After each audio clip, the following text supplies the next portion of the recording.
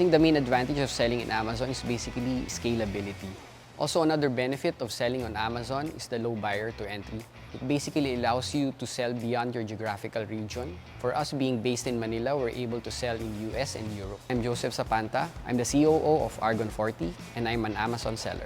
We started the company back in 2016 with my partner. The idea was to, primarily in the Philippines, was to maximize the design capacities of Filipinos. Currently, we're selling Raspberry Pi accessories that we designed and manufactured.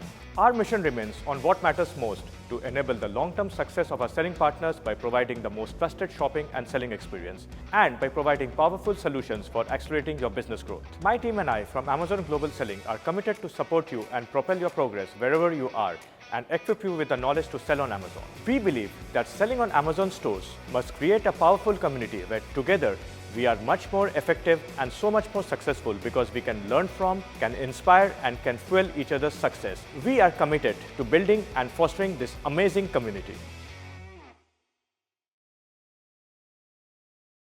That's domestic e-commerce. But cross-border e-commerce, as its name actually suggests, it refers to a business model where sellers from different countries buy and sell products through an online store, such as Amazon.com, to overseas customers. And today I'm going to tell you what Amazon Global Selling is and how you can sell your product on Amazon.com to the US.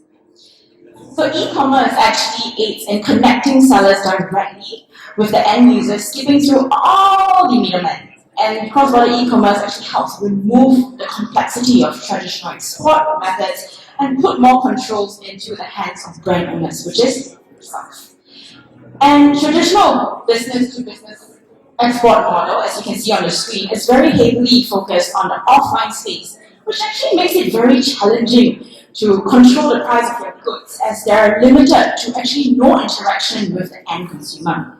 However, e-commerce is actually focused online, which actually makes things easier for sellers like yourself. Put things in your control to actually change the pricing while accessing and hearing from the customers directly and easily online. And this will help you actually potentially increase profit margins or long-term brand building opportunities. And definitely I've shared so much, right? But there's definitely so much opportunity that you may see and you may hear for cross-border e-commerce. But what are some key considerations in cross-border e-commerce that you might have to take note of? So today I'll be sharing 6 key considerations for you to take note of for cross-border e-commerce. So let me start first. It's the importance of a global e-commerce storefront. So what is that?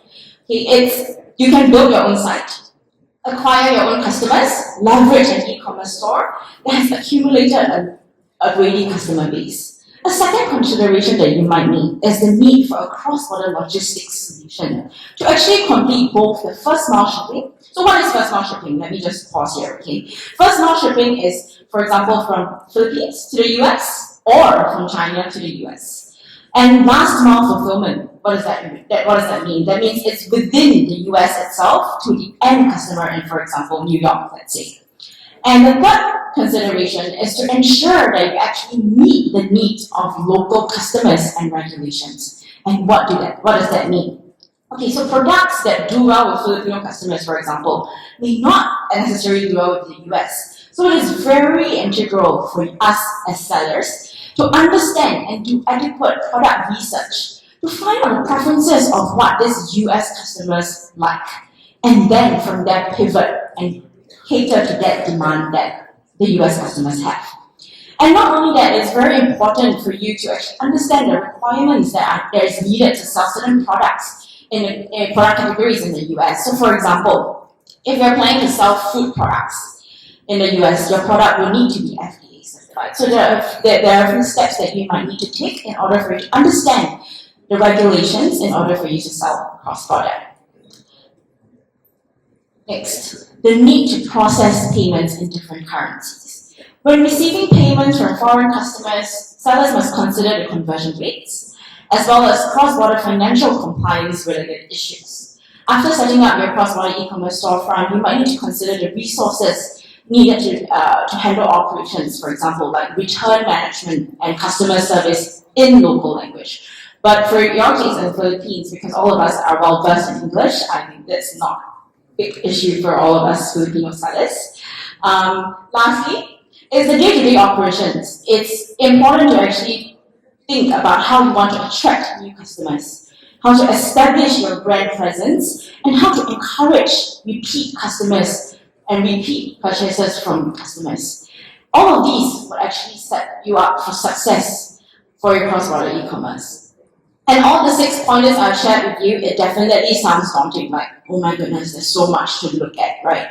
But the good news is, Amazon has solutions to address all of these 6 considerations that I've just shared, which will help you kickstart your selling journey more effectively. Okay, then you'll ask, how exactly can Amazon help me, right? How can Amazon help you fulfill these key considerations that I've mentioned earlier? So first, Amazon can support in customer acquisition. We have a ready customer base of 300 million plus customers, and you can actually create a brand storefront on Amazon with almost no IT infrastructure and no need to find customers from scratch because we have a ready customer base. And how does Amazon prepare you for cross-border? Okay, we can cover first mile logistics with Amazon Global Logistics, or you can actually use Amazon's service provider network or logistics providers. We have third-party service providers here today with us. Please go speak with them. We will be sharing later more as well, so you can listen to what you have to share. And we will also make customer data available for you to research, so you'll be able to see what these US customers are searching for, identify gaps in the certain product categories, and identify this unmet demand that you can perhaps cater for with product research, and also tap on our service provider network for both logistics as well as compliance experts, labeling service providers, trademarking law firms who can actually advise on a lot of overseas regulations. And you can also receive money in foreign currencies as Amazon already has payments infrastructure set up, or you can actually tap on payment service providers in foreign account management. And we have them here with us today as well So please as well, they will be sharing later on so you can hear from them what they have to say. And when it comes to day-to-day operations, right, like just what I mentioned just now about last mile fulfillment. So you leave the 2-day delivery to in the US to fulfillment by Amazon. You know, many of you might have heard fulfillment by Amazon here and there. You might have read it online or heard about it on social media. You know, what is fulfillment by Amazon? I'll be delving into what is fulfillment by Amazon later on, but let me just give a brief background. So you leave returns, refunds, customer servicing in local languages to Amazon when you actually use FBA, which is the short form for fulfillment by Amazon. And when it comes to brand building, sales conversion, or customer relationship management, we also have a suite of brand tools that can help you access, that you are able to access when you're on a professional selling plan. Later, my colleague, Sing Wei, account manager of Amazon Global Selling, he will be sharing more with you on brand registry and what is made available to you as brand tools for you to leverage on, to understand customers better, to create a brand for yourself. And since you have your day-to-day operations taken care of by Amazon, fulfillment by Amazon, you will now have time to focus on the one most important part, which is to scale your business, which brand building comes in, which sales conversion comes in, and customer relationship management comes in. So let Amazon do the heavy, mundane task, heavy lifting of last mile delivery to us, and then you can focus on brand building. You can focus on strategizing for your business. And like what I said previously, right, there's no need to acquire Amazon customers from scratch with Amazon. You can leverage on our Amazon's global footprint as well as worldwide customer base. Over 300 million worldwide active customers and 200 million plus Prime members. With a presence in over 20 stores worldwide, that is the exposure you can get with Amazon. And I want to highlight here that each Amazon, such as Amazon.com, has its own fees, tools, promotions, as well as policies for selling. Today we'll be zooming in specifically in the US and North America stores, especially because Amazon.com is one of our most established stores. So I've said so much, right? So why should we sell on Amazon.com? Okay, so let me just let the numbers speak. So US e-commerce is actually experiencing strong growth potential, with revenue in e-commerce in the United States forecasted to continuously increase by an incremental $490.4 billion US dollars between 2023 to 2027, and there's been a trend of over 10 years of growth in e-commerce revenue, and these figures show a strong e-commerce potential in the US. Next, just now what I said, right? I wanted to share more about FBA. So with FBA, you can scale your business fast. And what do I mean by that? So what exactly is FBA? Let me just break it down for you. So how do you deliver products? Okay, there are two methods. One is fulfillment by merchant, which in other words, you're fulfilling the orders yourself. So as you can see for the table, as a seller, if you decide to fulfill the order by yourself, you will need to prepare each order, answer customers' questions in their own local language within 24 hours, and also provide customers a return address information in the US. And the next option is, of course, fulfillment by Amazon. For FBA, Amazon actually processes the order, packs it for you, deliver it for you to your customer, and Amazon will answer all your customer queries on your behalf in their local language. And lastly, Amazon will also manage the return process for you.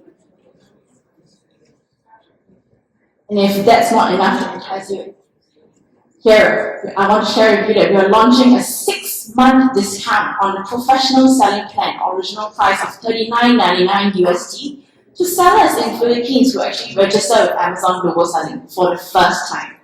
So you complete your registration as soon as you can, because this fee waiver is only made available for a limited amount of time, and it's only made available till April 3rd. So that means you have to register before April 3rd this year in order for you to stand the chance to actually enjoy this fee waiver.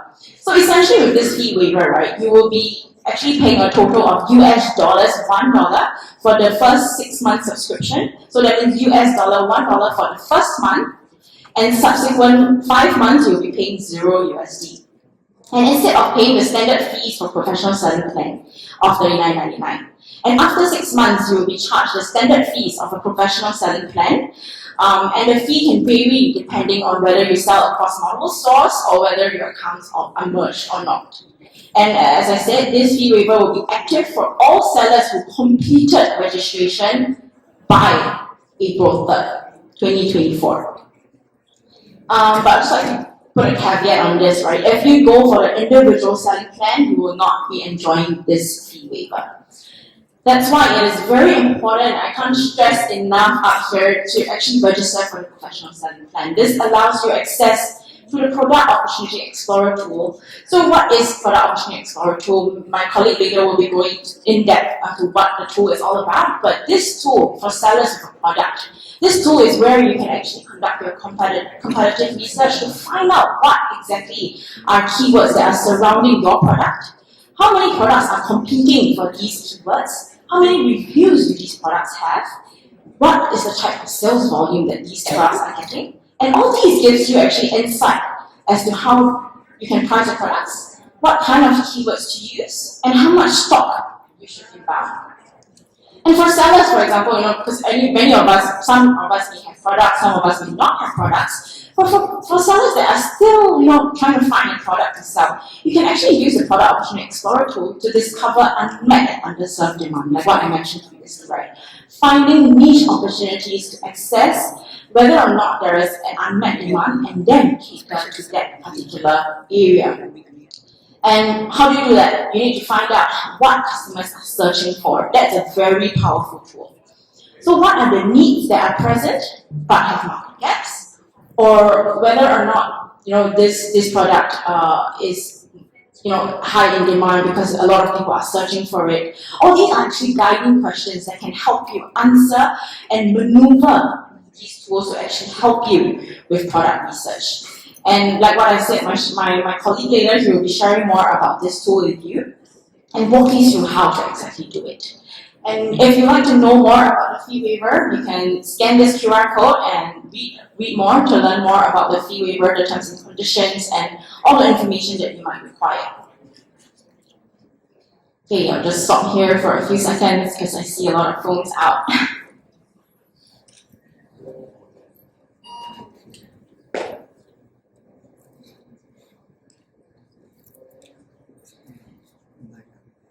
All right. Okay, just a few more phones. Let's let everyone scan this. This is very important. It's a very limited discount, like what I said. It is a limited fee waiver, only available till April 3rd if you complete registration for the first time. All right. Now, I've said so much information, right? So let's hear from the Amazon.com sellers themselves. What is their take? And what are some of the most frequently questions asked by aspiring sellers like yourself?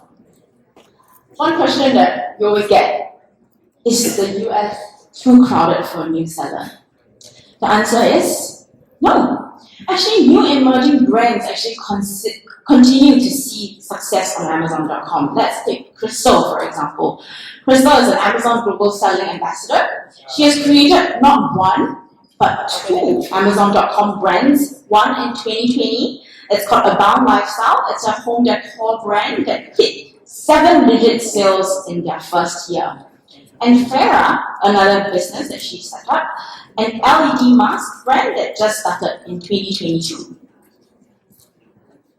And is Amazon only for the big brands? The answer is also no. And let's bring it back closer, to home here in the Philippines, where we have our seller ambassador, Joseph Zapenta, who has also joined us today. He will be sharing more about his stories later. So I'll leave it to him to share his story about how his seller experience was, and you can hear from Joseph himself how he feels Amazon Global Selling has enabled him to be on the same stage as other bigger, more established brands. So let's hear later from Joseph during the Fireside chat later on. And sometimes when you ask sellers, what do you like best about being an Amazon Global Seller? From being a digital nomad, you can work wherever you like, working across the globe to also have more time with your family, and most importantly, being your own boss. These are some of the great things that being an e-commerce business owner can also provide.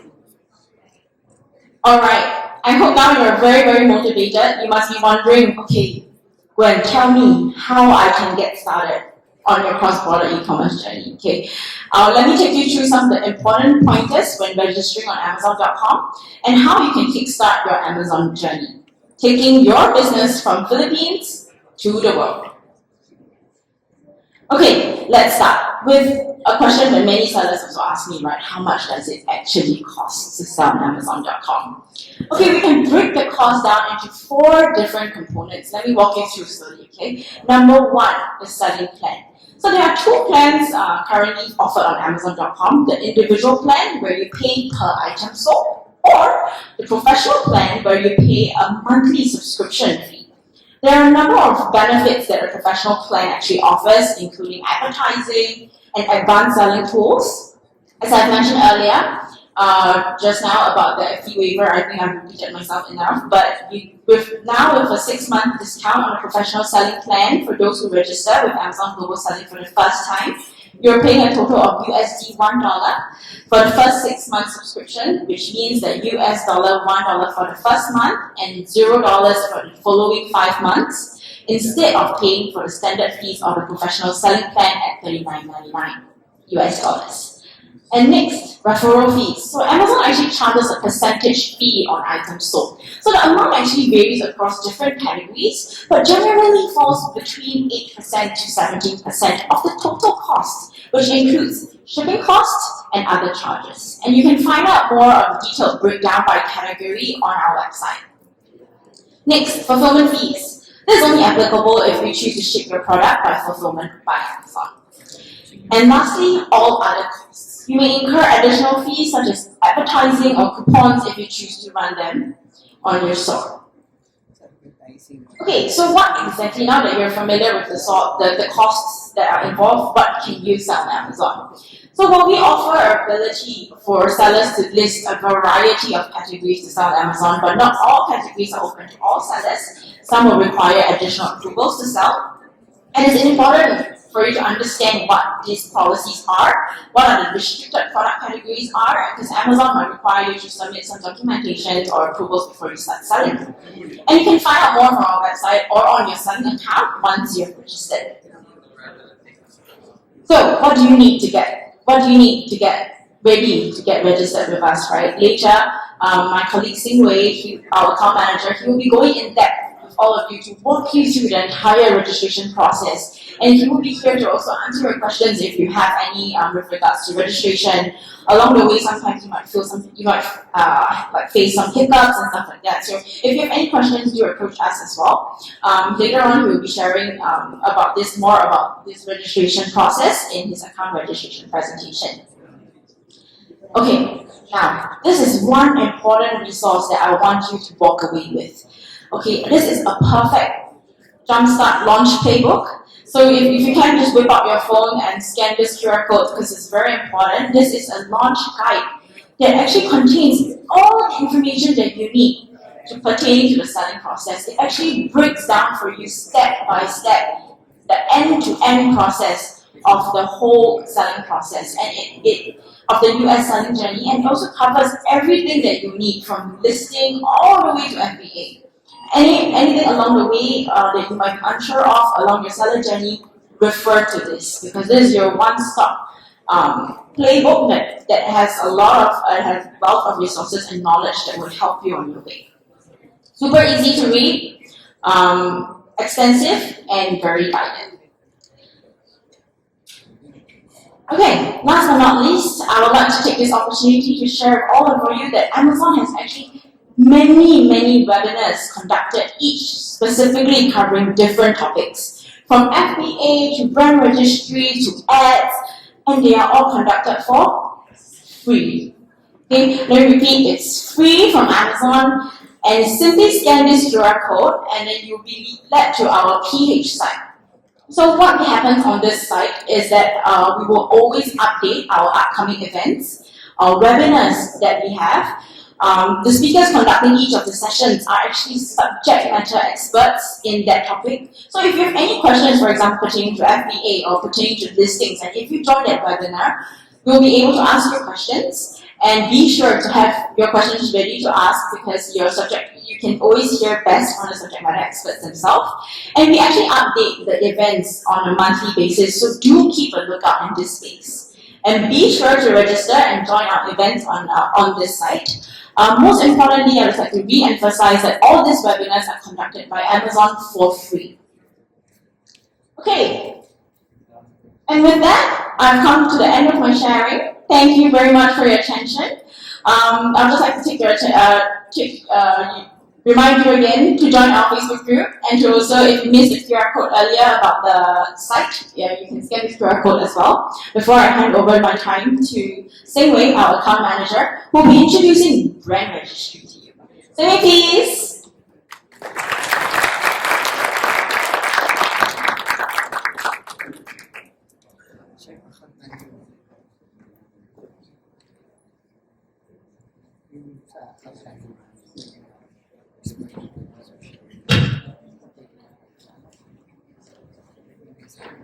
Good afternoon, everyone. My name is Sing Wei, and we should all thank Gwen for sharing a very insightful start of this presentation. So my name is Sing Wei, and actually a account manager that support you guys and guiding you guys on how to start at Amazon. So now I'll be covering on how do you level up your brand on Amazon. Just on a quick question, so how many of you here actually owns your own brand? For raise of hand, how many of you here actually has a trademark in the Philippines?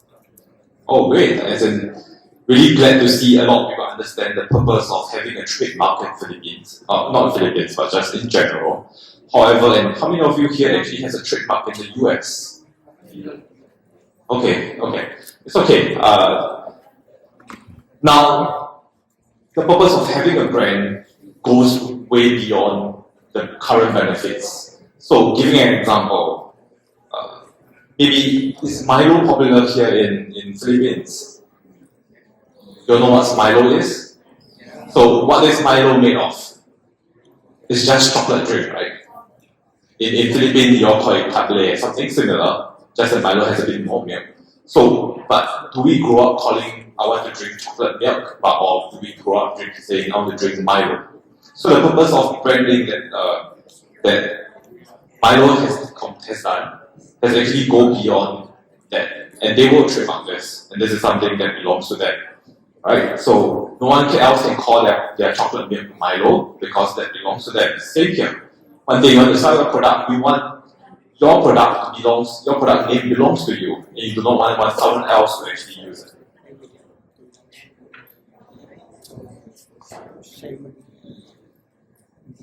So today I'll be covering these three main topics. I'll be covering a bit more on the introductory as well as intermediate tools. Alright, so I'll just go through advanced tools because there's a lot of information. The purpose of it is to actually share with you what we have for you as a brand owner in the long run. So, the benefit of being a brand owner in Amazon Brand Registry actually gives you a few benefits. And this is actually how Amazon actually protects you as a brand owner. You can report the violation that someone else actually used your brand. There's Amazon IP accelerator, there's transparency, and there's different programs in place to make sure that your product is well protected on Amazon. So what is Amazon Brand Registry? Amazon Brand Registry gives you more control over your brand and how your brand is being represented on Amazon. It allows you to report violations. You also have automated processes to remove people that violate your brand, and also has a brand support that actually where you can report any form of violations across the marketplaces. So for building a brand, how does a brand actually work, and how your customer actually experience your brand, right? So first, when customer want to experience something, they go through a discovery stage, and they go through a considering stage. Should I buy these clothes? Then only after they consider 5 clothes, they will probably decide on one purchase. And what do you want from that customer? Repurchase. So similarly on this platform, there's brand awareness tools that you can use to increase your discoverability. There's brand protection, then brand recognition tools that helps you to increase conversions. And lastly, it allows you to build long-term brand loyalty and retain customer and ask them to have them repurchase. So what are these tools that we have? We have A+ content on all your product detail page that you can use to create and actually help with your conversion. There's brand analytics tools to understand your brand as well as your competitor and how are they doing. What can you do to improve? There's a brand store to explain about your product, brand value, brand history, and how you want to the brand value in the long term. As well, lastly, there's also sponsored brand and display ads that allows you to engage your customer and promote your product to your customer. So why do we need A+ content? In this online retail world, there's probably millions and millions of products online. And how can your product perform better than your competitor? You need A+ content to tell a story, to explain your customer what's the use of your product, how to use your product, how does it fit your customer. It addresses purchase barriers that customers are facing, educate customer about your product, and long term, it actually drive traffic and drive conversions. Alright, this is an example of an A+ content of how a customer can interact. You can give a marketing brand story of how you want your customer to feel when they use your product, how you want your customer to use your product, how do you want your customer to perceive your product. Alright, apart from there, you also have, this is how a different A+ content looks like in terms of comparison. So this is how a brand actually changed their A+ content to better interact with customer from a very, very long wordy content to a short and precise one.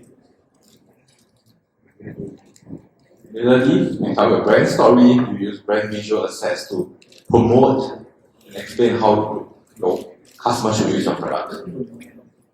Similarly, as well as there's a brand store, right? Brand store allows you to build a brand. So it's just like having a physical store. Let's say you walk into a physical store. Similarly, having an online brand store allows you to promote your brand to your customer, different categories that you have, the brand history, the brand visions, and long term, it actually should drive maximize your basket size and drive awareness. This is an example of a Naoki matcha that we have. This is a successful brand we have on Amazon as well. This is how they actually dress up their brand store to provide customer a different feel from their competitor and how you want the customer to feel about your product. Right? So when we move on to intermediate tools, those introductory tools will be something you should do at the start to helps you to sell your product. As we move on to intermediate tools, how can you reach out to more customer? How can you better target your customer? We have the brand analytic tools. There's search query performance report that helps you to find the right keywords that your customers are looking for. Sorry.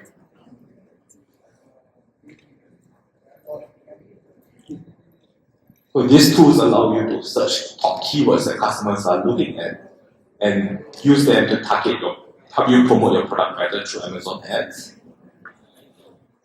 So this is brand analytics market basket size analysis. So what customer usually buy your product with. This allows you to create virtual bundle. So let's say you are selling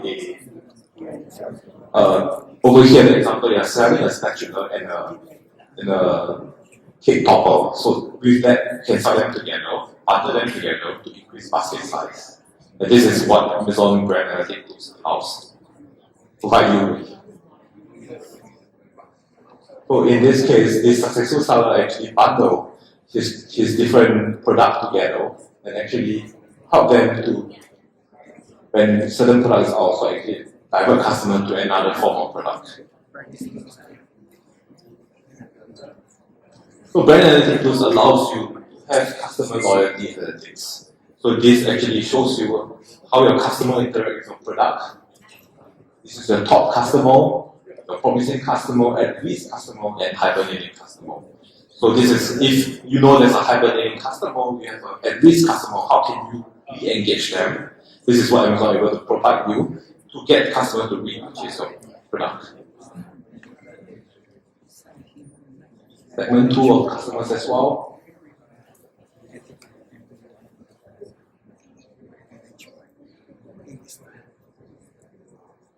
And how do we do that? There's something called the brand tailored promotions. You are able to acquire new customers, you are able to build loyalty customers, you are able to re-engage customers that's not purchasing from you.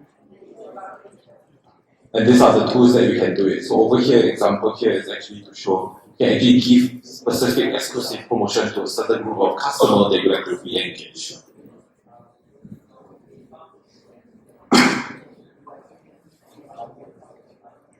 So with upcoming features, we have something called Manage Your Customer Experience.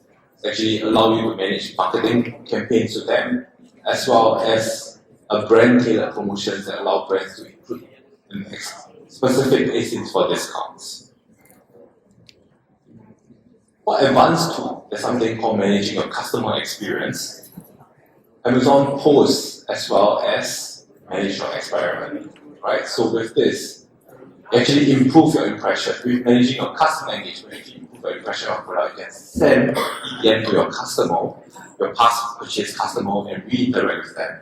Inform them of your discount campaigns and so on. This is an example of how a campaign looks like.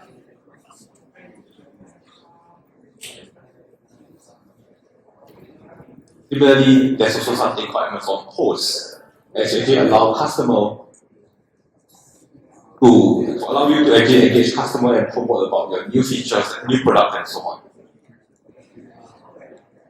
And next will be a managing your experience. So, as you understand, it's very difficult to come up with the best detail page. There's multiple images that you have. You do not know how customers actually interact with your detail page.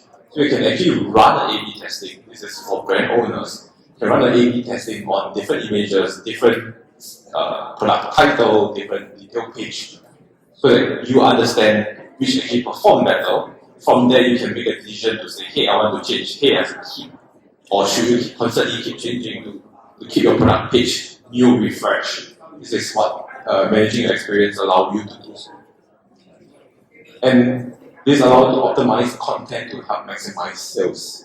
And we, as a brand owner, we have actually seen that we have increase of 125%, increase in brand usage, increase in number of experiments created, as well as average sales uplift of the experiment that reached significance.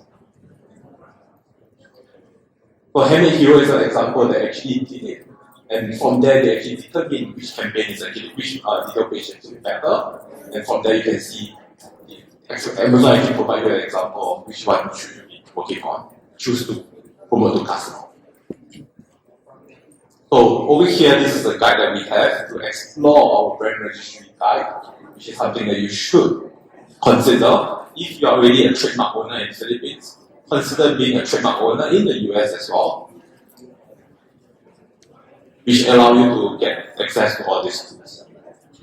Alright. Thank you.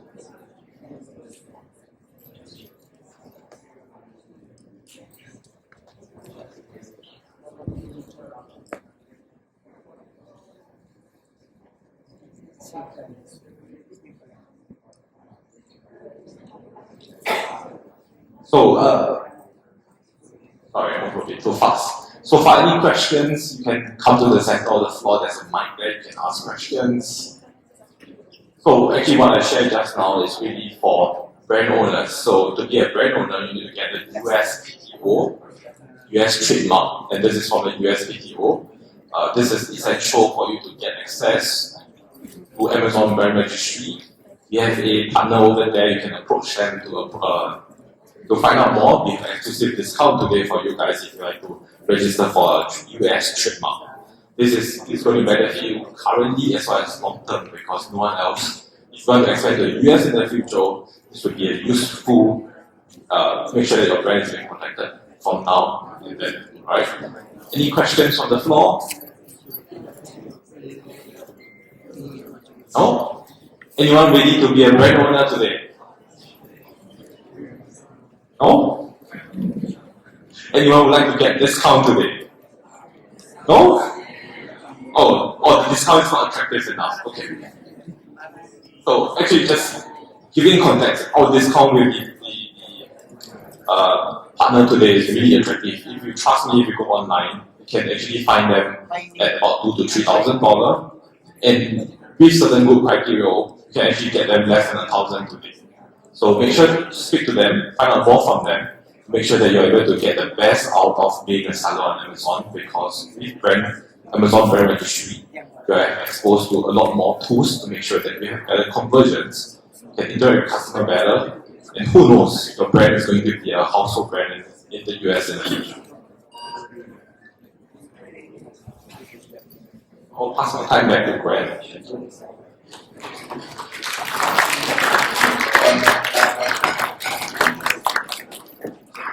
Hi, I'm back again. Thank you so much, Singwei. Please give him a round of applause. As I thought it was an insightful discussion, presentation from Singwei to actually emphasize the importance of brand registry in Amazon, to actually get access to tools that would help you get more conversions, get sales, and to build a brand most importantly. And now I would like to invite Jaime from One Export to actually share more about logistics. Jaime, please.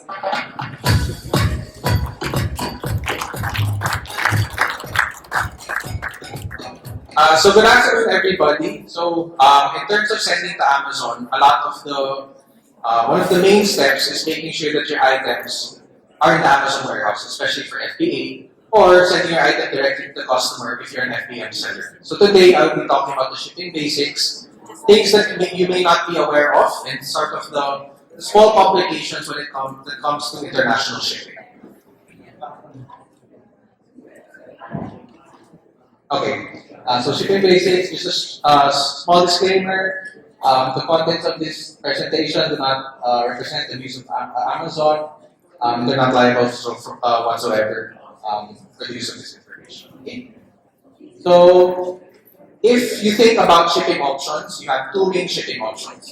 The first one that I'll talk about later is an air courier, and the second one is forwarding. So, the main difference between these two, the way for you to differentiate between if you're going to send by air courier and by a forwarder, is the volume and the value. Okay? So volume, these are volumes that can pass off as a personal shipment. So if I am sending maybe 10 pieces of cookies, 20 pieces of chips, sometimes it can pass off as a personal shipment because of the quantity. But the moment that the quantity goes to 100, obviously that's going to be a commercial. It also depends on the item. Example, a cell phone. If I'm sending one cell phone compared to 10 cell phones, one is obviously a personal shipment, the other one is going to be a commercial shipment. The other determining factor is the value of the item. We have a term called the minimis, and for me to explain this properly, can I get a raise of hands for anybody who has tried importing or bought an item abroad and had it sent to the US, sent here to the Philippines? Raise of hands, please. Okay. I think you are aware that when you want to have an item sent, you want to keep the value below 10,000 pesos. Is everybody aware of that, or is this the first time you're hearing of this? Do you guys know why? To avoid the tax. So the 10,000 pesos, that is the minimis of the Philippines. So that is the value, that's how the Philippines Customs determines that an item is a commercial or a personal shipment. That's just a very quick way for them to determine that. So every country has a different de minimis value. Luckily for the United States, it's $800, much more than the Philippines of 10,000 pesos.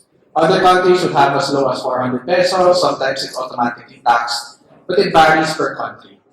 So I'll discuss this a bit more, but that's for you how to determine if you want to send it via air courier or via forwarding. So in terms of our services in shipping,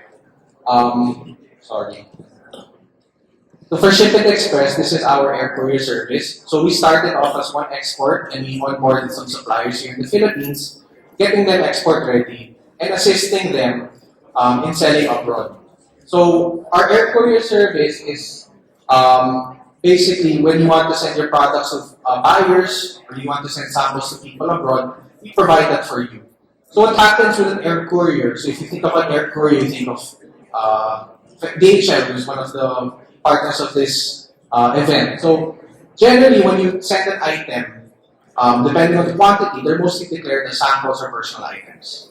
So what we do for our suppliers, we declare samples. We also check if the item can be accepted in the destination country. We want to avoid you sending the item and while it's already in the United States, yung pala bawal. That's something that we want to avoid. The other thing that you have to take note of an air courier service is duties and taxes are usually charged to the recipient or to the consignant. So if you're sending to your brother in the United States and bigla the US charges them $20 for duties and taxes, sila magbabayad them. It's usually not you, not the sender, but the recipient. And what happens here, if you are sending abroad, you have to make sure that whatever item that you are sending is compliant here in the Philippines. It needs to have at least the US, not US. It needs to have at least the Philippine FDA. So there are inquiries of sending mga dried fish, dried tuyo, pusit, it's homemade. We don't accept that because it has the risk of, let's say, bringing any unwanted pests in the United States. So at least if it has the Philippine FDA, that is already, it's hygienic, it's easy to send. Okay? So a lot of people aren't aware, but we think about of how express shipments are priced. So we have a term that we call chargeable weight, and that is the basis of all shipments that are sent via air. That is the comparison between the volumetric weight and the actual weight. So if you see any promotions, example, sending to 1 kilo to Singapore, 1,000 pesos. 5 kilos to the US, 3,000 pesos. If it is via air, that is not only based on the actual weight, but also based on the chargeable weight. So I'll give a few examples. So for this example, for a small box with these dimensions, it has a volumetric weight of 4 kilograms. For its actual weight, it has 20 kilograms. If you want to compute the volumetric weight in centimeters, it's length times width times height. So with these dimensions, the volumetric weight came out at 4 kilos, the actual weight is at 20 kilograms, you will be charged 20 kilograms. For the next example, it is a large box with a very light item. Easiest example that I can use is a parole. So if you're sending a parole to the US, if you're sending a parole abroad, it is light but very bulky. So in this example, this box has a 20.5 kilogram volumetric weight. Its actual weight is only 5 kilograms. You will be charged 20.5 kilograms. Okay? Hope that's clear for everybody. Para hindi na kayo magugulat whenever you go to a air courier, and then even if it's a light item, you might be charged based on the volume. So our other service is shipment forwarding. Based on its name, it's our forwarding service. This is our service for bulk shipping. Now this can be sent via air or via sea, depending on your requirements, depending on your needs, and depending on the size of the item. So one thing to take note of is that items that go through forwarding, so whether it be air in bulk or via sea, are automatically considered commercial, meaning that there are licenses and documents that are needed. So the basic requirements for sending via sea is an export license here in the Philippines to send it out, an import license in the destination country to accept it. The item also needs to be compliant in the United States. So with this example, with food, cosmetics, with drug items, they need to have not only the Philippine FDA, but also the US FDA. Because it's going to be sold, it's considered commercial, it needs to be compliant. There are other supporting documents that are needed, such as an MSDS and other specific requirements, but these are the basics that you need. For you to just remember this, I use this example in all of the talks that we've given. Just think of the Philippine passport and your US visa. For you to exit the Philippines, you need your Philippine passport. For you to enter the US, you need your US visa. That's the Philippine export license. That's the US import license. Okay?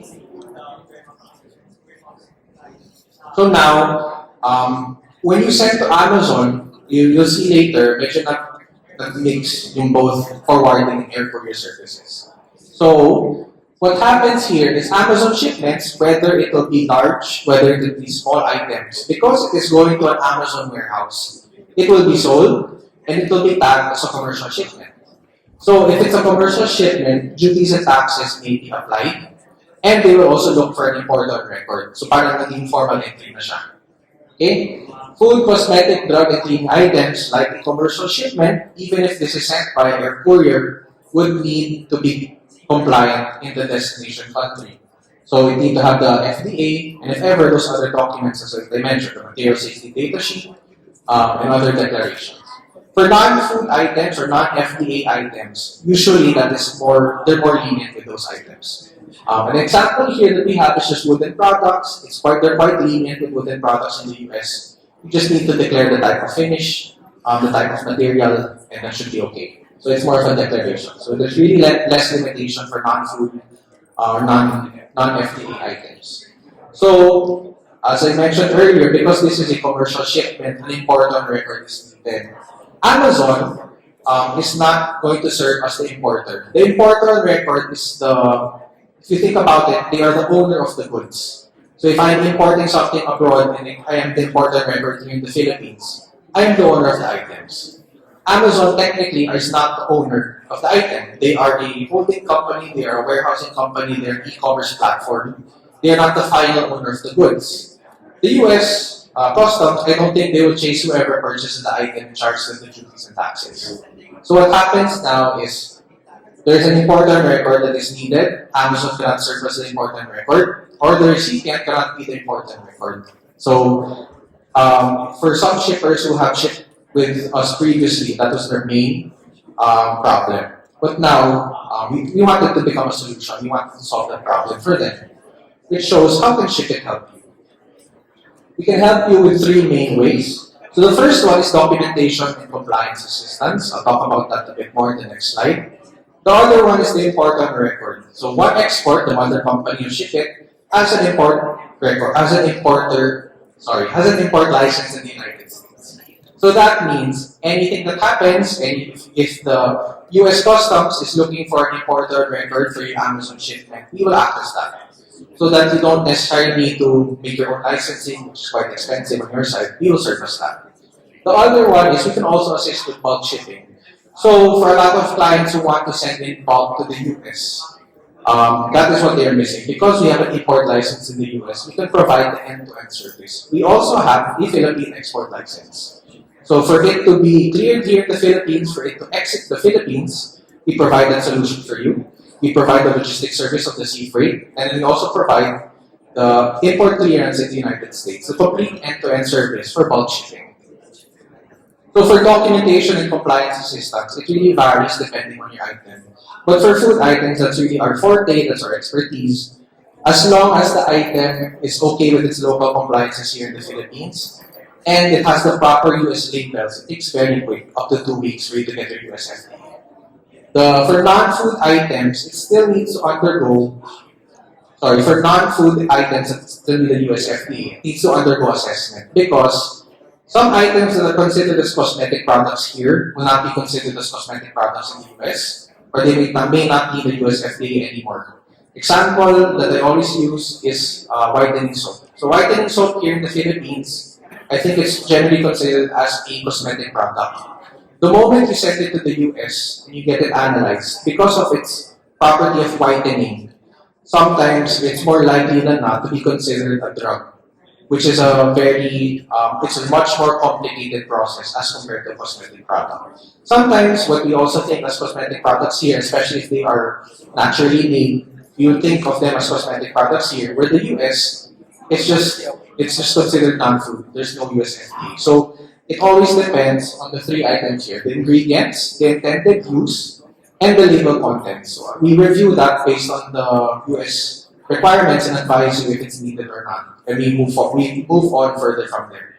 If you also still need assistance with getting your compliances here in the Philippines, ready, we can also assist that. But of course, the timeline depends on your current requirements and your current status as a manufacturer or seller. So if I think about when you want to send to Amazon, especially I think a lot of people here are still first-time sellers or still exploring, this is what we recommend in terms of the process for your shipments. Please take note, this is probably more likely for an FBA seller, although it can still work for FBM. So the first step is to really just ship it via express. So I think if you talk to Amazon individually later, what they will recommend is for you not to put a lot of your stocks in the US right away. That is very risky as a seller, especially if you have to think about selling all of those items right away. You have to think about the storage fee. We want you guys to really just start first. Keep the stocks low. Of course, on your side, unfortunately, that will probably be low profit, but it's also low risk on your side. But after that, you get to understand the market better. You get to understand your brand better and how it fits. If you're a local seller here in the Philippines, if I think about buying, I think about Shopee, I think about Lazada. I'm not a seller, but if I'm thinking about who I'm selling to, it's only Filipinos, mga Pinoy na. And if it's the only differentiating factor is maybe the social class. If I'm selling to economic class A, B, or C. If you think about the United States, there are so many different people that you can cater to. There are African Americans, there are Asians, there are all of these different Asian communities, which your product can cater to. That's why it's important to really just build your brand and see which product can fit. So your product could fit to one, could fit to many, or can fit to all. But it's still risky if you put it all of there right away. Once your product and your brand is built, then you want to move on to ship it forwarding. When your stocks are really needed to be high, Especially you get to save up on shipping. And of course, on your side, that's higher profit. So it's really start slow, start small, build your bank, and then you can ship big. So these are some of the people who have shipped with us. These are some of the ones these are our suppliers who we work with, as you can see. A lot of them, it's a variation. Some are food items, some are non-food items. Most food who we work with, we've assisted with them into getting their USFPA. Blessed Harvest, they are currently an Amazon seller. They're one of the, they were attendees just like you guys. And then now they started selling on Amazon and they're looking to expand on different products. We're also helping them getting their USFPA. So one thing that you want you guys to really take note of as a starting Amazon seller, maybe you can ask Amazon later for the specifics. Although there's usually an announcement in terms of the date. You want to target 2 dates for selling. The first is the Prime Day, the second is Black Friday. So if you look at the dates, it's around the end of June, early July, and Black Friday is usually the 4th week of November. And we understand that we want you guys to really build your brand. So if you want to target these dates, we've really thought of promotions to really push you guys to really sell and make your Philippine products known to the United States market. So our first promo that we want to push for you guys is a free shipping credits of up to $250 worth of items. Please take note, this is only up to May 31. This is perfect if you really want to chase the Prime Day sale. Please sign up for the QR code. Please scan it now. In the next few slides, the QR code will still be available. So if I move to the next slide, don't worry, it's still going to be there. You can also approach us in our booth later on. We have QR codes there that you can scan. We will reach out to you or you can reach out to us to set up a meeting. So that we can really push your brand and make you guys start selling. Yeah, that's $250 worth. That's around 12 or 13,000 pesos worth of shipping credits. If you want to start small and really understand the market, this is perfect for everyone. Our other service that we want to do for you guys, we're still working on the rates, but it's our shipping consolidation service. What we are targeting is that if all of you become official sellers of Amazon, all of your products will go into one container. That container is shipped probably every month to our warehouse in the US, and then we will distribute it across the United States to those Amazon warehouses. Cheaper on your side as compared to sending via air, although it takes longer. So shelf life of your products, if that is critical, maybe you want to consider other options, but this is the best that you can do if you want to really keep the cost low. So our target is consolidating the shipment every month. For our first shipment, we want to target the first week of May, so that at least your items are in the US on time for Prime Day. We also want to, this is only available also for Philippine-based products because our ships and our containers and our contacts are really from the Philippines going to the US. We can't really cater to if you have productions in China, if other countries across Asia. That's not really our forte. Our forte is really Philippine-based sellers who want to sell to the United States. So again, partner with us today. Feel free to email us at shipit@1export. Please scan the QR code. And again, before I leave, I just want you guys to remember, we are not only shipping providers, we want you guys to think of us as shipping partners. If you want advice, if you want to meet and you want to understand the shipping process and how to send your products to the United States in a much more efficient way, we'd be happy to help. Just shoot us an email, give us a call, scan the QR code, and we'll reach out to you. Okay, so thank you and have a good afternoon.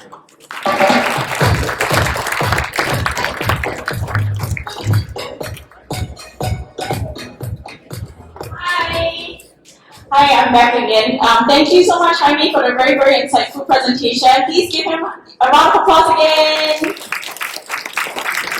All right, thank you. As we prepare for our next session, which will be a panel, just a gentle announcement here. I know everyone is very, very excited to discuss and network with everyone else, but keep in mind that everyone else is trying to listen to the speaker in front as well. So if all of you at the back having small discussions, it will be great and very much appreciate if you can keep it low and make sure that so that other people in front are able to clearly hear what the speaker is speaking. All right, I seek your kind understanding. With that, I would like to move on to the next segment. Sorry, I just need a little. Yeah, I really appreciate if everyone can be mindful of each other so that they are able to hear me clearly. I would very much appreciate if you can lower your volume a bit if you're doing your own side discussions. Thank you. And with that, I would like to announce the start of our service provider panel. With us, we have Tristan, who from Amazon Global Selling. He's a Business Development and Partnerships Manager. He'll be moderating this panel. And with him, we have Mr. Raymond from GoTyme Bank, Chief Marketing Officer, as well as Mel from One Export. She's a co-founder and CEO of One Export. And we have Miss Nina from GoNegotio, Executive Director. Can I have them on stage, please?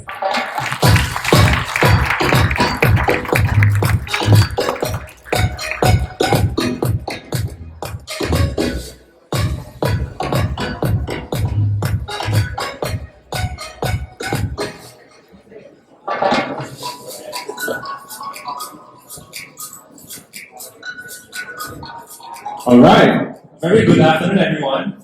I'm Tristan, Business Development and Partnerships Manager here at Amazon Global Selling.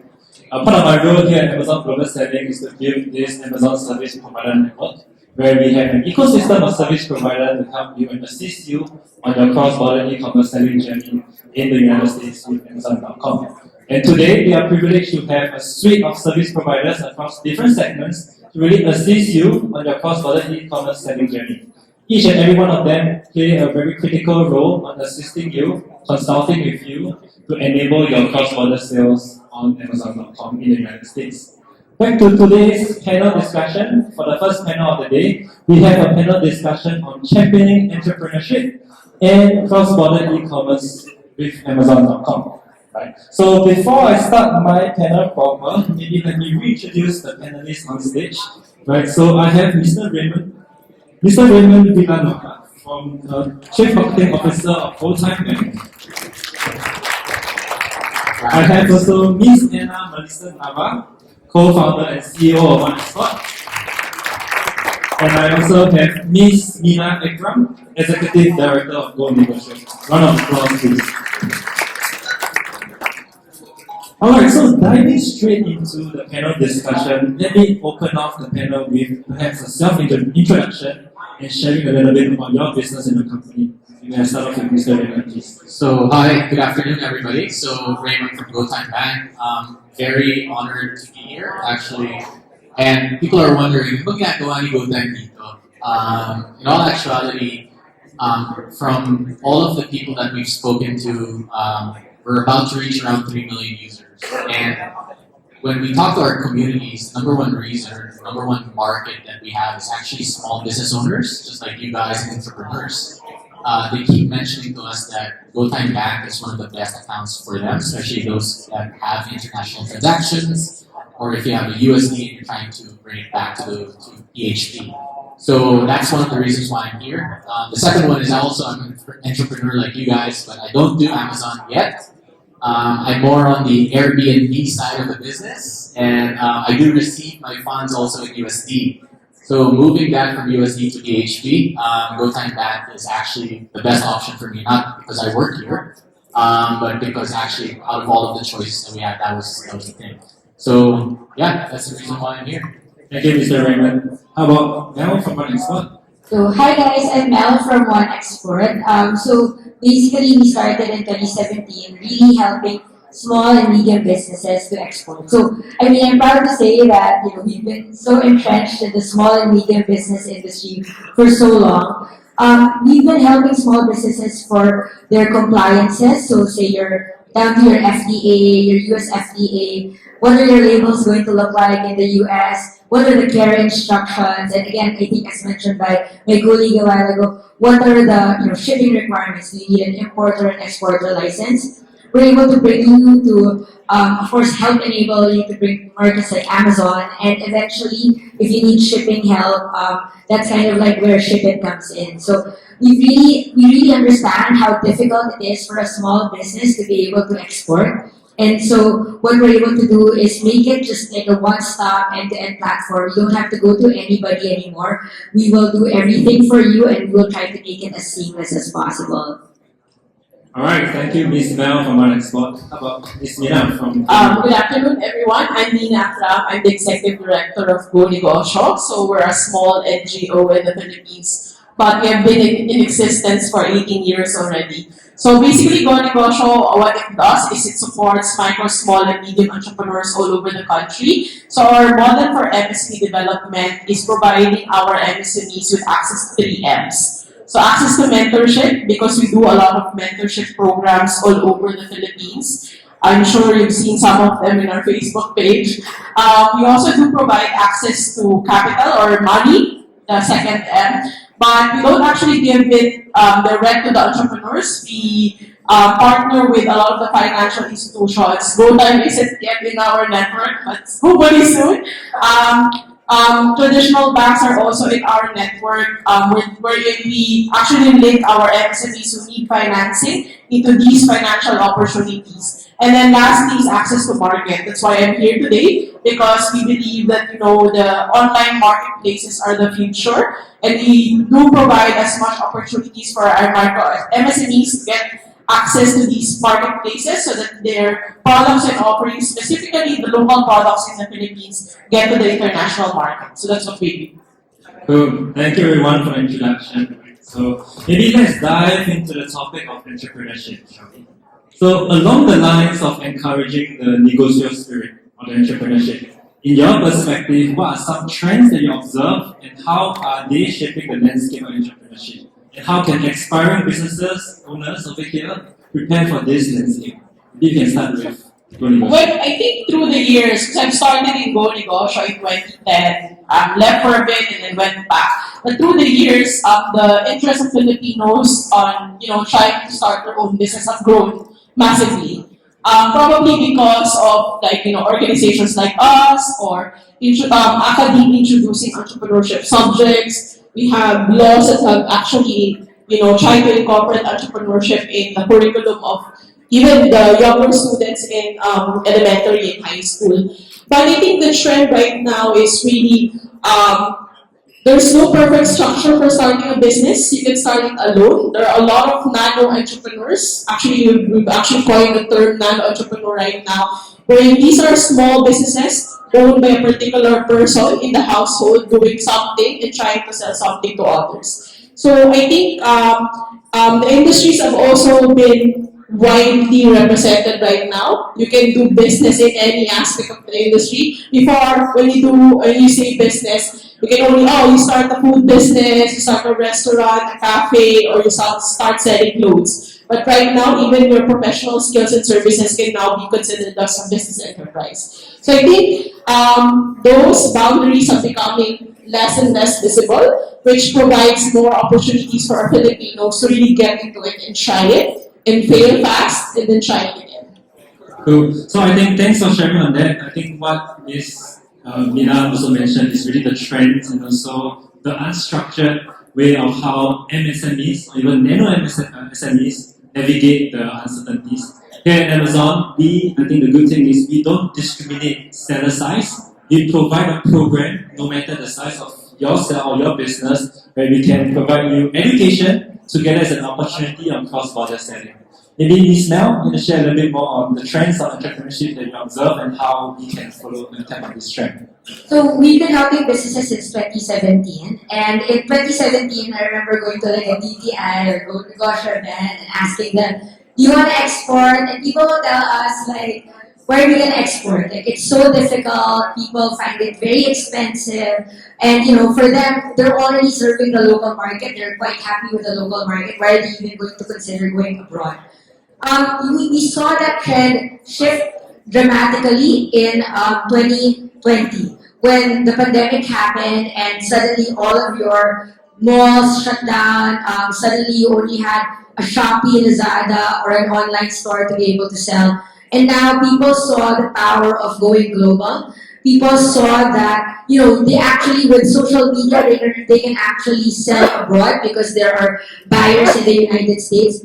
Back in 2017, for you to be able to go abroad or to sell abroad, you actually had to go to a trade show, spend say $10,000 to go to, to go to Japan or to go to the US. maybe find one buyer that will, that will give you $20,000 in a purchase order, and then you're not sure if that's going to repeat, right? But now with online marketplaces like Amazon, we've dramatically seen how small businesses initially ship like, say, $2,000 worth of goods, and eventually we're seeing them ship $10,000 worth of goods, and this is in a span of a year. And you really wouldn't have this opportunity if cross-border was not as accessible as it is now. And now with Amazon coming here, you really are able to meet people who could help you make you become successful in the global market. So I think you should really utilize that.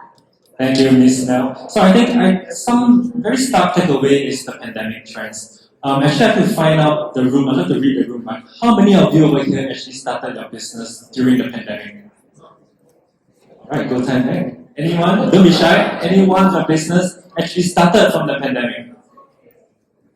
Cool. So yes, so the pandemic actually changed our lives. I think it created many opportunities. I think really what's next? I think the big question to us now is what's next after the pandemic? Right? I think we are about 2 years plus away from the pandemic. I think growth is something that you guys should observe. Right? So this is where we can really learn more, be educated, and find out new opportunities that we can adopt. Right? So maybe yourself, Mr. Raymond, can share something on entrepreneurship trends. Yeah, so the biggest one that we saw, at least coming from our purview, is that the path towards success is no longer just in corporate.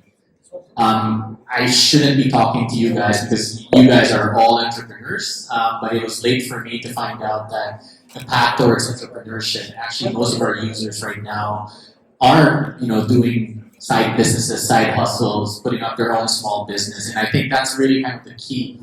So, in GoTyme Bank, I have to put it kind of like with what we see, we had to build our product with that in mind, with the future users in mind, with the future entrepreneurs in mind. I think that's, having that award-winning app where it just works is side by side with most of the users that we have here. So I'm pretty sure with Amazon, the reason I was talking to Chad over there is that, why do you like it so much? Their big answer is because I can run my business even if I'm away from home. And you need basically, so one part of it is your storefront. The other one is your finances needs to run side by side from it. And I think by having both in your tool set that just works for you, I think it's kind of like the combination that we're seeing more and more. So yeah. Got it. Again, thank you for really introducing digitalization tools that we can tap on and to really help us provide an edge in some of the traditional or legacy processes that we face and to really give us an edge in advancing forward. Right, so I actually have one more entrepreneurship question. I'd like to direct this question to Go Negocio. Right? So actually, can you share some of the programs that Go Negocio is doing to encourage or empower Filipinos to be entrepreneurs? Yeah, thanks, Tristan. As mentioned earlier, mentorship is really, I guess, it's the heart of what we do in Go Negosyo. Probably 90+% of our programs are really catered to mentoring entrepreneurs all over the country. We have different levels of entrepreneurship programs depending on the stage of the entrepreneur. We have mentoring programs for those who want to start their business or at the initial stages. But the differentiator of what we do right now compared to other, I guess, organizations who offer classes, you can avail of classes, is we do one-on-one mentoring. So like you get a chance to sit down with a successful entrepreneur and ask your burning questions about your business, and the successful entrepreneur will be able to answer you based on his or her experience. Because, I don't know, most business people, when you talk to them, what one advice can you give to me? And they will always say, find a mentor. And I think that's one of the biggest, thing that people need to realize, entrepreneurs specifically, that they need mentorship along the way. Because it eliminates probably some of the mistakes that you might be able to get into if you don't have a mentor. So we also have more advanced programs, more advanced mentoring programs together with the Department of Trade and Industry and the Department of Agriculture, and now we're doing a lot of programs with the Department of Education and the Department of Social Welfare and Development. So those structured mentoring programs, you have to apply for it. So you need at least 1 year, you need to be at least 1 year in operation in your business, and then you apply for it and you go through more advanced mentoring module program 10 modules in particular. You have to go through it one by one. And then at the end of the program, there's this thing called Business Improvement Plan Presentation. Because during that time, you'll be able to validate if your business model is right, and then you'll be able to present it to a panel of coaches. And then the coaches will then comment on it. And after that, you graduate and you become an official Go Negosyo mentee. And once you graduate as a Go Negosyo mentee, then you can get access to many different opportunities that we offer in Go Negosyo, not just through us, but with our partner organizations like Mel here from One Export, and many different corporations and private institutions are willing to provide assistance to our entrepreneurs in the country. Thank you. I think I learned a lot. Thanks for sharing on that. So let's all make full use of these programs available for you and be inspired, right? So in totally +1 on the mentorship portion, I think I actually urge you guys here, find a mentor, and I think if a mentor is not available, the power of peer-to-peer support, right? Within yourself here today, find and connect with like-minded individuals. You guys can come together as a force to share ideas, to bounce off strategies, to really speak to people, and even go to platforms and programs available for you to identify a mentor. And I would just like to say, Tristan, all of our programs are for free. You don't need to pay for anything. Cool, thank you for that. So now I'll zoom into cross-border, right? So on the topic of cross-border expansion and adoption, when do you think is the right time to adopt cross-border expansion or to sell beyond borders? So timing, right? So maybe I can ask Ms. Mel from One Export. So I think, the time is now. In fact, I feel like the time was actually supposed to be yesterday. We should have been exporting or doing cross-border a year ago. And the reason why I say this is because just how fast cross-border e-commerce adoption was for the other countries, right? In the Philippines, I understand that there is a big trust issue, right? People, when we talk to small businesses that are exporting for the first time, a lot of them feel that cross-border shipping or trade is so expensive, or people might scam them into getting into something, may never get paid. And these concerns are normal, these concerns are valid, right? But I think in the light of what e-commerce has been post-pandemic, I say beginning in 2021 to 2022, we really have seen real enablers, not just One Export. I mean, of course, we also have Payoneer, payment gateways who make sure that you get your money on time. GoTyme Bank who make sure that you're able to get financing as well. You see that there are a lot of people wanting to solve the problems and pain points of cross-border. It's not easy. I just want to say this is not an overnight success. This is not like selling on Lazada where you already have an item, you list it there, and you can sell tomorrow. It's different because you're also dealing with the regulations of the markets you wish to penetrate. But if you're able to do that, you could really scale fast and you can grow fast. And we've seen this with the small businesses that really did this the right way. And so I think one thing about cross-border is start the day, but understand that it's not an overnight success. You have to be able to put in some time and effort into it. And so that's why, for example, on Amazon, right, they don't expect you to sell tomorrow. Right? You have to go through this major screening process. You have to get your products ready for the US market. So you get your US FDA, you label your products for the US market. But once you're able to do that, you will have less returns. You will likely be able to clear in customs, and you'll be able to sell more. And so I think I think the time to start cross-border is today. There are so many channels that you can totally utilize, and we've seen. I've personally seen, as a matter of experience, once we're able to sell a small business, say $10,000 in sales, she's able to hire at least 2 more people into their workforce because they know that the sales will be consistent. They know that they will be able to grow the business just through exporting. And so actually we've seen people also shift their business in terms of not just selling locally, but making it more international. Thank you for that, Ms. Mel. So I think to really summarize is really timing and also readiness, right? So I think readiness is so key in terms of what knowledge you need to have. And I believe, thank you again for all coming to this event. It is where you can connect with all like-minded individuals and also professionals within the industry to find out a bit more, to better prepare yourself in terms of absorbing the right knowledge, knowing what you don't know, and to find support where you need. Mr. Raymond, anything to share on timing or cross-border? So I agree. It's actually the timing is now. I think it's right time. I think most of the tools, what used to be just in the US, used to be just in Europe, the tools are now in the Philippines.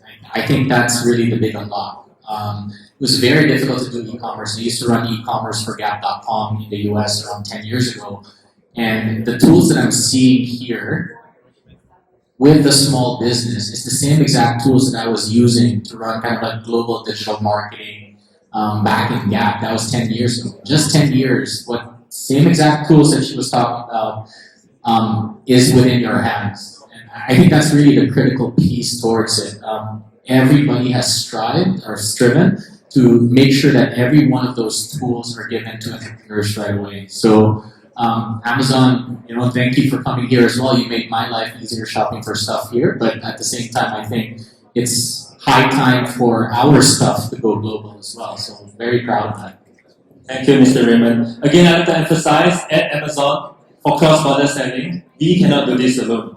We need the support of all our service providers, all our supporting partners within the industry to enable sellers like you so that you can bring your products from Philippines to the world, right? So allow me to zoom in one of the topics, which is key considerations. I'd like to actually direct the question to Ms. Mel from our export. So knowing the opportunity at hand, when it comes to selling to an international audience, what are some of the key considerations that our aspiring Amazon entrepreneurs have to take note of for cross-border e-commerce? Okay, so first you will need the compliance aspect of the business. This is mostly underrated.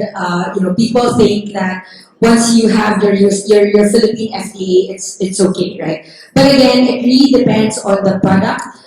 When you go to the US market, the rules change. So you also want to sell on Amazon in Australia, the rules change. And you have to really understand what are the rules for your particular product to be able to succeed.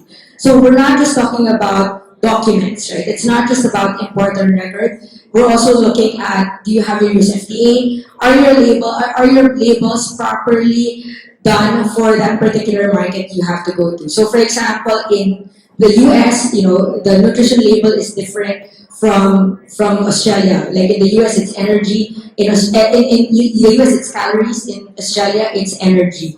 So those are certain nuances you really have to understand because Amazon will not take in your product if they're not US compliant. You have to understand that. So that's one. The second one is the brand registry, right? In the time now, I think Senway also discussed this a while ago. Your brand can easily be taken away from you if you do not register it properly. And I believe the government also has support, like for the Madrid Protocol, they're able to subsidize. If you're the owner of the brand, they're able to subsidize part of your brand registration to a certain market, and that's the government's way of making sure that you get your trademark. And then lastly, I think you have to understand your margins. You cannot just, this is not like a startup where you can run on negative margins. You actually have to make money at the end of the day. And, Amazon has a lot of product, they have a product explorer app where you can actually check, will my products be competitive in the Amazon marketplace, right? You don't have to, if you have like 100 products, you don't have to list 100 products, right? What we've seen is the more unique the product, the higher the margin you can command. If you're selling the same products as the people in China, you will likely lose in this Amazon marketplace. And of course, we're here to talk to you because we want you to win. We want you to succeed in selling to Amazon. And there are a lot of tools where you can research on the current prices, you can research on what people are looking for, or you can research on what sells. So those are things that we believe you should utilize, given that the tools are readily available. Thank you for that. I also like to add on, right? So apart from tools at Amazon, we do have tools, internal tools to help support across different segments in the selling journey. So for example, for product research, at Amazon, we have the Product Opportunity Explorer tool, right? And actually add on this, don't only rely on internal Amazon tools. You actually can rely on third-party tools such as Helium 10, Jungle Scout, to research what are some of the consumer trends that your customers in the US is purchasing, what is their purchasing behavior as well, so as to better prepare you to sell in a foreign audience away from the Philippines. So now moving on to one of the questions on elevated banking experience for GoTyme Bank. So how would an elevated banking experience actually help empower entrepreneurs and e-commerce sellers like yourself expand their business or even selling cross-border? So one of the things that we saw is that most of the people here probably have an existing bank account already. So what we did was we actually made a much more beautiful banking experience. Actually, that's why we have succeeded so far. I mean, getting 3 million users within a span of 15 months, and maybe some of you guys have heard of us, maybe some of you guys don't, but we really focus on making sure to make it easy for you guys to manage your money. And visually actually make it give a smile on your face when you're managing your money. So, I do encourage you guys to open an account right now. It's just on your phone and then go to that kiosk there and it spits out a Visa debit card, like right there instantaneously with your name printed on it. And I think that's just one of the things that we show that if we can do that, spitting out the card, you don't have to wait 7 days for that card. Imagine what we can do in making sure that if you have USD and you're trying to move it to PHP. The other thing that I do want to put is that besides that elevated banking experience is that since we are by nature digitally led, our cost to operate is so much lower. What does that mean? We actually give back all of the fees and values back to the customer. So compared to all other banks, probably have the most competitive fees, especially, for example, if you travel internationally, we have the best travel card for it, but at the same time, if you're doing refunds, that's actually how you move money from PayPal back to PHP is you do a refund transaction, best fees as well. And I think it's not because we're trying to give everything back or we're trying to be a low-cost player, it's just we operate much, much lower than everybody else, and we provide all the value back to consumers. So I think Peter, the last thing is that I know your time is very, very critical and very short. So you guys are running around, doing stuff for your family. If you have a problem with your account and you call customer service, the normal average wait for another bank is around 45 minutes. Our wait is maximum around 1 to 2 minutes. We actually time it promise that if you call our customer service, someone's going to pick it up. And it's not a chatbot, it's not kind of like AI. So we do harp on having the best customer service, and we're going to try to keep it that way for the next couple of years and hopefully in the future. So that's our push. Same as you guys, right? You guys killed it with customer service, same exact formula as us. Gone were the days where I have to queue up in the mall to wait 2 hours for customer support or traditional bank. Again, thank you for sharing, Mr. Raymond. So I have one last question with regards to combo negotiation.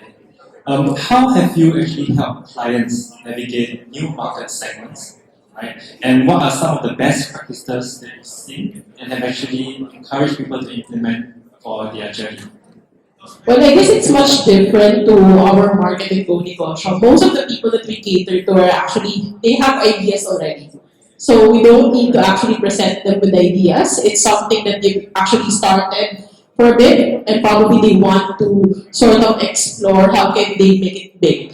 So most of the time we talk to people about their ideas and we either validate them or give them advice on how they can further, increase the possible value of the product that they're developing. So most of the time, we actually advise the people that go to our events to find something unique about what you do, and as long as you try to work on that unique selling proposition in your business, then you'll be able to find a market either way. So I think that's one of the things that we see as a common thread of the people who ask us for advice in terms of mentorship and trying out new businesses. One of the things that we actually advise the people, cliche as it may sound, is really trying to find something that you can do consistently because you love it, because you're passionate about it. If you're the type that, I don't want to bake tomorrow because it's too tiring, then probably it's not the best business for you. But if you're willing to do it consistently, every day, regardless of the results, until you achieve your success, then probably it's something that is worth trying. So yeah, ideas, you can explore it. There are so many tools where you can start, try out the market, test it out, and then one thing that becomes successful, then continue doing it all over again. So yeah, I think that's one thing that I would share. There you hear it. Consistent is key, right? Again, for cross-border e-commerce, if this is an opportunity that you'd like to adopt, make sure that you have not only your heart, but also your mind, your mental model, to make sure that you invest in this opportunity. Give it your all. You fail, or even you succeed, is something that you actually tell yourself that you try hard, and also that something that you can hopefully reap the benefits from here on. So with this, we actually come to the end of the panel discussion. Let's give a round of applause to all our panelists here today. Thank you, everyone.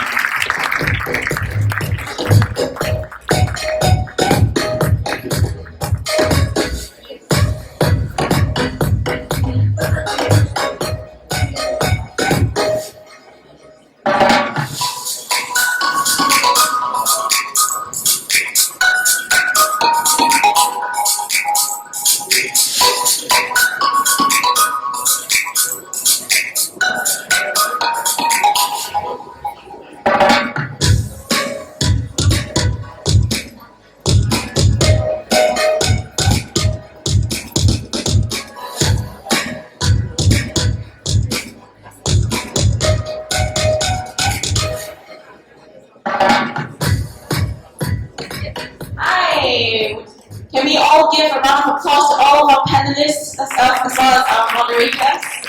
You were amazing.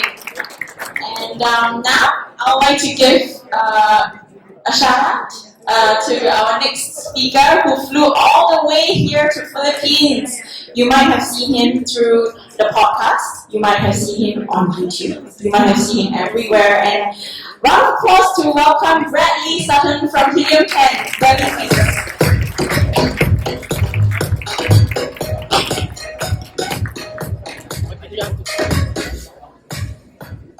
All right. Hello, everybody. How's it going? 1.5 hours to go 5 kilometers. I was in Baguio yesterday. I'm like, I want to go back to Baguio with you guys. No traffic over there now. My mother was born locally here in Pasay, so I also like it. I also like it here. But anyways, how many people here are currently already selling on Amazon or working with a company that's selling on Amazon? Right, a few, and then how many just coming here you're interested in the idea about selling on Amazon?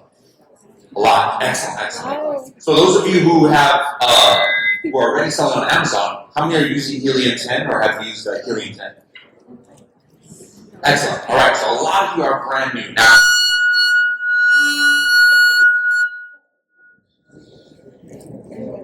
Nami? I said, ako hindi. Anyways, I wanted to share with you some really amazing things. I didn't prepare a presentation for this because I wanted it to be live just to show you how amazing selling on Amazon is as far as the data that we have that allows us to do competitive research. It's unlike anything else out there. All right, so let me give you an example. You can go to a market. Right? Let's say you're selling products that are available in a market. Can you imagine if you were to just go to the market and you're looking at the shelf of your competitors' products, and then you can say, hey, I know exactly what the customers who bought my competitors' products were thinking about right before they purchased my product, and what need that they have. That would be crazy talk, right? You can't do that. But you can actually do that on Amazon, and that's why it's so powerful. With the data that Amazon gives, and that tools like Helium 10 provide, you can literally understand every single thing that customers are thinking about even before they purchase a product like yours.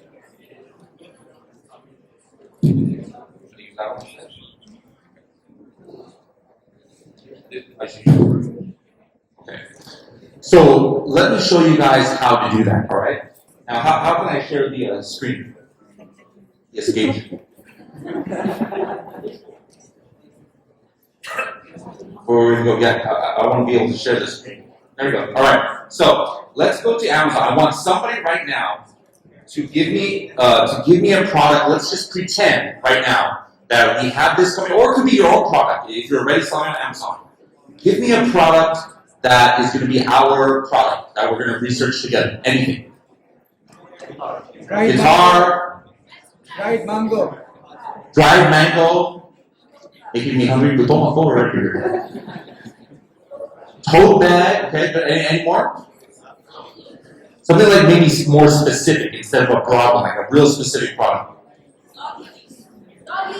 Dog leash. Okay, that's pretty specific. Let's look at that one. Coffee chair. Okay. Dog leash. Okay. So let's just say our product is going to be like, or did you have a specific kind of dog leash in mind? One of these, like the one that has the long thing for running. What kind of dog leash? Dog leash for Chihuahua. Dog leash for Chihuahua. Should just have a cat then. Oh, no. Dog leash for Chihuahua. All right, there we go. That's nice and specific. All right, so now let's pretend that our product is very similar to not this. Do you see how there's different dog leashes here? This is kind of like the harness kind, right? And then this is the one that has a retractable leash. All right, so let's just pretend. Again, I'm doing this live. I don't have a Chihuahua. I actually do have cats, but I've never researched this in my life. All right, so my point is, I want to show you how amazing the data is that Amazon provides. So let's just pretend that the product that we are thinking of is this one that has a harness. Okay, this one that has a harness, not the one that's the retractable. Okay, so let's just look instantly what kind of keywords people are using to find this kind of product. Like this looks like a very similar one. So let me show you how easy it's going to be. First of all, let's just take a look at this product, just to see the seasonality. Okay, I would think that almost all year round, people would like to walk their dog, but that's not the same for all products, right? You know, like in America, for example, an example I use is the beach ball. Are people buying beach balls in America in December? Probably not so many. Too many, right? But in the summertime, sales of beach balls is really high, right? Well, you don't have to guess, is this product seasonal or not? So Amazon gives what is called BSR. Who knows what's BSR? Tell me? Bestseller rank, okay? So with this shows what kind of sales the product has over the year or 2 years. And just like I thought, do you see how steady this line is? It's kind of hard to see. The blue line is very steady. That means this product is not very seasonal. So right away we know, okay, dog leash is not a very seasonal product, right? Now what are people doing to find this product? And this is the beauty of Amazon. Amazon is based on keywords. It doesn't matter what marketplace we're talking about. Amazon USA, Amazon Germany, Amazon Australia, Amazon Japan. This is the process an Amazon buyer takes most of the time. They first have a need, all right? They have a need. That means like maybe their dog is getting a little mataba, and they're like, okay, I need to walk it more, right? So that's the need. Hey, I need to give my dog some exercise. Now they think of what is going to solve that need, all right? And maybe they're thinking, hey, what's going to solve that need is I'm going to take my Chihuahua for more walks. What do I need to take him for a walk so he doesn't run away? I need a leash. So now all of a sudden, that need in their mind, it transfers to a keyword. Because right now the technology is not where I can just think of something and automatically Amazon shows me what I'm thinking about. Maybe a few years from now something like that will exist, right? So they take that need in their mind and they transfer it to a keyword.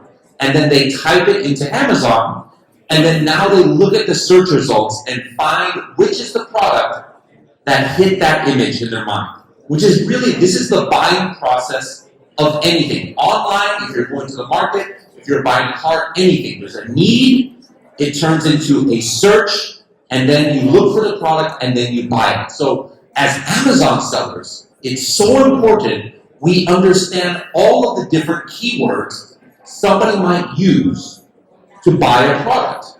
And we can do that by analyzing the competition, even if we've never sold dog leashes before on Amazon. Okay?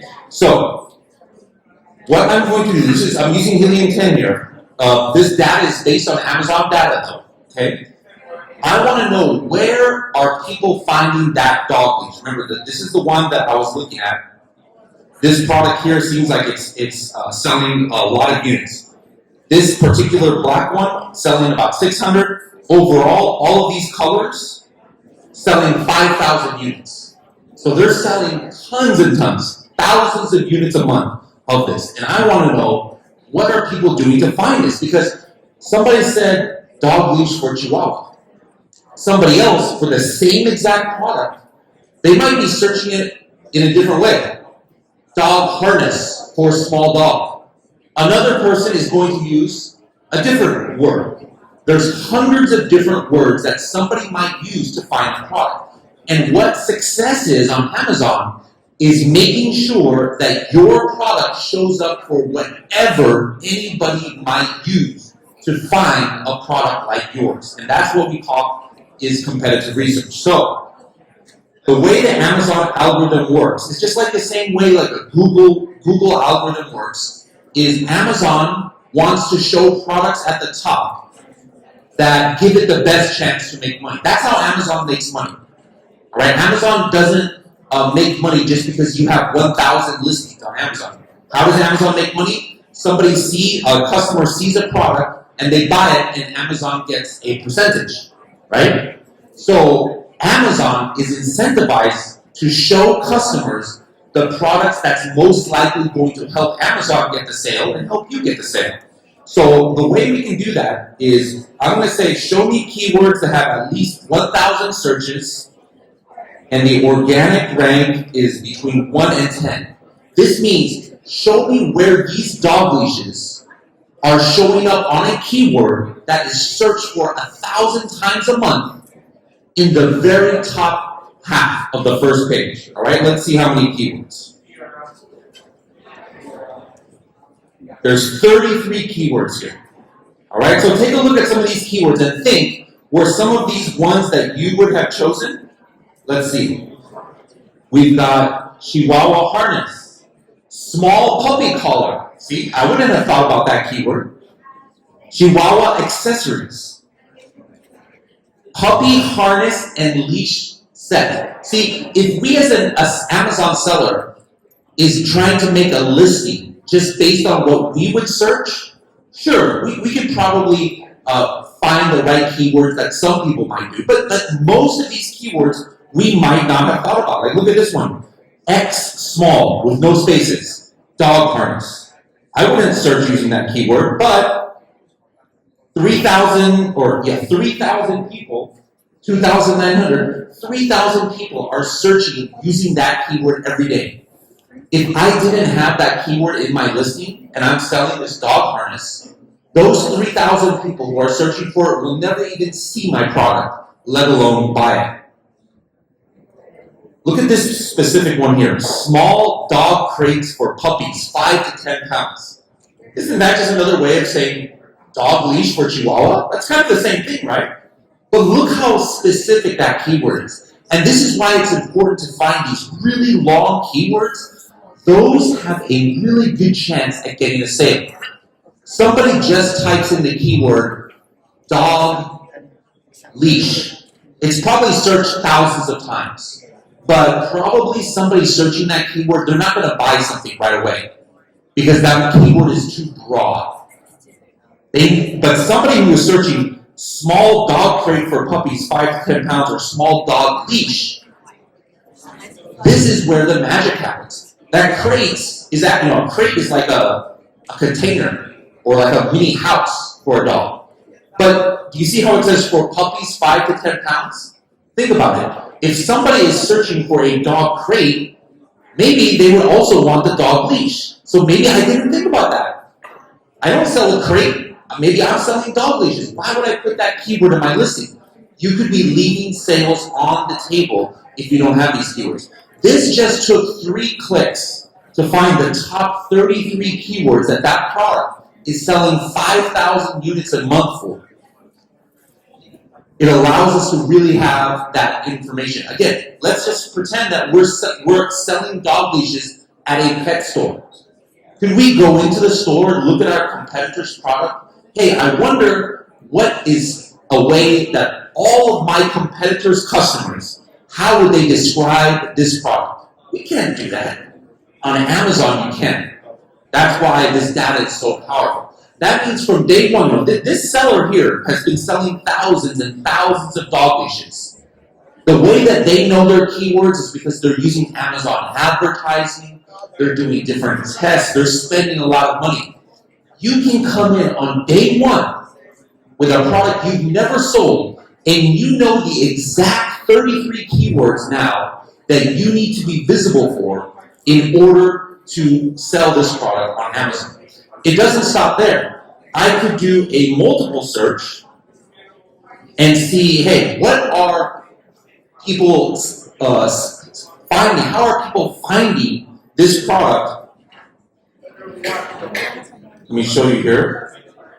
Across different products. Like maybe that's just that one product, right? That one dog leash I was selling 5,000. But maybe I want to view, hey, how are people finding these other ones? So this is what I do. I can search multiple ones at the same time. And same thing, I'm just going to run it into Cerebro. And it's going to tell me, hey, what are the main keywords across all of the dog leashes? What are the top of the top? Because you shouldn't just base all of your keywords just on one product. Because maybe one seller, he found some really cool keyword that you didn't know about. Another seller, maybe he has a different keyword that this seller didn't know about, and he's advertising for it. So the secret is, look at all of the top selling products, find out what the best keywords are that they're using, and then from day one in your product, you can now have a better chance of success without having to spend a lot of money to research what people are looking for your product. So this is just the first step of competitive research.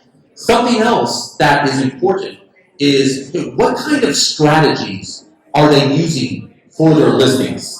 Okay. For example, you notice here that the ones who have the harness instead of just a retractable leash, what do you notice about their main image compared to the others? Notice anything? There's only a couple of them here. What did you say? Yeah, they have a dog in it. You see the difference? So it means if I'm selling the retractable leash, maybe these sellers, they found out that, hey, to have a really good conversion rate, it's actually better to zoom in on the product and to show it has retractable. But on the harness side, those sellers found out, hey, no, I don't want to zoom in on the product. I have to show the harness on the dog itself. This is another thing that you have to research before starting your listing.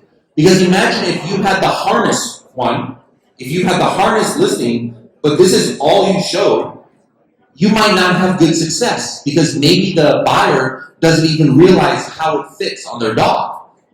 All right? Or you have this one with a picture of a dog, but now all of a sudden this retractable part is so small that the buyer who's looking for this kind of product doesn't even know what your product is. This is another level that has nothing to do with keywords, but it's about buyer behavior that you have to be able to study.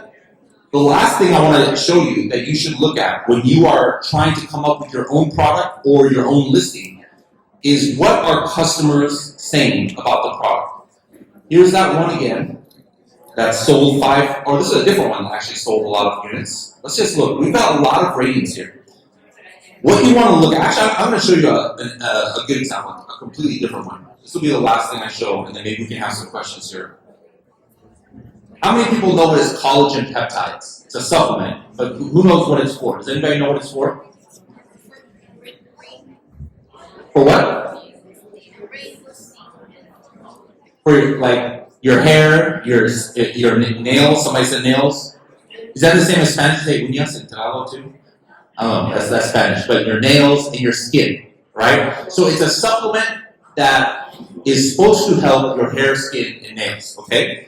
Now here's the interesting thing.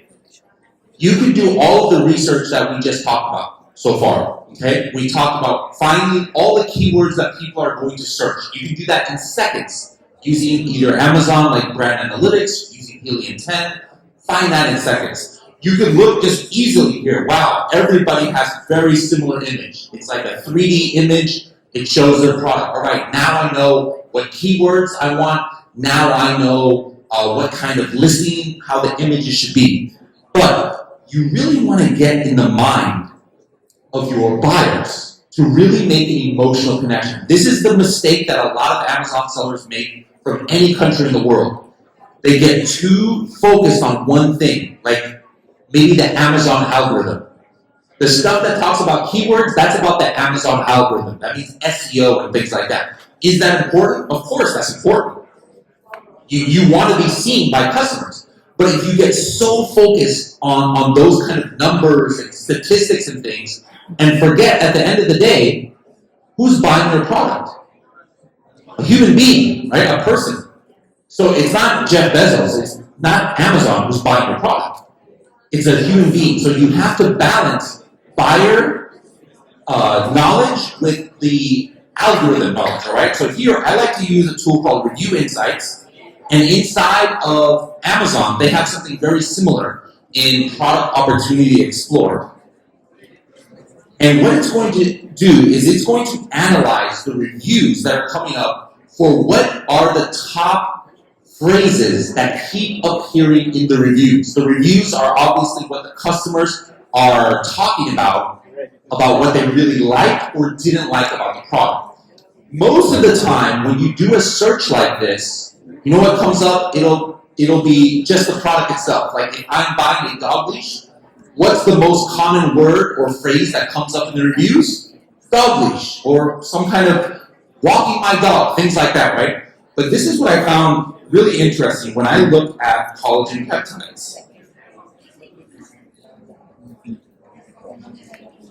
Look at one of the top words here. This is very hard to see, I know. Coffee every morning. So this has always been the case, that the top phrase is coffee every morning. Now, why do you think, how in the world, what does coffee have to do with a dietary supplement? What do you think? Like somebody in here drinks this and they know. They put it in their coffee. So somebody's not just taking the powder, like no, they're not going to do that. What you do is you put that powder inside coffee, you stir it up and dissolve it. Now, this keyword right here, coffee every morning, is this what we call in Amazon a search term? Like, is this what people search for to find collagen peptides? No. What are search terms for collagen peptides? Collagen powder, collagen peptides, supplement for hair, skin, nails. These are the things that we would have found in Cerebro. But this is super important because this now gives us insight into what this competitor's buyers are thinking about before they purchase it. They want something, they already know what this product does. They know, hey, I'm going to take this, it's going to help my hair, I'm going to look maganda, pogi, whatever, right? This is going to really look really good, but I want to be able to mix it in my coffee. So now, how do we use this information as an Amazon seller? When we make our listing, we can just have boring images like this, but then if they did the research, look at what this seller did. You see what they did here? they made a picture of somebody pouring this into their coffee. This is actually not a great picture. But they're trying, at least they're trying. Instead of just making all of these factual ones, look at this one. Another picture of somebody stirring it in their coffee. Does this help them be searchable on Amazon? Or help people to find this product? No, has nothing to do with that. But somebody found the product because they had the right keywords, and now they look here. You're making that buyer emotional connection. Oh, wow. This is exactly what I do with my collagen peptides.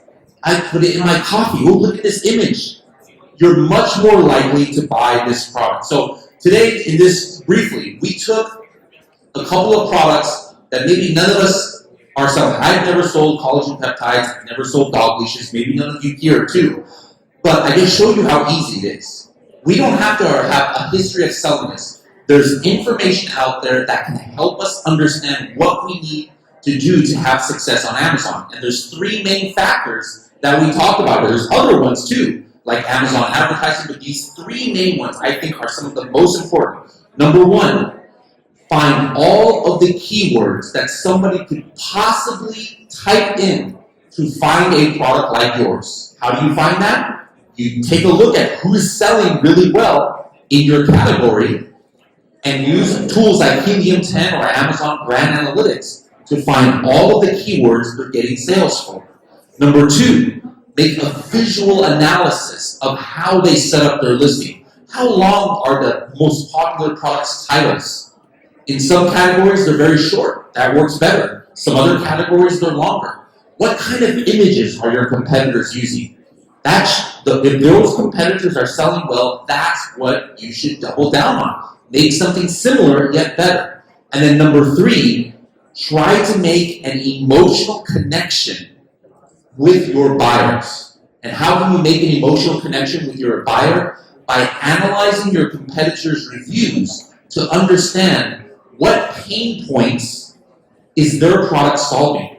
What things do they love about your competitors' products? What things do they hate about your competitors' products? Then that's the way you develop your own product. And then in addition to that, you make your listing with these emotional trigger points that will help you connect with your buyer. And I can't say that, oh, you just do these three things, you're guaranteed to be a millionaire selling on Amazon. But these are simple things that maybe even 80 or 90% of sellers, they're not focused on all of them. Maybe they're really good at one. Maybe some are really good at 2 out of 3.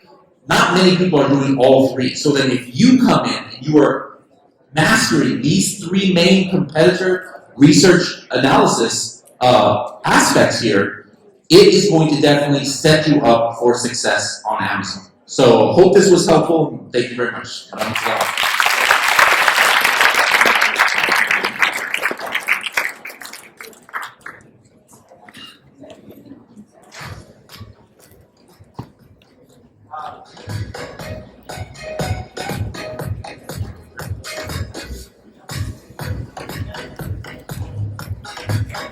All right, we can actually take a couple of questions. So, is there a microphone? Or?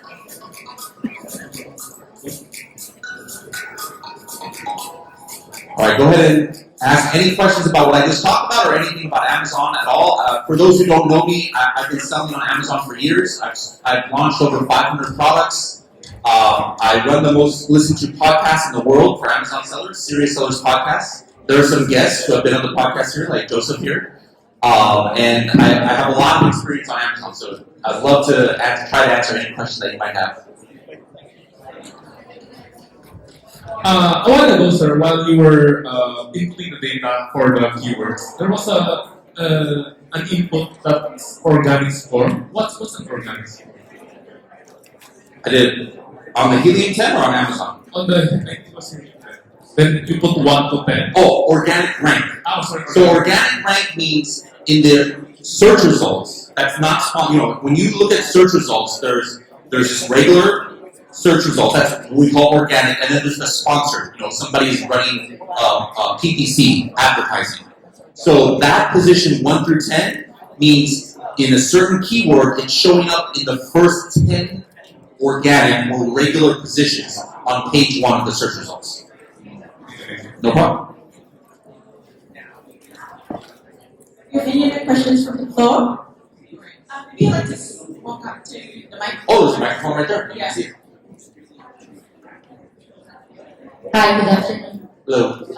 I've checked and it seems that Helium 10 is $70 per month. We have different plans.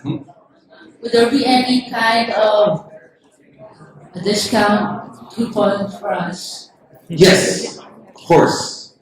For all my kainigans here, right? So, if you want 20% off for 6 months on any of the plans, and we have more expensive plans, we have newer plans that are cheaper, like only $39 for just the training, use SSP20. So just remember the podcast is Serious Sellers Podcast, so SSP20, and you save 20% for 6 months. Thank you. Oh, okay, we take one more question. One more question. Good afternoon, everyone. Hi, Brad. I'm a fan of Helium 10. I've been receiving more weekly newsletter via email and also Kevin King's BDSN. So my question for you is, since I've been a user of Helium 10 for almost 3 years already, there are a number of columns in Helium 10. So mostly the what's being taught for us is what we should always look at is the column search volume, right? So do you think there are also other columns that we should look into aside from search volume? One of the most important columns, I think, in the entire Helium 10, and I would say 99% of Helium 10 users aren't looking at it, is a column called Amazon Recommended. This is not from Helium 10, it's actually directly from Amazon itself. Amazon has a scoring system for how relevant it thinks a keyword is to a listing. So an example where this was really helpful was, I was trying to sell some socks on Amazon last year as a test, and on the bottom of one sock it says, if you can read this, and then the other sock says, bring me coffee. Alright? Now, my main keyword was actually having to do with coffee, like gifts for coffee lovers. But I could not get any PPC impressions for the word coffee. Can you guys think why? What category in Amazon usually is coffee-related products? What main category? Grocery. Grocery. Somebody said grocery. Exactly. What category is socks in? Apparel. Apparel, clothing, exactly. So Amazon didn't think that the word coffee was relevant. So I went to Helium 10, I looked at that score, it's a live feed, it can change every hour. It always changes, it's not like the rank. And I saw that I had a terrible score with the word coffee. And that showed me that, okay, I'm never going to get impressions in PPC because Amazon is confused about my product. It doesn't think my product has anything to do with coffee. So if ever you have trouble ranking for a keyword or you're wondering, what does Amazon think my product is?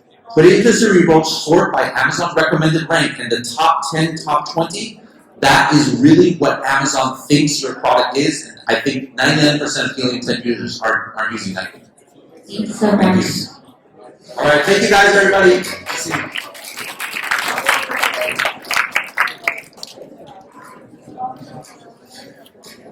All right. I know you guys have a lot of burning questions for Bradley, but we got to move on to our next segment.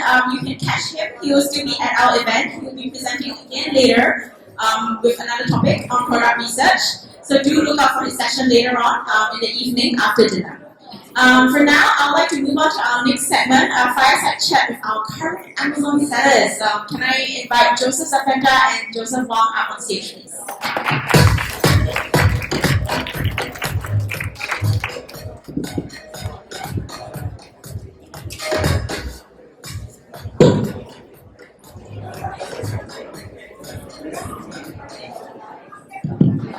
Hi. Hello. How are you? Good. I'm gonna happen. What does that mean? Good afternoon. Good afternoon. Wow. Okay. I must learn some. Please teach me. Sure. All right. Maybe you want to introduce yourself a little bit. Let everyone know what you're doing as well, and because all they know is that you're Amazon sellers, right? But yeah, give a self introduction and tell us one fun fact about yourself. So, hey everybody, I'm Joseph. I was able to sell and exit 2 Amazon companies, and just like you guys, when I started, I was like super confused at how do you start with Amazon and how to make money with entrepreneurship. And this has just been a really cool journey of being able to sell on Amazon and be free to like go wherever I want in the world and just work around the world. But that's a little bit of my background. One fun fact is I do martial arts. Nice. What about Joseph Sathirka? Actually, I only started selling on Amazon back in 2016. It's also I have very limited experience. I have only one company that's been selling in Amazon since then. Yeah, but it has been a struggle, an up and down journey with Amazon, but until now we're still here, so I think it's a good sign. I mean, for you guys. Yes, of course. I guess a lot of us seated here are all like aspiring entrepreneurs, or like for people who really want to be a brand owner. Do you have any like tips or advice that you'd like to share as an entrepreneur yourself to all these aspiring entrepreneurs out there? Advice. You know what's really cool, I gotta say, is that when I started my journey, I was paying and going to events, and I just think it's like super cool that Amazon themselves is offering all this free, and even offering what Bradley was sharing with Helium 10. Like that took me a long time to go and find what services out there would actually help me to be able to sell on Amazon. And so it's just awesome to see that like Bradley's sharing a lot of stuff that I had to pay for stuff just to like go and learn and figure it out. And so thank you for even offering this for all of you guys. I think that's one of the biggest blessings that you guys get. I would say if this advice was get started. Like don't just take this knowledge of what you're hearing with Helium 10 and just let it become something that you're like, oh cool, that's good to know. But rather just if you're already selling on Amazon or you're about to start, like jump in and look at it and see how much of a benefit it will be for you and your business. In our case, I think it's all about the product. I think everything starts there. I think the biggest challenge for us Filipinos would be to think of a product that would be globally competitive. I mean, that's been always the challenge because I mean, most of us would be, I would say, have standards for Philippine standards. I would say would be here, and global standards as a fact is up here. So that would be the real challenge for us. So and going to Amazon, we're kind of forced to be at the minimum at par. Or I mean, if you want to sell, then you need to be better than the other products. So if you want to start something, I mean, I would agree with Joseph that you really need to start now, and then basically start with your product. Make sure that it's globally competitive. Yeah, I guess both of them, like both Josephs actually can't emphasize enough about getting started first and then also investing time into doing thorough product research. Let's just take a step back and think about like when you actually first started as a seller or first started as an entrepreneur. What actually inspired you to actually take that leap? Because many sellers over here, right, they might be thinking like, you know, I'm not sure, should I, you know, there's always that kind of question mark and mystery to this entrepreneurship. So I just wanted to know from your point of view as an entrepreneur, like what actually made you inspired you to take the leap to become an entrepreneur yourself?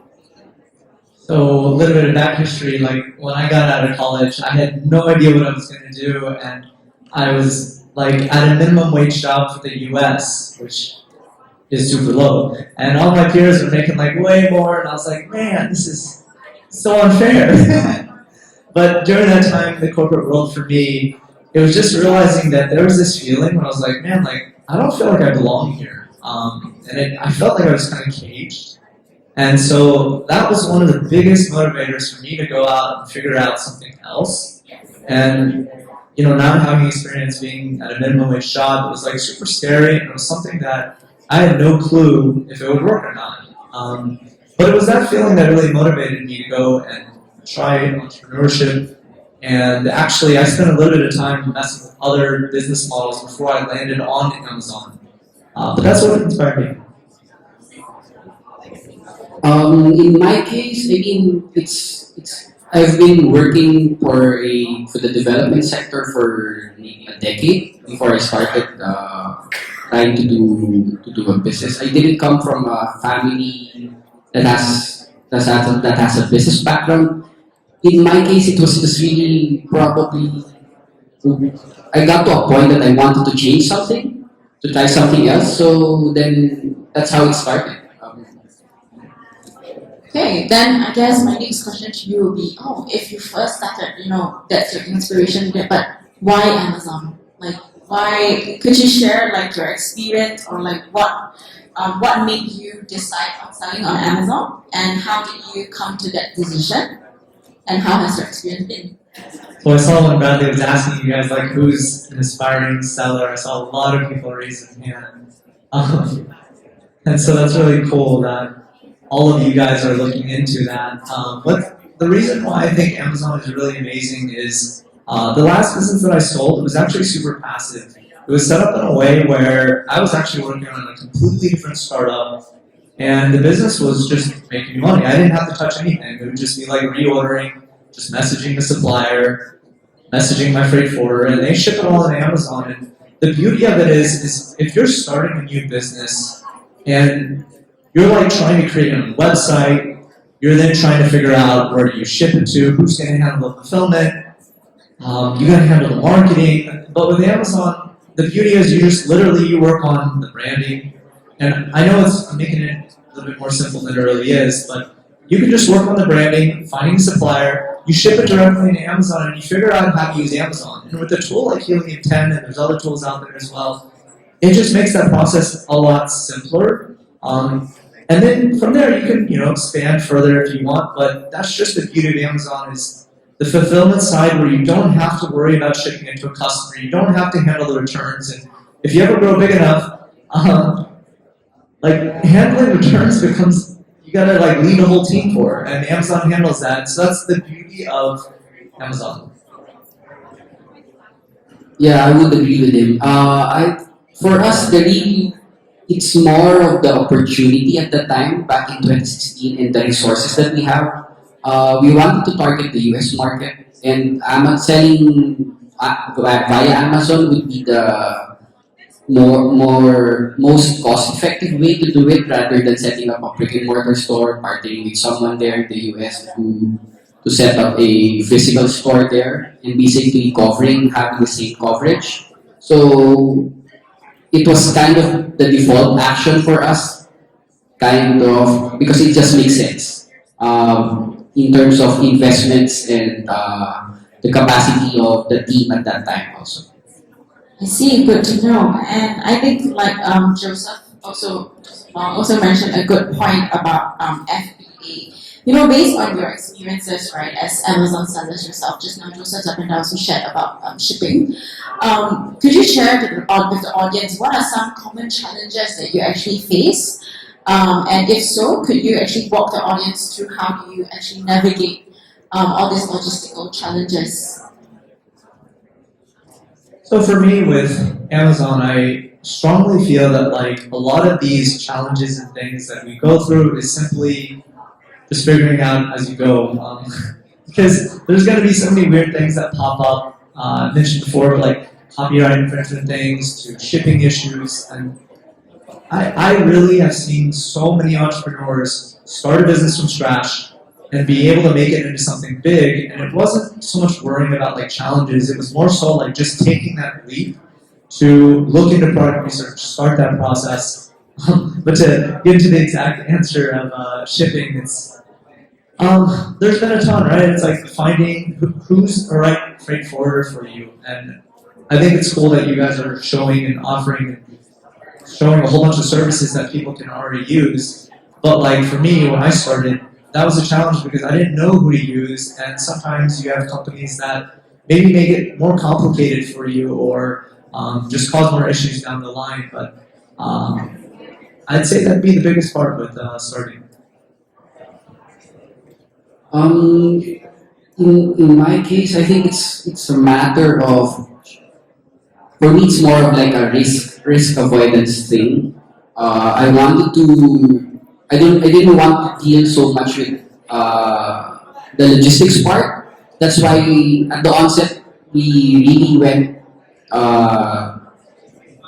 selling already via FBA, and we did not choose to do it to fulfill by merchant. That we never went through that track. It's because I don't want to deal with this because I'm enjoying the product design aspect of the business and developing the brand and all the other stuff.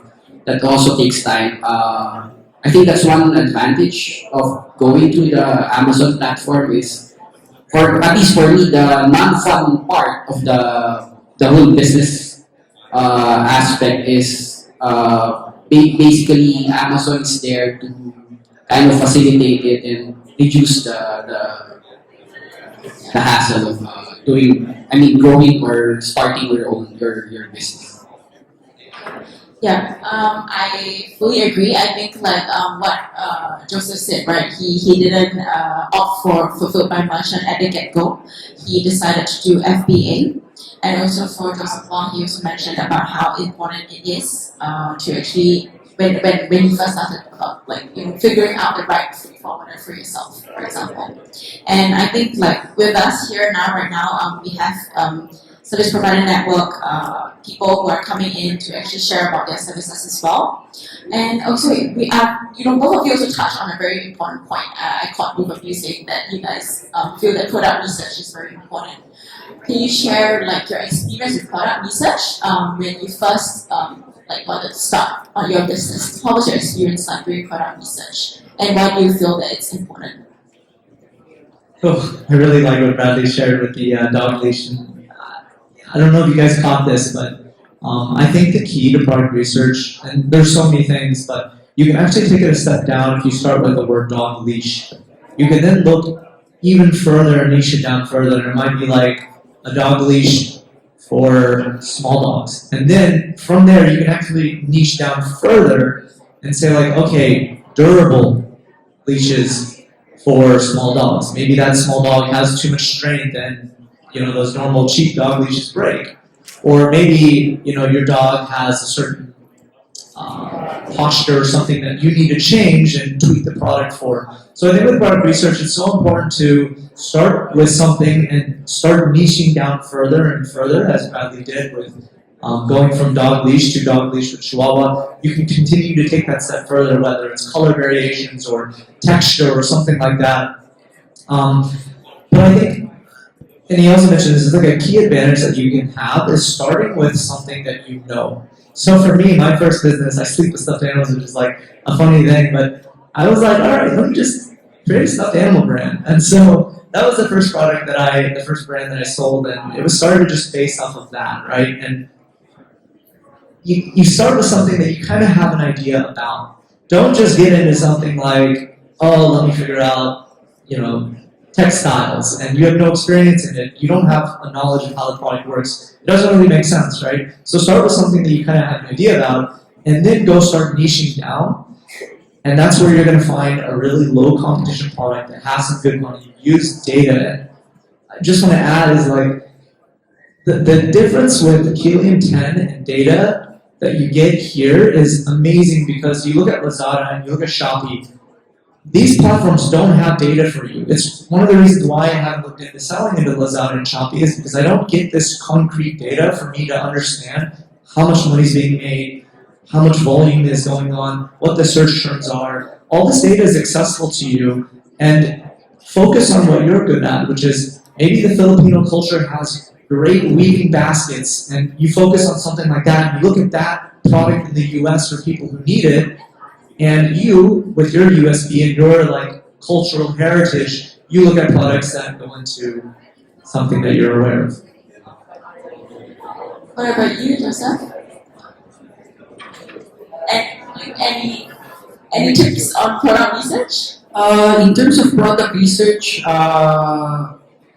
in our case, we start with our own product. So we do the product research with our competitors. I mean, definitely when you're starting the design, you want to resolve an issue or to make better a product that's better that's compared to what's already out in the market.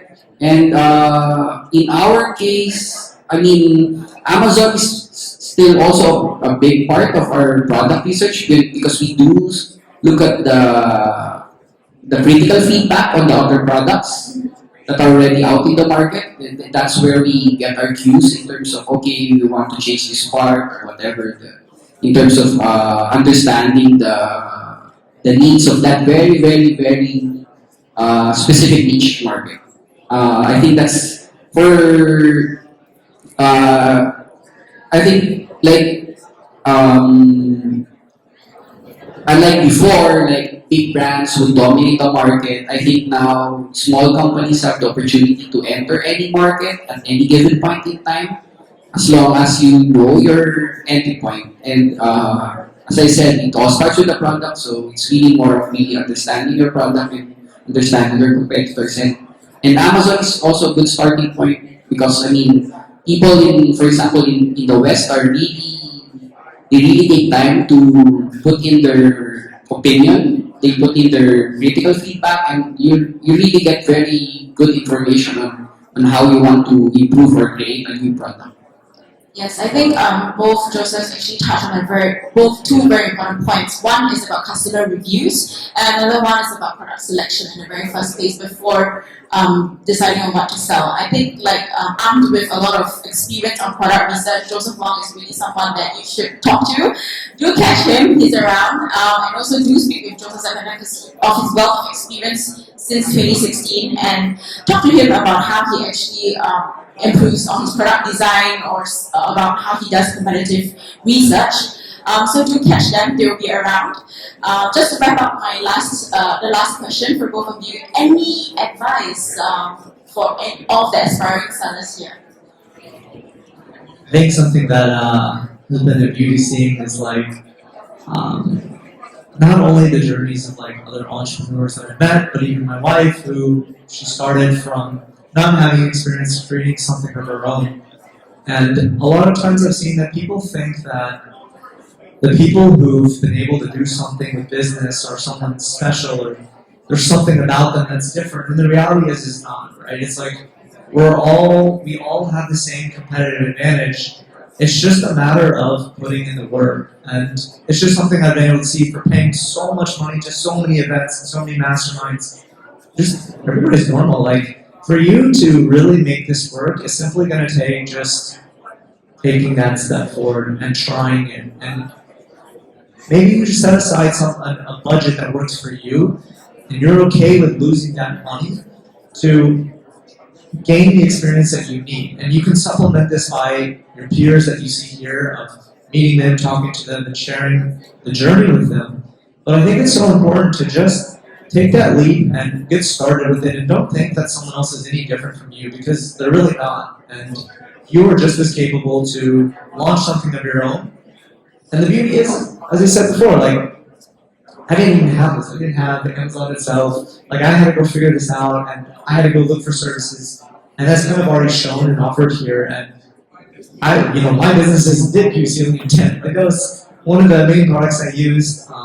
So just take the lead and don't think that someone's better than you. Thank you for that. Any advice, Joseph? I think just go through with it and complete a cycle. And doing anything, it's an iterative process. I mean, you do it one time, you try to adjust. I mean, just keep on doing it, repeating it.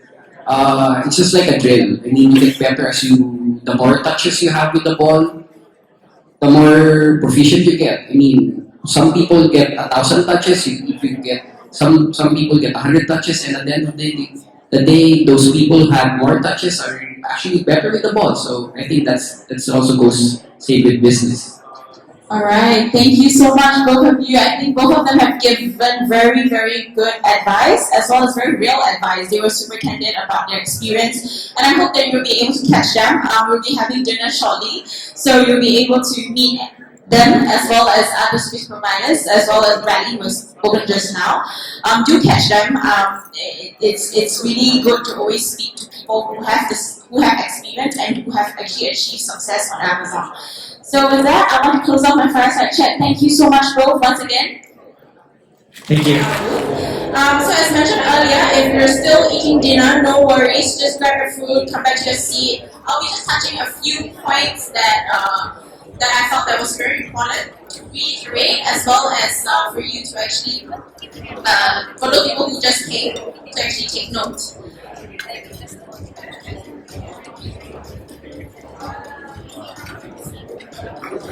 Alright, so let's move right in. I think I'll be sharing a lot about just the basics, just how to get started on your selling journey. Just want to talk about the selling fees. So how much does it actually cost? I'd just like to bring your attention to our fee waiver. So with our fee waiver right now that we're running, we're launching a 6-month discount on the professional selling plan that used to be $39.99 to sellers in the Philippines who register with Amazon Global Selling for the first time. So you complete your registration as soon as you can, because this fee waiver is only made available for a limited amount of time. So essentially with this fee waiver, you'll be paying a total of USD $1 for the first 6-month subscription, which means US $1 for the first month, and then subsequent 5 months you will pay US $0, and then subsequently after 6 months you will be charged the standard fees of a professional selling plan, which is currently US $39.99 per month. And this fee can vary depending on whether you sell across multiple stores or whether your accounts are merged or not. So I'd just like to bring your attention to this QR code. It's very important if you want to find out more about fee waiver. For those of you who weren't here and missed my presentation earlier this afternoon, this is something that I want you to take away, which is the fee waiver, because it's ending on April 3rd, 2024. So it's really, really soon. So if you'd like to leverage on this fee waiver, do sign up by April 3rd, 2024, and you have to complete the registration by then. Alright? And just to add a caveat here, if you go for the individual selling plan, you're not be able to enjoy these benefits. Alright? Okay, and then I'll move on to the next part on the selling fees. Okay, so we can break the cost component into 4 parts. Just now earlier I shared about the selling plan, right? There are 2 plans. One is the professional selling plan, which we're running the fee waiver on, and another one is the individual plan. So just now I mentioned a lot about professional plans, so let me tell you about the individual plan. So the individual plan is where you pay per item sold, but for the professional selling plan, you pay a monthly subscription fee. Alright, which is currently waived because there's a fee waiver, but it will end on April 3rd. Alright, and then the next one is referral fees. So actually we charge a referral fee for each item sold. The amount varies across different categories, but generally falls within 8 to 17% of the total cost, which actually includes shipping costs as well as other charges. And you can find out more of the detailed breakdown by category on our website. And then next one is fulfillment fees. So it depends on whether or not you opt to use fulfillment by Amazon. And then there comes the other costs that are involved. You may incur additional fees by using advertising or coupons if you choose to run them. Alright, I'll just pause on this slide for a bit for you to take a photo. Refer.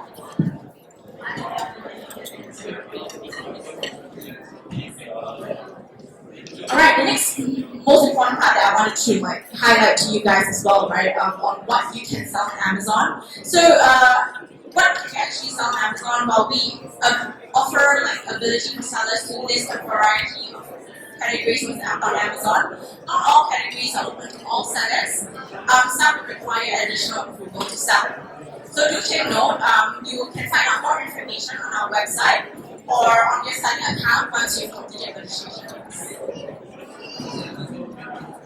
Okay, so what do you need to get started? Okay, I would like to take your attention to this part, okay, because many of you have came up to us and asked, hey, how am I supposed to get registered, right? How am I supposed to go about doing it? And we're getting a lot of questions, the same questions, but I'll just like take your pull off your attention to this QR code on the screen right now. Whip up your phones and scan this QR code. So this QR code actually brings you to this step-by-step registration guide.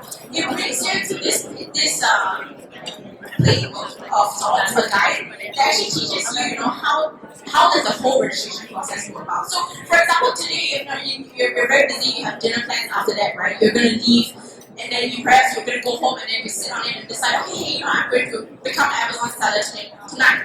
And then, how am I supposed to go about doing it? Same way, it's not here to do an on-site registration for me. Go to this, use this guide, look at it, have it read. It's a very easy read, but extensive. Enough to give you that amount of information that you need just to get started on how to maneuver the whole registration process. Alright, I'm just going to pause on this slide because some of you are still scanning the QR code. If you're not able to catch the QR code, no worries. You can just join our Facebook group and then navigate to guides. You'll be able to see in the navigation bar that there's something called guides. Okay, once you click on it, it actually gives you that whole list of Amazon resources that we have been referring to, the Perfect Jumpstart Playbook or this registration guide. Everything's there for you to download. So do join our Facebook group as well. I'll be flashing the QR code in just a minute. Alright? Okay, just now I mentioned about the Perfect Jumpstart Launch Playbook. So, just now the registration guide is about registering, how to go about registering. But this Perfect Jumpstart Launch Playbook is a whole end-to-end process. It's a bit different. So, it covers everything from listing till FBA. Anything along your seller journey that you might feel, hey, I'm reaching a roadblock, I don't know what to do next. And this Perfect Jumpstart Playbook launch road might actually identify the right stage that you're at and then tell you, okay, I'm stuck here and then this is what you're supposed to do like this. You'll be able to identify it at very minute steps, and it's a very step-by-step playbook. So you can just scan the QR code to download the playbook, or you can just hit to the website amzn.to/perfect-jumpstart. Alright? Okay, and I'd just like to take you, bring your attention to the Facebook community group. For those of you who have just joined us who are not part of our Facebook community, please join our Facebook community. I cannot emphasize how important it is to network and communicate with your fellow sellers or to inspire others. So if you have any questions, for example, when you're on your selling journey and you need to find a time, you need some help, you need some advice from sellers or aspiring sellers alike, feel free to post on our Facebook group, and you'll be some super happy sellers are in our community. Brett is on our community, Joseph is on our community. You can get connected with all of us, and we can stay together as one PH community. Alright? So for today, if you're able to join our Facebook group and then you invite 3 other friends to join us, you'll be able to get exclusive Amazon merchandise, which a few of you have already approached me. So please just screenshot. If inventory is pending, it's fine. Just invite your friends to join us and then come to me. I'll give you the merchandise that you deserve. Alright? And then the next QR code is our PH site. This is where you can find all the guides, all the resources as well, and all the events that we're holding. We will always update on the upcoming events table. So do register for them. We have webinars, we have in-person events. Do look out for them. Alright. Okay. With that, I would just like to invite our next speaker up on stage. He's our account manager, same way. You will hear his name repeated a lot of times throughout today because he would be able. He's the go-to person for your registration queries, or if you have any question in regards to accounts.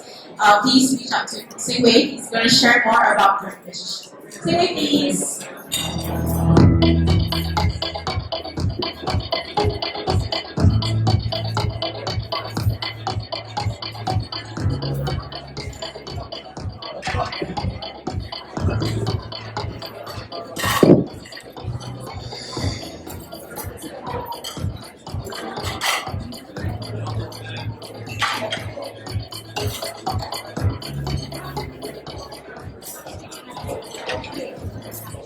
Hello.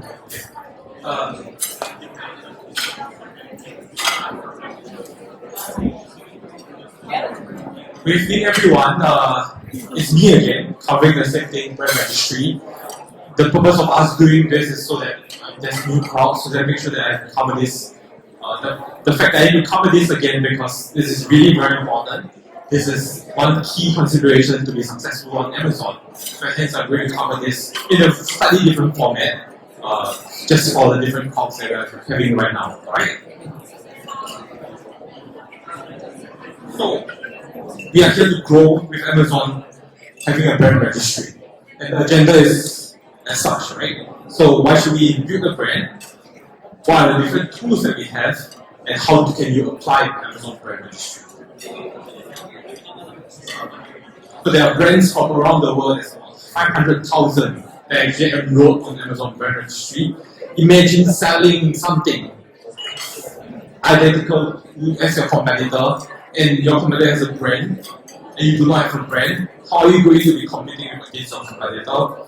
This is one advantage. If you have a brand, and that's how your advantage is going to be against your competitor, right? So why should you be building a brand? These are some statistics that we have. We have seen success. Brand owner actually increased their sales 1.5 times faster than other average seller. 50% of the US consumers are more willing to discover new brands than before the pandemic.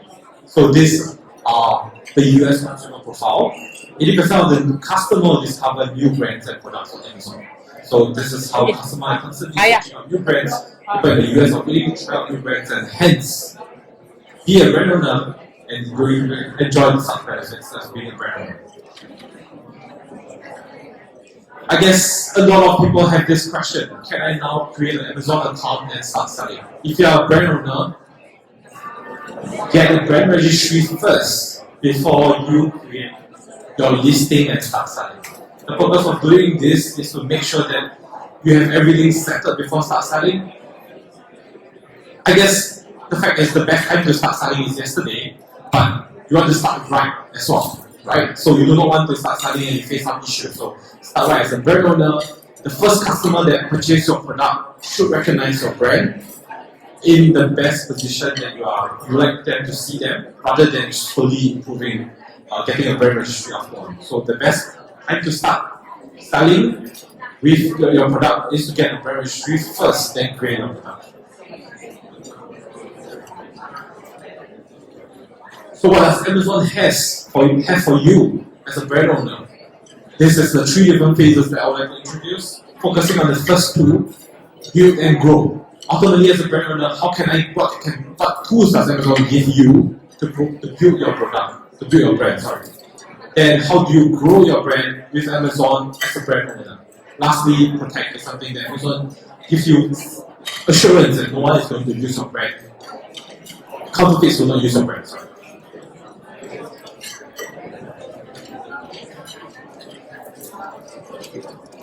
So building, there's these 4 different tools that we have on Amazon called A+ content, Amazon buying program, brand customer program, and sports.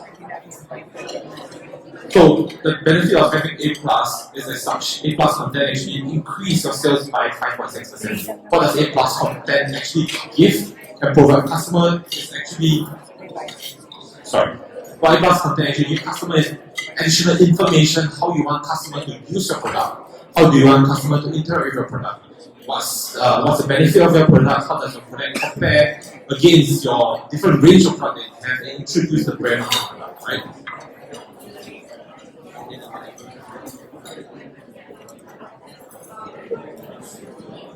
And with proper information, you can actually reduce customer returns. That's going to be a cost for you.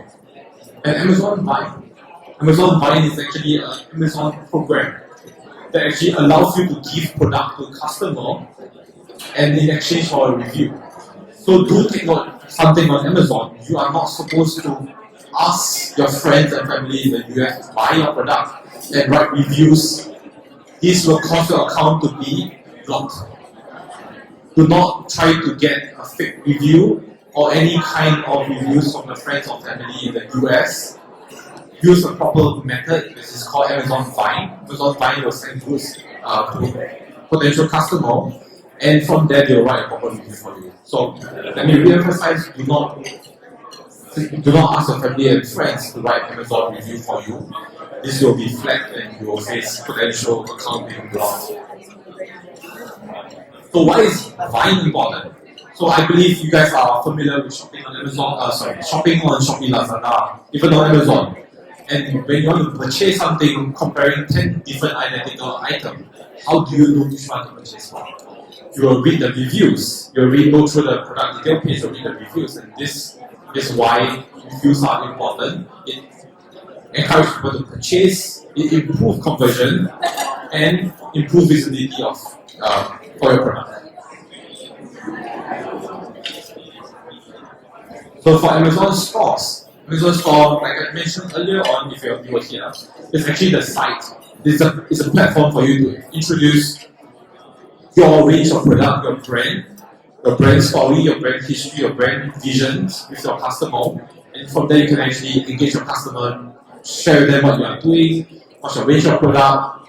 So basically it's like a physical store online, right? So that's where you can actually build your brand over there, design your store according to how you like it to be, and interact with your customer. And the best part with this is linked to Amazon Ads platform where you can actually run advertisement to direct customer into your store.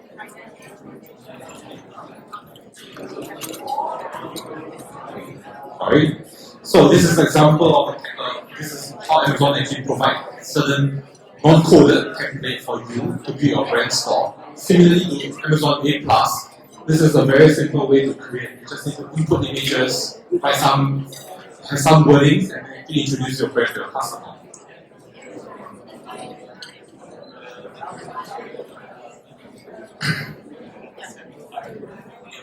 So as a brand owner, you not only enjoy those features that you interact with customer, as a brand owner, you get brand analytics. What does brand analytics going to help you?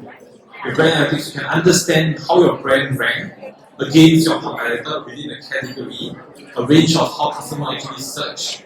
And these are the list of reports that you're going to get. There's about 6 different reports that help you understand different insights that you like to understand as a brand owner, from customer demographics to how customer repeat purchase and to what the customer usually purchase with.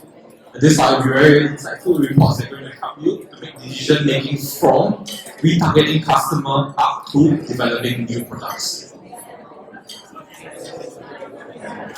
So to grow with Amazon, there's something called the Amazon advertising.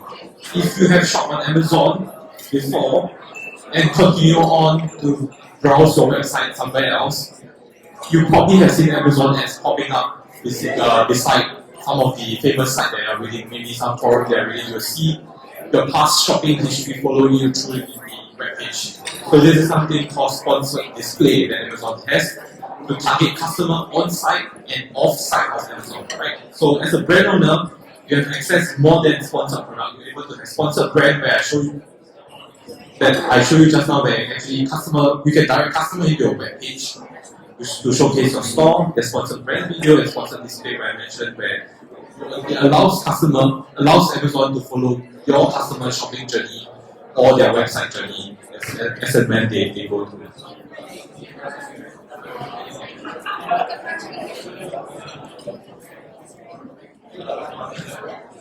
So this is how Amazon sponsored brand will appear as customers search on Amazon page. At the top of the page, you can actually showcase your range, some of your products as well as your brand. This is a more detailed look, your brand logo, some of your category, or even some of the products that you can see on there. So on sponsored brand placement, this is on the phones as well as on the webpage. Similarly for sponsored brand video, if you scroll enough, you will be probably seeing some video playing. This is how you can actually interact with customer, better engage customer and with videos and interact with customer. And customer may be engaged through the video and click in and consider the product. And this is where I say sponsored display is going to follow you through some of the news articles that you're reading. This is how it's going to appear on your customer shopping or they are browsing somewhere else. Right, so as I mentioned, there's something called on and off Amazon, as well as on Amazon, right? So this is how you constantly remind customers. Just curious, anyone here I know I asked about brand owner, but anyone here is currently selling products in the Philippines? Anyone here selling products in the Philippines right now? Having physical store? Okay. Selling only online? No? No one selling online? Oh, okay, good to know. Yeah. Happy to bring you guys further than more than just within Philippines. So I think yeah, we are here to bring you guys all of Philippines. We highly recommend you to start from US. From there, we can actually expand to Europe, to Japan, to Middle East as well.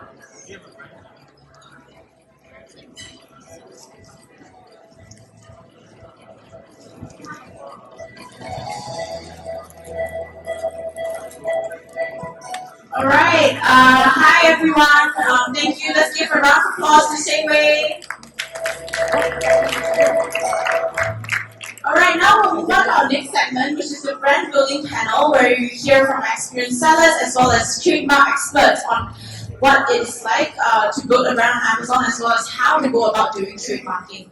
And this panel will be moderated by Serene from Amazon Global Selling, she's a marketing manager, and Singwei will be on the panel as well, together with Josephine Go from Accolade IP, as well as Joseph Zapenta from as an Amazon seller ambassador. Can I invite them on stage,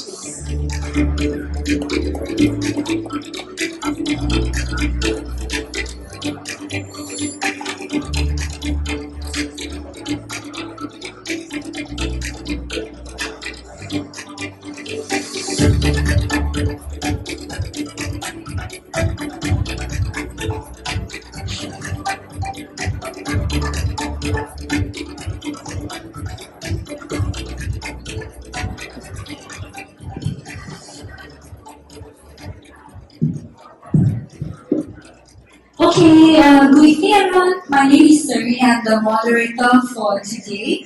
So joining me today, we have Joseph, co-founder of Ardent40. So Joseph has been selling on Amazon for quite some time, and he's actually based in the Philippines.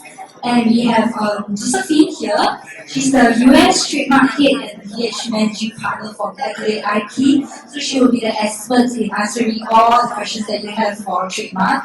And we also have our Singwei, our Amazon account manager. So if you have any questions regarding setting up your account or any other advice that you need, you can always go to him or anyone of our team. Okay, so in this panel, we will dive deep into the importance of building a brand on Amazon.com and acquiring a US trademark. So I think my first question will be for Joseph. Could you just share with the audience a little background about yourself? Why did you decide to start Amazon? And how has your experience been so far? When we started selling in Amazon back in 2016, we already decided that we needed to have control over our listings. Just for the information for everybody, Amazon has this policy. For instance, if you list an iPhone 4 in your listing, then all sellers listing the iPhone 4 product would be bundled together under that listing. So you'll have, let's say, 100 sellers selling the same iPhone 4 product. So we wanted to avoid this, and we wanted to have control over our listing. So that's why at the onset we decided to register our trademark and our brand in the brand registry, so that we can, if we wanted to list our power supply, then we would put in argon power supply, then it would have our own exclusive listing. So that's basically the main advantage of having your own listing versus buying a product or selling a product and listing it under a a general listing. So I think basically what Joseph said is about a single product will all be sharing the same listing. You won't have multiple listings in Amazon.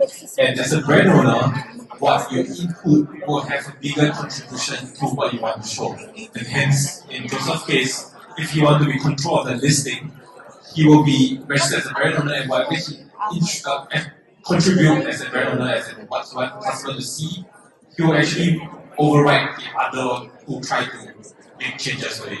Him as a brand owner can make the final decision on what he wants customer to see from the detail page. Yeah, thanks for sharing. So maybe Joseph, right? Since you mentioned a bit about the brand registry, I will just kind of highlight a bit more what brand registry is about. So actually, brand registry is the first step for you in terms of like to be able to qualify for a lot of brand building programs. So Amazon actually offers a set of tools for brand owners to help you improve your conversion, drive discoverability, and to protect your IP. So, like for instance, what brand store means, right? Is like, example, if you are shopping on Amazon, you can try to, for instance, you can try searching for Joseph's brand right now on Algorithm 40 on Amazon.com. You'll be able to see example of like what we mean by brand store. Okay. So later on, I will also share a bit more in terms of like why brand registry is so important for owners. Maybe let's hear from Joseph, right? Like among the different tools, right? Like brand store, A+ content, or sponsored products, like or even buying. Is there any particular tool that you think really help you grow your customer base or build your brand? I think the Amazon brand store, your store, is the best way to highlight and showcase your product. I mean, it was explained earlier on all the advantages versus having a brand store and not having one. So, taking the time to go through the process of having your own brand that is all its requirement, I think it's really worth it because I mean, at the end of the day, when you're using the Amazon or any other online platform, it's how you just present your product visually. I mean, there's no physical person who can shout, "Oh, come here, try this out." So it's all about how you present your product visually, either through pictures or videos. So it's a very limited platform. So you really need to maximize every bit of opportunity you have to highlight your products or your brand. Yeah, sure. Just to share a bit of like what it means by the brand store. So over here, maybe Stacey can help to walk them through in terms of like what are the different features. Yeah. I guess, like what Joseph said, this is the best place to showcase your brand, your product, your brand story, your brand history, your brand vision, and how you want customer to understand more about brand. I guess different people have a different approach to it. This seller, Naoki Masha, they have a very clean look, right? So they actually share with you where they source from, how that tea are being planted, best way to consume it, and then they actually showcase. They only have 6 products. You don't have to be selling 100 products to be successful. They only have 6 of them. And with these 6 products, they're going to share with you what's the different taste profile. So as a customer, you already know how kind of matcha you prefer, and from there they will tell you this is a different taste profile, and this kind of informative information is going to help you reduce customer returns, and customer going to eventually customer will try one and say, hey, this is I can take something heavier, then from there they can actually try different product. Yeah. So just to illustrate like what Joseph mentioned earlier, right? We talk about A+ content. So this is just like an example of a seller who before A+ content event versus the after A+ content. You can see that it really helps to visualize product. For example, if you want to buy a product, right, how does the product look like in your home? That's why they created these lifestyle images to let you kind of visualize how it is. Then they also feature a lot of the benefits, make it very clear and easy versus the one before that. And also each of the image has a very clear selling point. So this is what we mean by the A+ content that the brand owners in brand registry will be able to unlock this tools.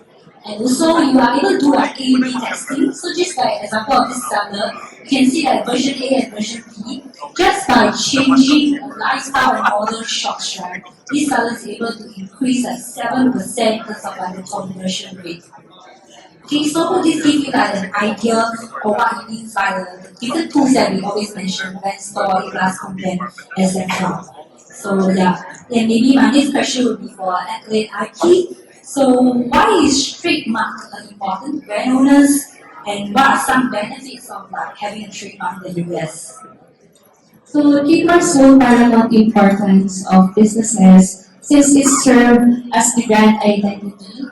And with a registered trademark, you will improve the visibility of your products on the Amazon platform.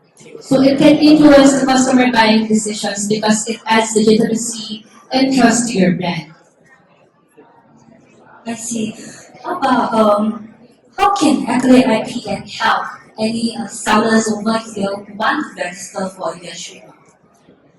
So for Accolade IP, we help you in filing your trademark application in the US. So prior to the filing of the application, we will conduct a comprehensive due diligence. This is to ensure that the mark of the client will be registrable in the US because as you may know, unlike in the Philippines, because in the Philippines, not all of the examiners are lawyers. But in the US, all of the examiners are lawyers.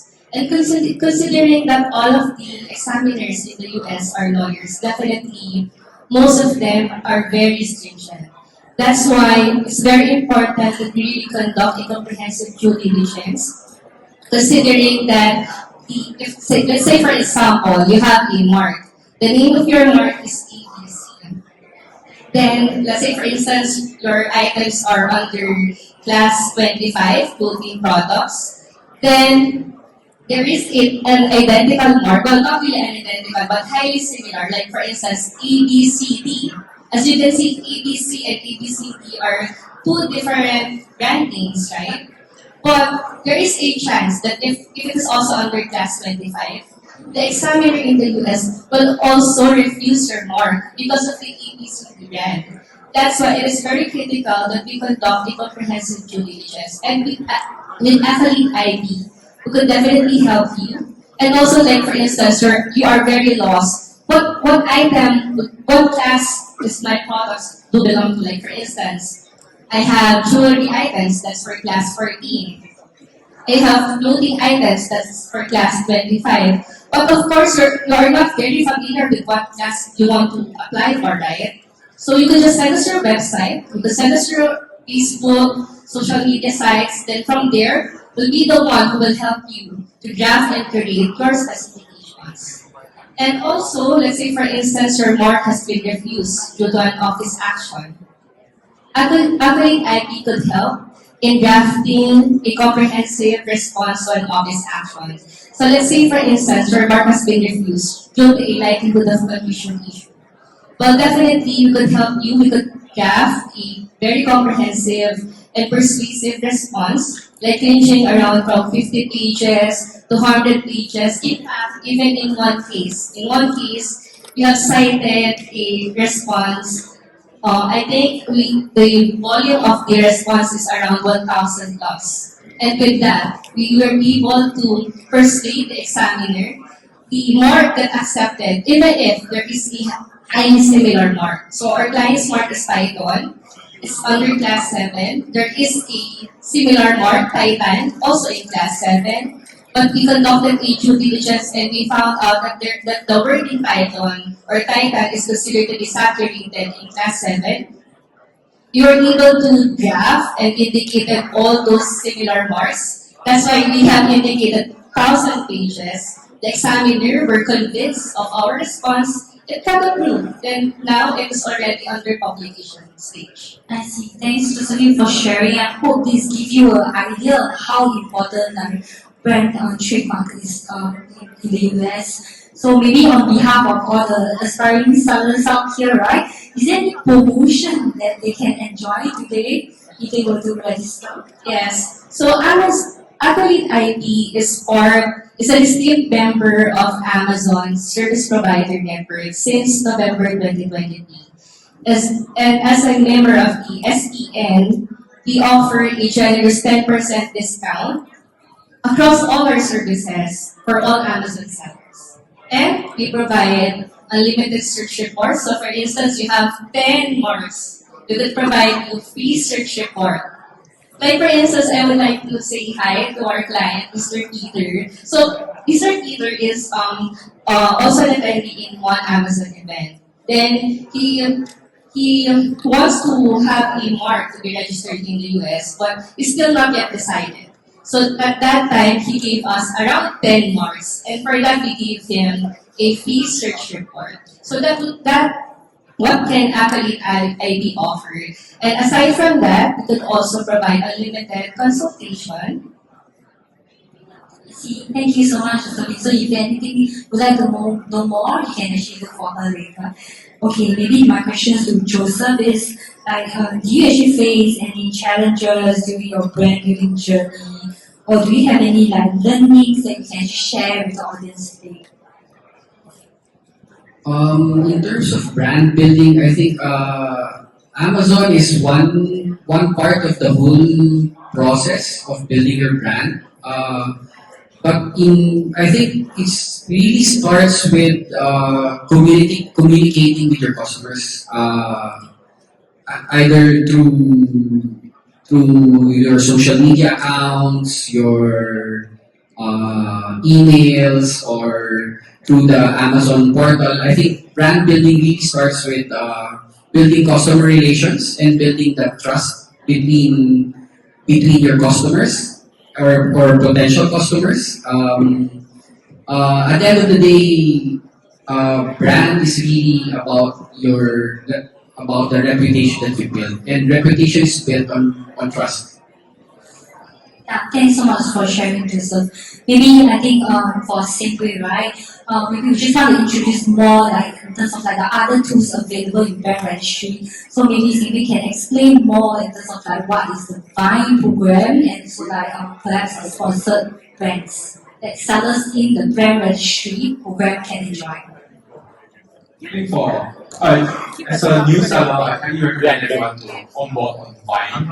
I think I shared earlier on is really on giving product out to customer in exchange for reviews, and reviews is going to be a very huge contribution to help you convert customer to make their first purchase.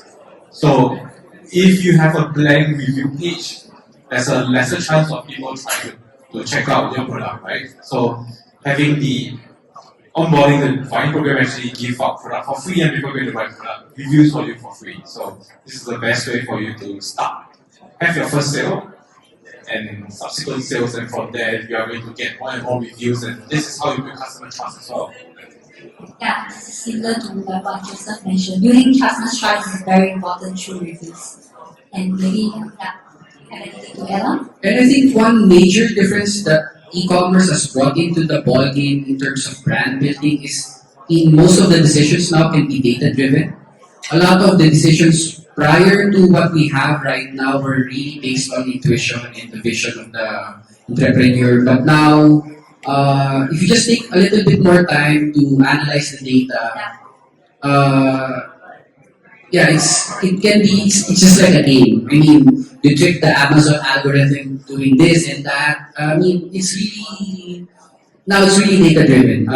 So that really sets it apart in terms of brand building as it's done before to the opportunity we have now in terms of building your brand. Even how Amazon changes its platform, it's actually still data driven. I mean, they've done the research. Okay, presenting your products this way with the templates that they have provides you. I mean, it provides you with additional information. You don't really need to reinvent a lot of stuff.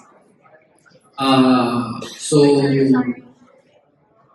that's what I think I would suggest for people right now is to look into the numbers, even you're talking about brand building. Yes, totally agree with Joseph.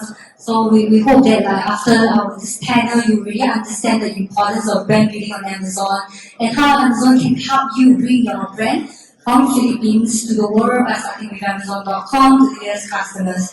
And maybe just to add on, there's also another feature within the brand registry called the sponsored brands. It's also a tool to help you have more product visibility. So imagine if you are selling like, for instance, like coffee maker. So with a sponsored brand, imagine when a customers type in coffee maker, the first thing that came to their visibility on their search page will be your brand, your products, and how it's being displayed to the customers. So these are really tools that is available for you, and it's free if you are a brand, you are under the brand registry program, which really helps you to improve your product discoverability, which is very important for new sellers and new brands out there. So before we close this panel, maybe I will just get each of the panel over here to share like one advice that you have for the audience today. You can start with Joseph. Within the Amazon platform, as I've said earlier, you really need to look into the numbers and invest in your brand in terms of before when we started, it's not that much that you need to do advertising within the Amazon platform. But now I think it's really a must in terms of launching your brand or a single listing or a single product to really invest in promoting your brand through advertising. Because getting the organic ranking on your first sale is impossible. That doesn't happen. So the only way to get visibility within the given keyword that you targeted is to pay for it. So be willing to invest and pay for the advertising, and hopefully, if you're doing things right, if you're looking at the numbers correctly, at some point in time, it will really pay off in the long term. How about you? Well, prior to the filing of a trademark application, I would like to emphasize that conducting a comprehensive search report is really vital. So this can streamline the process in filing a trademark application. So I would just like to give the example that I have discussed earlier. So for instance, you have applied in class 25, which is for clothing items. The examiners will not only conduct due diligence in class 25 rather. They will also conduct due diligence with coordinated classes. So you must know what are the coordinated classes. So let's say for instance class 25, for clothing items, they will also conduct due diligence for class 14, jewelry items, class 24, fabrics, class 35, retail and wholesale. Let's say for instance, you have cosmetics, that's class 3. They will not only conduct due diligence to class 3, they will also conduct due diligence to class 5, supplementals. So it's very important that you will not only stick to your classes in conducting due diligence. And just maybe advice from Siri, our commenter. I think my best advice is if you're ready to sell on Amazon with a certain level of budget for Josephine here to apply the trademark for you, do start with a trademark and then create your listing. I think that's really the best way. Like I mentioned earlier on, start right rather than create. I think the worst thing you want to do is spend thousands of dollars creating a brand without a trademark to realize that one day either someone actually owns the trademark already or someone else actually register your trademark on US and you're going to lose all the rights to it. And imagine all the money and time and effort that you spend being taken away by someone with $1,000 because all he did was to buy over the trademark, and now you don't own the trademark anymore. Alright, so I think that my best advice is if you have the budget, start with a trademark, start right, and it brings you further. Alright, thank you. Thank you everyone. So just to end off this panel, building a brand on Amazon is very important if I here for the long run. This is really a kind of open secret to a lot of successful sellers out there that they are actually brand owners. Because Amazon really made the effort to protect brand owners. So once you are in the brand registry program, you will not have to worry that other sellers are using your brand or selling your products. Because Amazon will actually help to take actions against that. Hopefully you gained useful information today. If you have any other questions, feel free to reach out to any one of us. Thank you.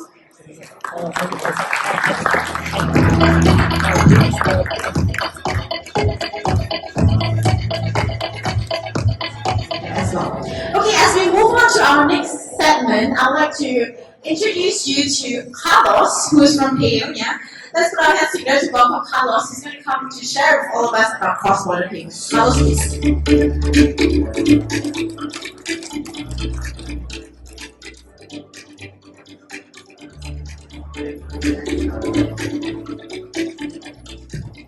Like this? Wow. So, hi everyone. Just a show of hands, who here is ready to sign up for Amazon?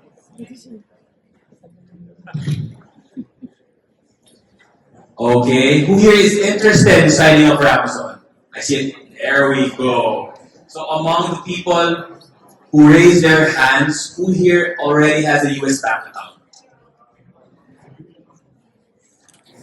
So first is that, again, my name is Carlos. I'm actually the inside sales manager for the APAC sub-region. So before we start, I would just like to say that please take your phones, your cameras, scan the QR code because you have a chance to win. It's either a laptop bag or a lovely travel kit courtesy of Payoneer. So please feel free to take a picture. So I won't change the slide until I see all phones are down, okay?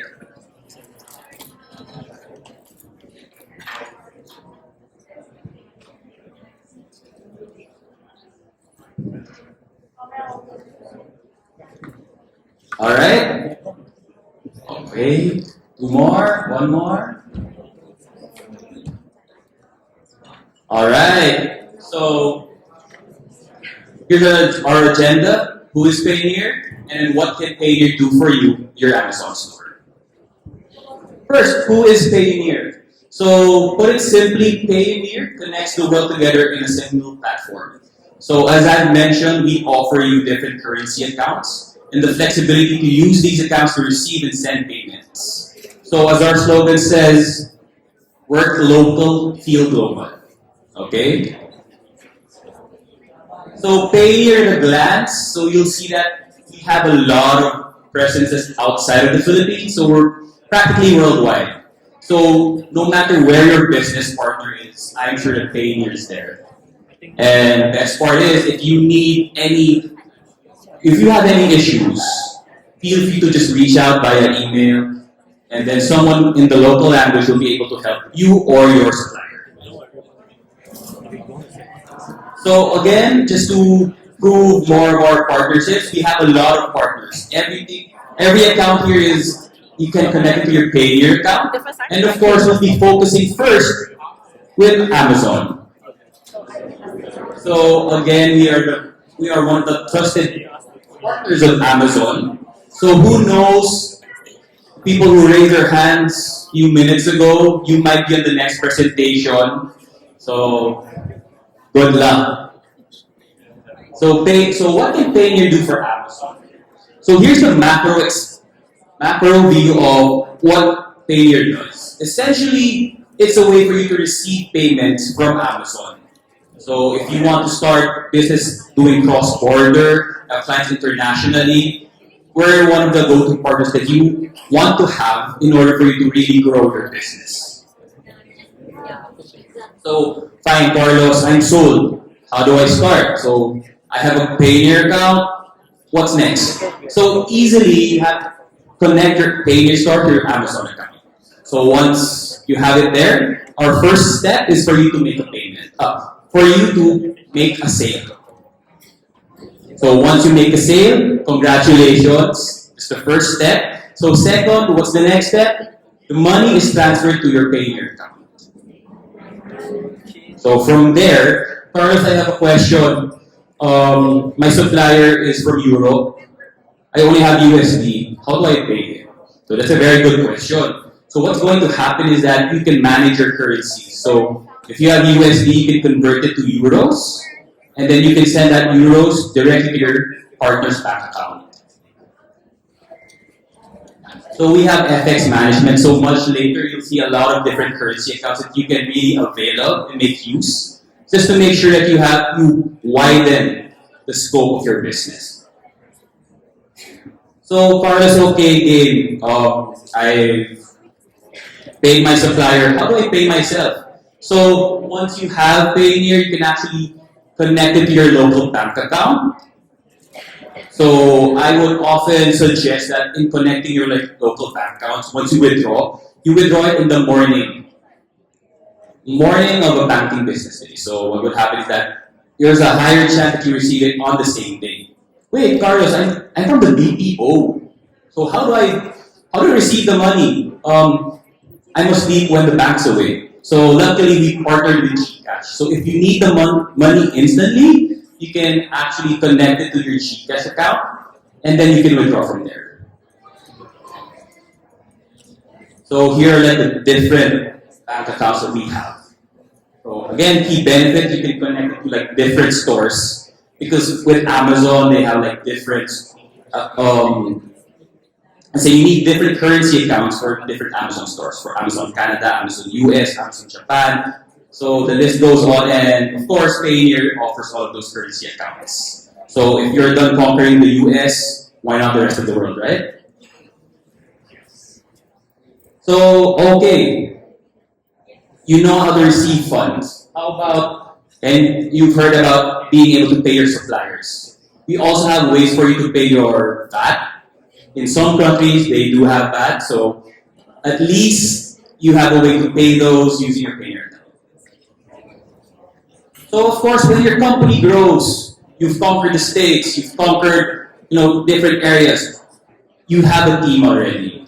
So you can actually hire people across the world and you can pay them using Payoneer. So it's either you make a payment. Make a payment is you send a payment Payoneer to Payoneer. Okay, what if my client or the person I hired doesn't have a Payoneer account? How can I pay him? Easy, you can directly deposit it to their bank account.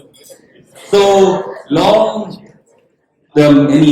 days are gone that you have to go to withdraw from your bank account and then go to Western Union, send the money, the commute, the hassle, the smoke. So just to pay one person, it takes you 1 hour. With Payoneer, it just takes you 5 minutes or even less.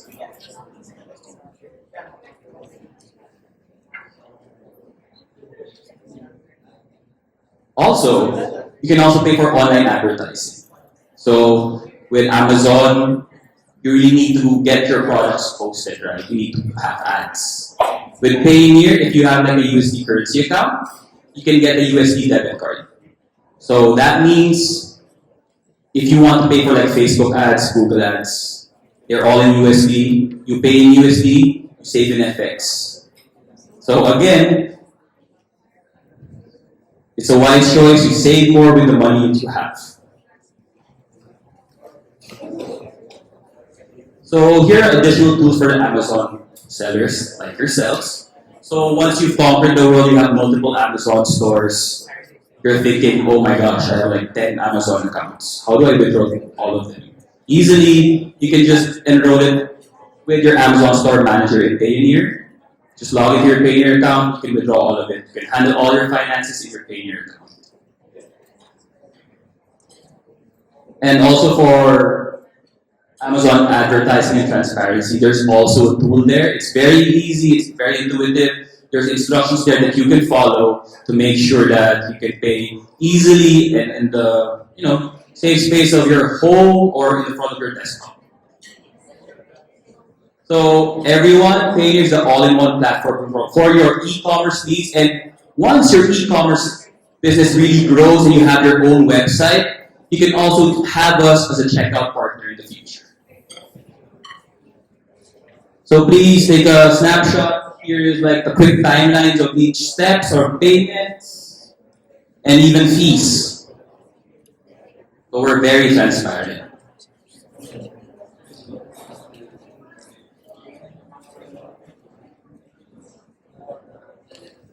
Alright. Yay. So that's about it for my presentation. Please follow our socials. If you have a question, my email is there. Please feel free to reach out. I'll be happy to assist. And lastly, everyone, after you mag-picture yan, importantly, again, don't forget to register. You get documents, PDFs, guides from Payoneer, as well as a chance to win these wonderful prizes. Wow! Exciting. So once again, everyone, please take a picture, visit us at the back, and have a good day.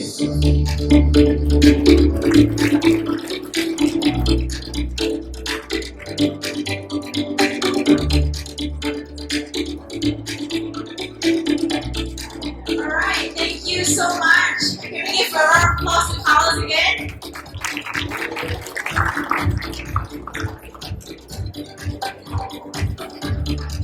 Yeah, alright, next up, can we invite Raymond from GoTyme Bank, Chief Marketing Officer. Raymond, please. Thank you. So I know it's getting late, it's around 7:30, it's past my bedtime, so I'm going to try to be as quick as possible. Yes, I sleep very early.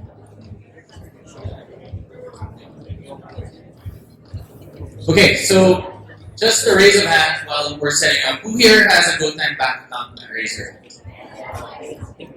That is a lot more than what happened to me last year. Last year I did that, tatlo lang nagtaas. Most of them are employees, but so very happy to hear that most people have it already.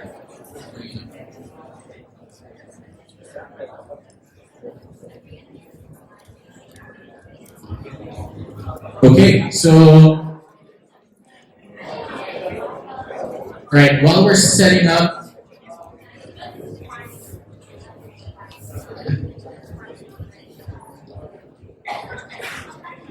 okay. All right, so I'll try to be as quick as possible. You guys probably know me by now, but something a bit about myself to the people that heard me earlier. Just like you guys, I have a sideline job. I manage Airbnbs in La Union, and I do get paid in USD. So I share your problems, I share your troubles, and it's not because I work for GoTyme Bank that I'm pushing that it's the best bank for people like you guys, people like myself, but it's proven. I do live it, breathe it. So a bit of a disclaimer, this is not Amazon, but yeah, so a bit about ourselves to those that don't know, we are part of the Gokongwei Group. To the people that don't know the Gokongwei Group, Cebu Pacific, Robinsons, Supermarket, Chippy, Jack and Jill, all of those guys actually comes from the Gokongwei Group, but we're also part of Time Group. So we're a global digital bank. So we have a bank in South Africa. We have a bank here in the Philippines, and we're about to launch one in Vietnam as well. And it's going to be named GoTyme as well. So very proud of that. Stand from the Philippines naman, export it to the world. So just like Amazon and what you guys are doing here. Okay, so where are we now? We are now, I'm very proud to say, this is the first time we're able to put this in this slide. We are now the fastest growing bank in the Philippines. So very proud. Di namin pwedeng gawin yan anytime, but now we can. And this I took yesterday. I used to work for Paymaya. I like this picture because lamang kami sa Paymaya, just for that day. But yes, it is the top bank now in iOS. But this is more than anything. We have now around almost konti-konti na lang 3 million users that have switched their banks to GoTyme Bank. And this is within 16 months. I'll explain why this has happened. The first one is we focus primarily on the user experience. Who here got the card now? Oh my God, that is a lot of people. Galing, di ba? I'm very proud of it because I thought it was so galing. Spit out a card, your name at the back, print it out like very quickly. But just a bit of an introduction. We are now number 5 in terms of monthly app users amongst all banks in the Philippines. Wow. And bata pa kami. In terms of active debit cards, we are now number 4. In terms of all financial institutions, we are now number 9. And that includes GCash, which is an e-wallet and not a bank. So that's where we're at right now.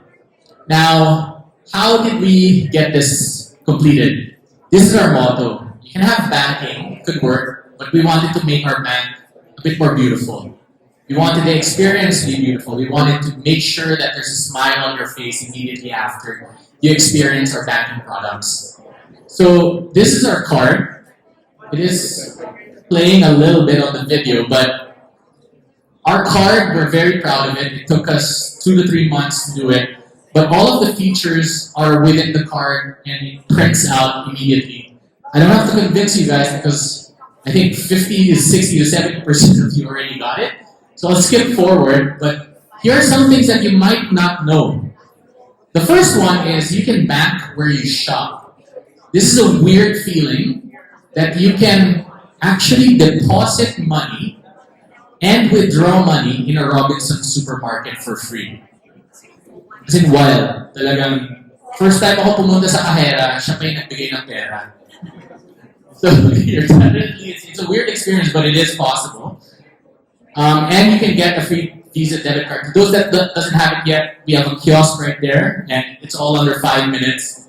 We actually have a couple of people that did that and paid for their Amazon global selling, like right on one fair loop. Okay. Actually, we timed it. It's around 3 minutes and 46 seconds. We really timed it.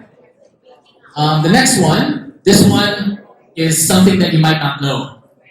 Since we are a global team and we have South Africa, Vietnam, and Philippines, our platforms are a bit more, globally ready. So the security that we have is the same things as what NASA has. So because I don't think we can operate globally if we don't have that level of security and technology. Now, this is the one thing that I want to put up. We do, and we have claimed it, probably one of the lowest forex amongst all banks for international swipes. This is something that we just started promoting, and from our international campaign, Ready, Jet, Set, GoTyme, no withdrawal fees abroad, lowest forex, and if bibili kayo ng flight, syempre, welcome way group in Cebu Pacific, so I have to push my brothers and sisters there. It's the best card for it. Kasi yung points about kuha mo, almost 3.7% points back. Ganun kalaki. And I think that's something to be proud of. Now, this is something that we recently launched. Paano naman kayo? Banko kayo, pero wala kayong ATM. Actually, meron na kaming ATM meron. Dang. So we're starting to roll out a couple of ATMs. We have one near our office, the other one in Ayala Mall. I know, galit sa akin si Robinsons. Okay lang. But yeah, our ATM looks like this, and it's going to be free withdrawal, and we're rolling it out nationwide. Okay, now a couple of things. Why this bank account? It's 4% interest. No missions, no Kembot, no nothing, just completely, it's how a bank account should be. 4% stable interest rates, no minimum balance, etc. This one, I think a lot of people really do like. We have 3 free bank transfers per week. So it is very usable. And it renews every Monday. And it's always free within GoTyme Bank accounts, obviously. But we do have it for, if you're sending to another financial institution, sending to BDO, and all of those guys. Now, one thing is launching in the next couple of weeks. We will have a USD time deposit and possibly a yen time deposit and also kind of a pound time deposit. That will just show up in the app. We'll let you know, but it is coming real soon. 7-Eleven deposits just went live. Caltex is also boosted points, so to those doing gas. So it's really kind of like one of the most powerful debit cards out there. Okay, now, why are we here? Grabe, tagal lang intro, para lang dito, 10 minutes. It's really, for us, the best bank for business owners and one of the best banks for freelancers. We didn't actually know that this was happening until we asked the community. We have a lot of freelancers, and I think they just found the hack, and we're just right now promoting it. So that's why we're here. We're letting everyone know that this is happening. And receiving international earnings, USD, into your GoTyme Bank account, one of the best. I think that's, for me, the biggest unlock that we have. So the first one is Payoneer, since we're friends with those guys. We don't have any limits, because we're not an e-wallet, we're not Gcash, so we're a bank, so we're not bound by the same rules, and we have a lot higher level of scrutiny and security out of it. Money is received in GoTyme Bank within 2 to 3 days, but just like what Payoneer said, if you do it like in the morning, you'll receive it within 1 to 2 hours. So yeah, I think it's the best exit money out of Payoneer accounts. And for PayPal, this is what I use all the time. I'm a big fan of this. Money is received in GoTyme Bank instantaneously, and it's 1.5 exchange rate, and it's auto-enabled and all of those things. So quite a big one for those people that are receiving PayPal for their payments in USD. Now, one last thing to add here, it is one of the best cards for ads buying. This one's a good one. What we've learned, and this is new to us, literally just came from one of our research that came out like last week.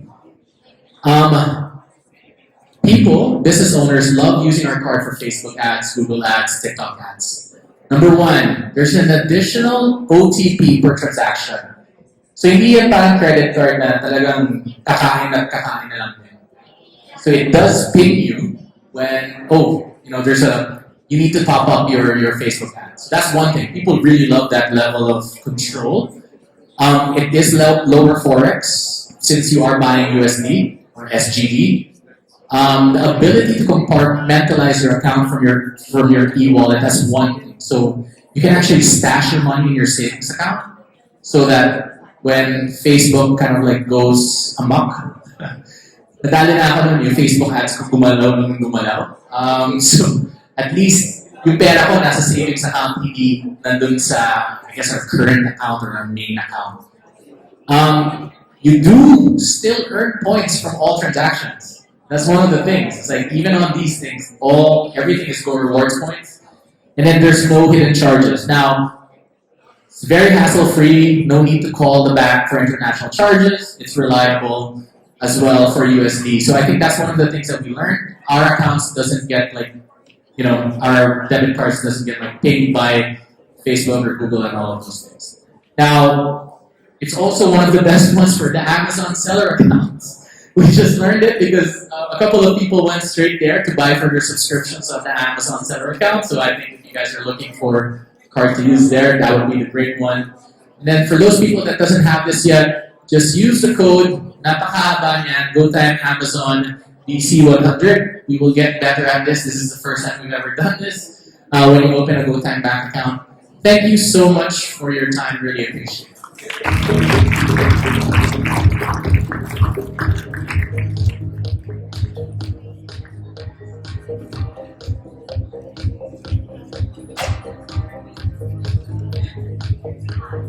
Alright, let's give a round of applause to Raymond again. Amazing presentation. Amazing speaker. Next, I'd like to invite back on stage. Because of the. I want to invite back on stage Bradley, who will be sharing more with us about product research. Bradley.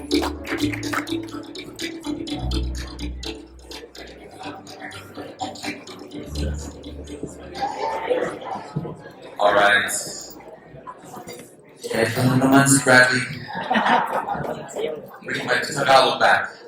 Anyways, it's great to have met a lot of you at dinner time, and a lot of new people here, a lot of people using Helium 10. It's great to have met you in person, and since there's a lot of new people here, some of this might be a little bit advanced, but pay attention, because there's two reasons I think it's important that you pay attention. Number one is if you do plan on selling on Amazon, this is going to really help you. And two, I think the more you see what is possible when it comes to research on Amazon, I think you'll get more excited about the possibility of what you can do on Amazon. So these are 5 under the radar strategies to help you in 2024. All right. So the last time I did a live demonstration, these are some slides that I prepared, and these are the exact strategies that I've been doing that can help you whether you're brand new, looking for your first product to sell on Amazon, or maybe you are already selling on Amazon, you're looking for your next product. Okay, number 1, find out which variations sell the best. So what variation means, for those of you not familiar with Amazon, you have some products like bed covers, or I don't know how you call it, comforters, right? And they have different sizes, single, double, king, queen. And then each of those have different colors, red, blue, green, pink. Each of those is a variation. Now, traditionally, on Amazon and tools like Helium 10, if you try to look at the estimate, we can't tell you exactly how many units each one is selling. The number that you see in Helium 10 and other tools, it means how many all of the different colors are selling. But if you're new on Amazon and you're looking to sell this kind of product, or you're looking to get into this category, you don't want to have to buy 20 different variations from your factory for your first product. Maybe you want to focus on which one is selling the best. All right? So here's just a couple of quick ways that you can do that. The first one is something called Product Opportunity Explorer. So you guys saw how you could actually sign up for an Amazon seller account for only $1 for 6 months. If you have that, if you did that, you have full access to this. It's kind of crazy. You don't even have to have a product to be able to access this part of Amazon. Okay, so you open up Product Opportunity Explorer. You put any ASIN. ASIN means the identification number of a product. You put it in there, and it's going to tell you all of the other colors or sizes or quantity, whatever's the variation, how many clicks they've had in the last year. So usually you'll see one with like 100,000, another one 90,000, and the rest maybe like 3,000, 4,000. So now, without knowing exactly how many sales each one has, at least now you have an idea. Hey, what is the most popular color? What is the most popular size? That's a new way that you can use to get that variation. Another one is the tool I showed you earlier today. You remember when I was showing you the collagen peptides and how it had a lot of phrases that said coffee in it? This is that same tool. This is the Chrome extension. You can actually get this Chrome extension for free. Just go to helium10.com/extension. 100% free. But once you have that extension, you run Review Insights and then check which color or which size has the most reviews. Because if it's getting the most sales, it's probably getting the most reviews. So there's another way that you can see which one has the most sales. Another advanced strategy is really amazing. And this part just blows me away, and again, it's coming from Amazon. This is called Search Query Performance. Now, the only way you can get this is if you have a brand on Amazon and your brand registered. Do you remember they were talking earlier today about how to have brand registry? This is one of the reasons why you should get brand registry. Not just for your protection on Amazon, but it's also so that you can have access to amazing tools. Now, why do I love this tool so much? I know it's hard to see here. This is one of my accounts of the actual product I sell. And this, I know you can't see here, but it says coffin shelf. I sell crazy things. I sell this shelf that you put on the wall, it's shaped like a coffin. I've sold hundreds of thousands of dollars of it over the last years. Anyways, this is that account. And it tells me for this keyword, how many total clicks have happened overall. What does that mean? That means, it'll say something here like 5,000 or 10,000 people, whatever, searched for coffin shelf. 10,000 crazy people out there searching for that crazy keyword, right? Of those 10,000 people, I can't see this here, but let's just say it says 1,400. 1,400 people clicked any product on the page. Okay, so again, 10,000 people search, 1,000 people click, Maybe the other 9,000 people are just looking, I don't see anything I like, let me go search for another crazy thing. Okay, so 1,400 people click. And then it says here 16 people purchased the product out of those 1,400 who clicked it. What does that mean? That means the conversion rate is less than 1%. So 1 out of every 100 people who actually searched this keyword, clicked on a product, only 1 out of 100 are buying it. Now, first of all, that by itself is interesting because now you know, hey, which keywords do really have a lot of buyer intent? Which keywords are very popular for buyers? But what it does is it gives you another column of your clicks. So this here is my product. So out of those 1,400 clicks, mine was, I think, something like 100, right? And then I actually purchased 3. So what's my conversion rate? 3%. So my conversion rate for my product is better than the competition. So this is just kind of mind-boggling that Amazon would show this information. It's really amazing. But now I know, hey, this is a great keyword for me. I want to advertise at the top of the page. I want my product to show. Why? Why do I say that? Because I have a better conversion rate. All I need is somebody to see my product and they click on it and they're going to buy my product more than everybody else on the page. This is what that data is showing. So if you are selling and you have brand registry, and I know there's not many of you who do, but some of you do, you have got to be in this report. It's really incredible the kind of visibility that Amazon is giving us with this information. Now, one other thing in the same thing, search query performance, is understanding where your impressions are coming from. So, has there anybody in here used search query performance before? These reports? 1, 2. All right. Do either of you know what does impression mean when we're talking about Amazon and search query performance? What's an impression? Okay, so impression means somebody saw the product in the search results near the top of the page. So if I type in sandals and I see the search results, all of those at the top of the page, that's 1 impression each. Each of those is an impression for me, for my product or somebody else's product. But page 3 or page 4, maybe there's some results, but I don't click to those pages. There's no impression. So it's there, but there's no impression. All right. So impression means somebody saw my product after they searched a keyword. So this is really cool that Amazon is telling me how many impressions there are. So, for example, here it says there was 3,700 searches. So 3,700 people searched a keyword.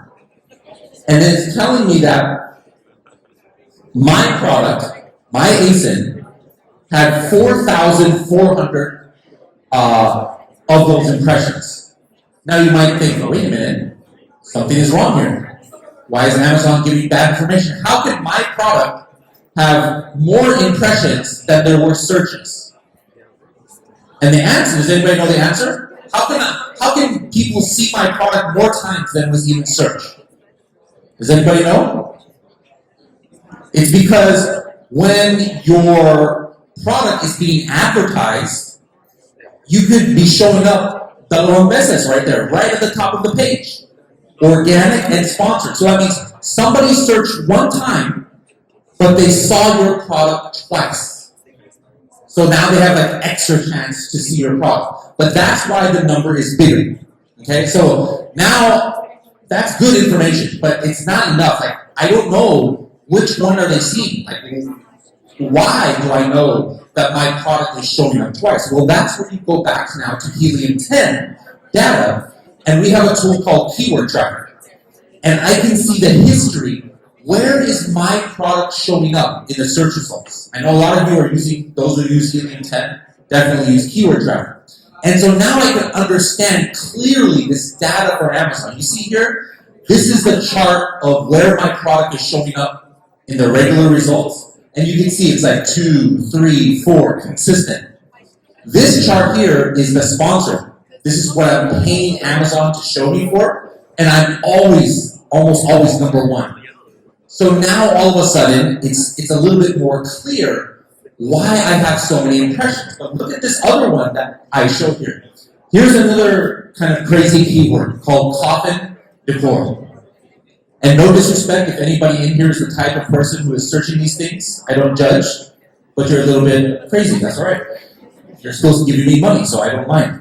Coffin decor, look at this number. It says 3,600 searches, so almost the same as the coffin shelf. But look at my impressions, 1,100. So maybe I'm just looking at this data from Amazon, and I just don't understand. How can these two keywords, almost identical search volume, but one is different for the impressions? Well, again, I can just go back to Helium 10, and now I can understand, wow, look at this. This is position 50, 60. That means I'm the 50th product that shows up. Am I getting impressions being on page 2? No. They have like Amazon humor. They say, hey, where is the best place to hide a dead body? And they say on page 2 of Amazon search results, because nobody's ever going to go see it, right? Those of us who shop on Shopee, Lazada, we search something, we look, and then if we don't find it right away, we just go search another keyword. We're not going to page 2, 3, 4, 5, 6, 7, right? So same thing. If my product is showing up so low, there's no impressions. Same thing there. It's not consistent. Only sometimes am I showing up at the top of the page. The rest of the time I'm all over the place. So then now I can understand the information better. And now if that keyword is a good keyword for me, remember that other report where I showed how you can see if you have a good conversion rate for a keyword? Let's say I know this is a great keyword for me. I can increase my sales immediately. All I have to do is get more eyes on my product. And so I can easily do that with Amazon advertising. They have a pay-per-click model where I can bid a certain amount, and based on the bid, whoever has the highest bid, Amazon will show you at the top. So if I'm obviously not at the top right there. So now all I have to do, okay, my bid is $2, let me put it to $3, and now I'm going to show up at the top, and I can just crush my competition. This is just amazing, amazing things thanks to the data that Amazon gives us. All right. This is a simple one. Do you remember that socks I told you guys about earlier? Here's those socks that I was selling. It says, if you can read this, bring me coffee. And then I had said the problem with these was Amazon didn't understand that coffee is important to my listing. So here's just a really advanced tactic. If you are having trouble getting indexed for a keyword, like for me, coffee, for some socks, there is a part of your Amazon listing called special features. Just put that keyword in there, you'll be indexed immediately, almost in 15 minutes, if you ever have trouble indexing. All right? Another one is you need to check the indexing on those main keywords. Okay? So this is a tool in Helium 10 called Index Checker. And this is important to use because just because you write some words and put it in your listing, it doesn't guarantee that you're searchable for that word. Okay, we talked earlier today about dog leash for Chihuahua, right? Maybe I put that in my listing, dog leash for Chihuahua. It doesn't guarantee that I'm going to be searchable or indexed for that exact keyword. Sometimes it's just one individual keyword that gets blocked out. And like Chihuahua might get blocked out. Index Checker is something that will help me to go ahead and know if I am indexed for it. And then I can see, this is what I did for my coffee socks. I saw that coffee, the dash means I'm not indexed. So I knew instantly I have to get indexed for the word coffee, and that's why I put it in that special features. All right. So if any of you are working on your own Amazon account, or maybe you've got a client that is having trouble getting indexed or PPC, try to put that keyword into your special features. Okay? And this is, by the way, this is how special features looks. And so this is exactly what I did. I put coffee socks for women. 15 minutes later, I was indexed for that keyword that I was having trouble getting the index for. Last one here is, we talked a little bit about this earlier, but looking at peak sales periods. Do you remember how I showed you the graph of that dog leash? It was almost a straight line, right? The sales never went up or down. That's not usually the case. A lot of times, products are what we call seasonal. So here's an example of one. This is a chart of the BSR, bestseller rank. And the lower the BSR, what does that mean for the sales? That means it's good sales. The higher the BSR, that means bad sales. So what you should do is when you're trying to analyze a product, you're doing product research, and you're wondering, hey, I want to know what part of year does this product sell the best? You just look at this chart and look for the lowest number. That's the one I have here, so the lowest part of the graph.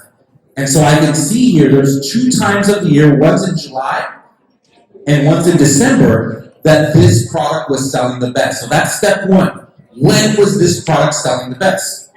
The next step is, I go into another Amazon tool. This is called Brand Analytics, top search terms. This is another powerful tool that Amazon has and is free if you have Brand Registry on Amazon. And I take that date, whatever date that was or week that was, that they had the best sales. I want to know what were the keywords that people were searching for that really helped them get those sales. So this is kind of like taking a time machine, and I went back right here, it was July 14 for that one product that I just showed. So now I said, on July 14, for this product, which keywords were they one of the top 3 clicked? That is what Brand Analytics is telling you. So again, super valuable information. When does this come in handy? Let's say, what month are we in right now? Is it March? Still March, right? People are probably not buying Christmas tree ornaments in March, right? We know that's a very hot seller, maybe in November and December. As a matter of fact, those Christmas tree ornaments, they're probably not even in stock right now. Maybe the seller sold out, and they're not going to put any inventory in until, September or October. Well, you couldn't do research on that. You don't even know which product was selling the best. So if you want to sell Christmas tree ornaments this year, you have to start preparing now, or March, April, May. But how would you know how to make your listing? You can't use Helium-10 necessarily to find out, because we're showing you what's happening now. You want to know what was happening in November last year, what was happening in December. That's the important time for a Christmas tree ornament. So using this tool, and the next one that I'm going to show you, you can go back in time, any month of the year, any day of the year, and find out what were the keywords used. This is not as important for the dog leash. It's the same keyword throughout the year. It's not like, hey, in November I'm going to search dog leash. In February, I'm going to make up some other keyword. No, it's always the same. But for seasonal things that have to do with holidays, and things like that, this is an important tool to know what to put in your listing. The other one is in Cerebro. Cerebro is another tool in Helium-10. You look at any month in history, and then you can see, where was this product getting their sales from? Where were they advertising for? I cannot stress how important this is, or how valuable this is. Like, I, before, would have been willing to pay like $500 a month. Let me just tell you what was happening before. This doesn't happen anymore, that's why I can say it even though Amazon employees are here. Years ago, Amazon didn't have any of this data, except a little bit less of cool data. They had some special report that was for some special sellers Amazon had, some special vendor sellers. What was happening, it was in the news and everything, there were big sellers, big rich sellers. They were bribing Amazon employees to give them that report. say, hey, show me the keywords that my competitor is advertising for. They were paying up to $20,000 for these reports. The biggest sellers, obviously the regular sellers, like me, I would never do anything like that. But if I was a bad guy, it doesn't matter because I'm not. It's not worth it for me to pay $20,000 unless I'm a huge seller. But that's how valuable this information was. That they're bribing employees until they got caught to get this data, and now Amazon is giving it for free to any brand registered seller. That's how powerful this data is. So that's I think that we're going to go to some questions now. Let me just see. Hold on. Serious Sellers Podcast. I've had over 5 million downloads. It's the #1 podcast for Amazon sellers in the world. So please make sure to just, if you pull out your phone, if you use Apple, just go to Apple Podcast and hit subscribe. Let's make this the #1 podcast in the Philippines for today. It's geolocation, so you guys can promote me. Or if you have Android, if you have Spotify, type in Serious Sellers Podcast. Hit the notification button and hit subscribe. I've got a lot of great episodes on there where I talk to experts, but I just talk to regular people. I talk to people of all kinds and just ask them, hey, what's your story of selling online? And then also Serious Sellers Podcast, that's my Instagram. So that's another good way to reach out to me or to follow me. Just look on Instagram, Serious Sellers Podcast. And go ahead, if you took a picture today, make sure to put it in your story and tag me. I'll repost it. Maybe I'll give you guys a special reward for that too. But right now, I wanted to leave. I think we have about 5 minutes or so for some more questions. All right. So it could be about selling on Amazon. It could be about e-commerce. You can ask my chicken adobo recipe. I don't remember, so actually don't ask me about that. But just ask me anything you want about Amazon. I have a lot of experience, and I've talked to thousands and thousands of sellers. So maybe I don't know the answer, but I know somebody who does. So please don't feel shy. Raise your hand, and then or come up. Go ahead and come up right to the microphone. Here's the microphone right here. Yeah.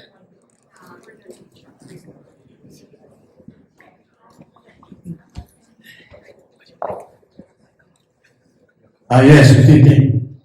My question is, as a newbie, how could we possibly determine our beginning balance and running balance? Yeah, very good question. So it's very important that you think about that before you jump in. Imagine you put all your money into a product and you don't even have enough to ship it. So there's different ways that you can calculate. The very first step is first check the profitability. All right, so I would get a quote from a factory, or if you don't know a factory, go to Alibaba.com, and the product you're looking for, what is the price you can get it for? And then there's the free calculator on Helium 10. It's called Profitability Calculator. Put that number in. What is the quote you got from the manufacturer? What are you thinking you're going to sell it at?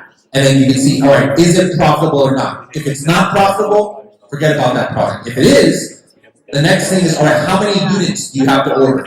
Factories always have a minimum order quantity. Sometimes 500, sometimes 1,000.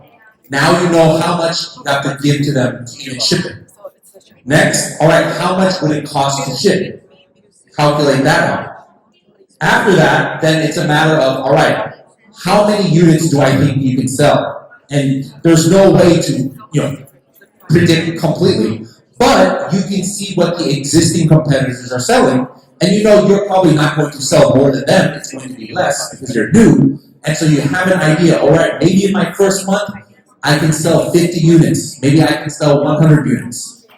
Next, you have to calculate your advertising. That's the big thing of Amazon. I like to kind of budget 10% of what I'm selling.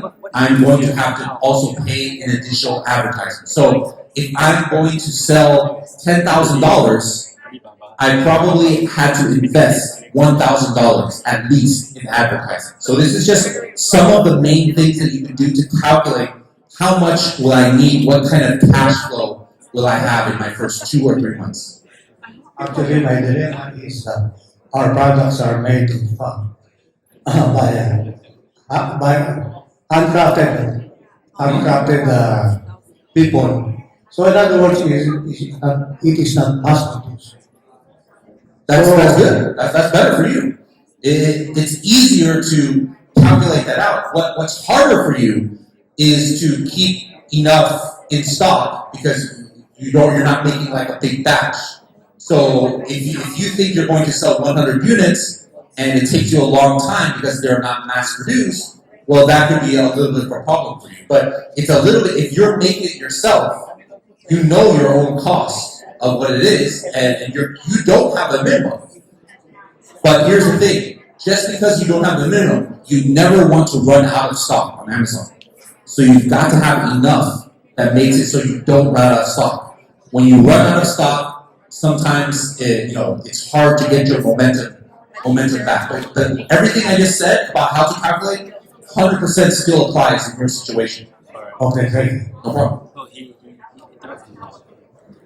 Any other questions? Go ahead.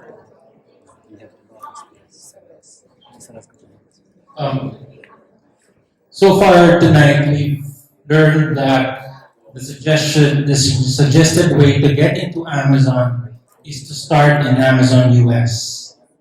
But we've also learned that there are something like 20 plus countries, territories where Amazon operates. Are there instances where, when we want to launch our first product, are there instances where it is better to choose a smaller market, such as Canada, Mexico, or even Singapore? Never Canada or Mexico. No offense to them, but for people here. Now, if somebody lives in Mexico, it's probably better to start in Mexico. Now, the reason why people say it's best to start in Amazon US is because that's where there's the most customers. Amazon US has something like, 75% of all of the volume of all the Amazons. Number 2 is Germany, it's like 10%. And everything else is less. So there's so much traffic there. But here is a couple situations where somebody here in the Philippines might be better selling somewhere else. Amazon Japan is also a very big marketplace. They're number 3 or number 4.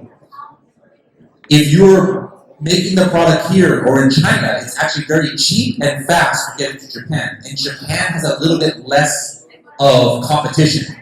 In addition, you might have some family who lives in Japan, and then that makes it even easier. So if somebody has family in Japan, somebody has family in Singapore, they can register locally, I would say, and they just want to get their feet wet, same thing for Australia. I know a lot of us have family in Australia too. Those would be situations where even though the market is small, it might be easier to start there if you're just trying to get some experience. But you're never going to get, quote unquote, rich selling in Singapore or Australia only, or Egypt or United Arab Emirates. The ones where you have a really high ceiling is USA, Germany, UK, and then maybe Japan and India. Thank you. All right, guys, thank you very much. Nice to see you all.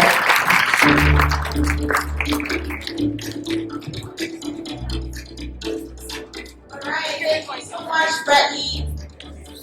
Next, I'd like to invite Gisela Lin from HyperSKU. She'll be sharing more about sourcing.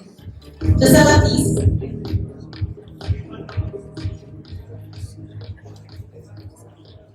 Hi everyone, good evening. So I'd like to highlight this. So HyperSKU is the first sourcing service provider at Amazon Philippines. So today I'm going to introduce how you can sourcing from China. Okay, so this is Gisela, and I've been with HyperSKU for over 3 years. So we are helping sellers sourcing from China and sell globally. So especially I'm going to talk today about how you can sourcing from China and ship to the States. And I'm in charge of marketing and partnership. If you've got further questions, we have a booth at the back. So you can also ask my colleague. Okay. So for today's slides, I'm going to share about how you can identify your winning products. And I will suggest you using Pivot 10 later, and how you can master sourcing in China. And then how HyperSKU can help you all the way from the journey, from sourcing, warehousing, put your logo on your brand, and also ship to the States. So first of all, identify your winning products. So here were 5 steps I would recommend you to do your own product research. So first of all, identify your niche. So how many of you already know or already decide what you're selling? Yeah? Okay. So I recommend you focus on something you like, something you have an interest in, or something you have more knowledge than others. So when you find or looking for the products, you would find more interesting. You will have more knowledge of it. The second one, conduct your research. Like there are so many different tools like Amazon bestselling or like Helium 10, like what he mentioned about, just like your profitability calculator, and also I would also recommend like Google Trends to find whether your product will still be like from time to time whether it's still like popular, and also identify whether your product will profitable. So all of you want your business to be like sustained, so you might need to make sure your product is profitable. And the fourth one, sourcing suppliers. So that will be the most headache for you to source your headache from China. I know today, like most of you, like many of you, come to our booth and ask us like, hey, I'm sourcing from Alibaba, and what's your suggestion? Or what can I do after that?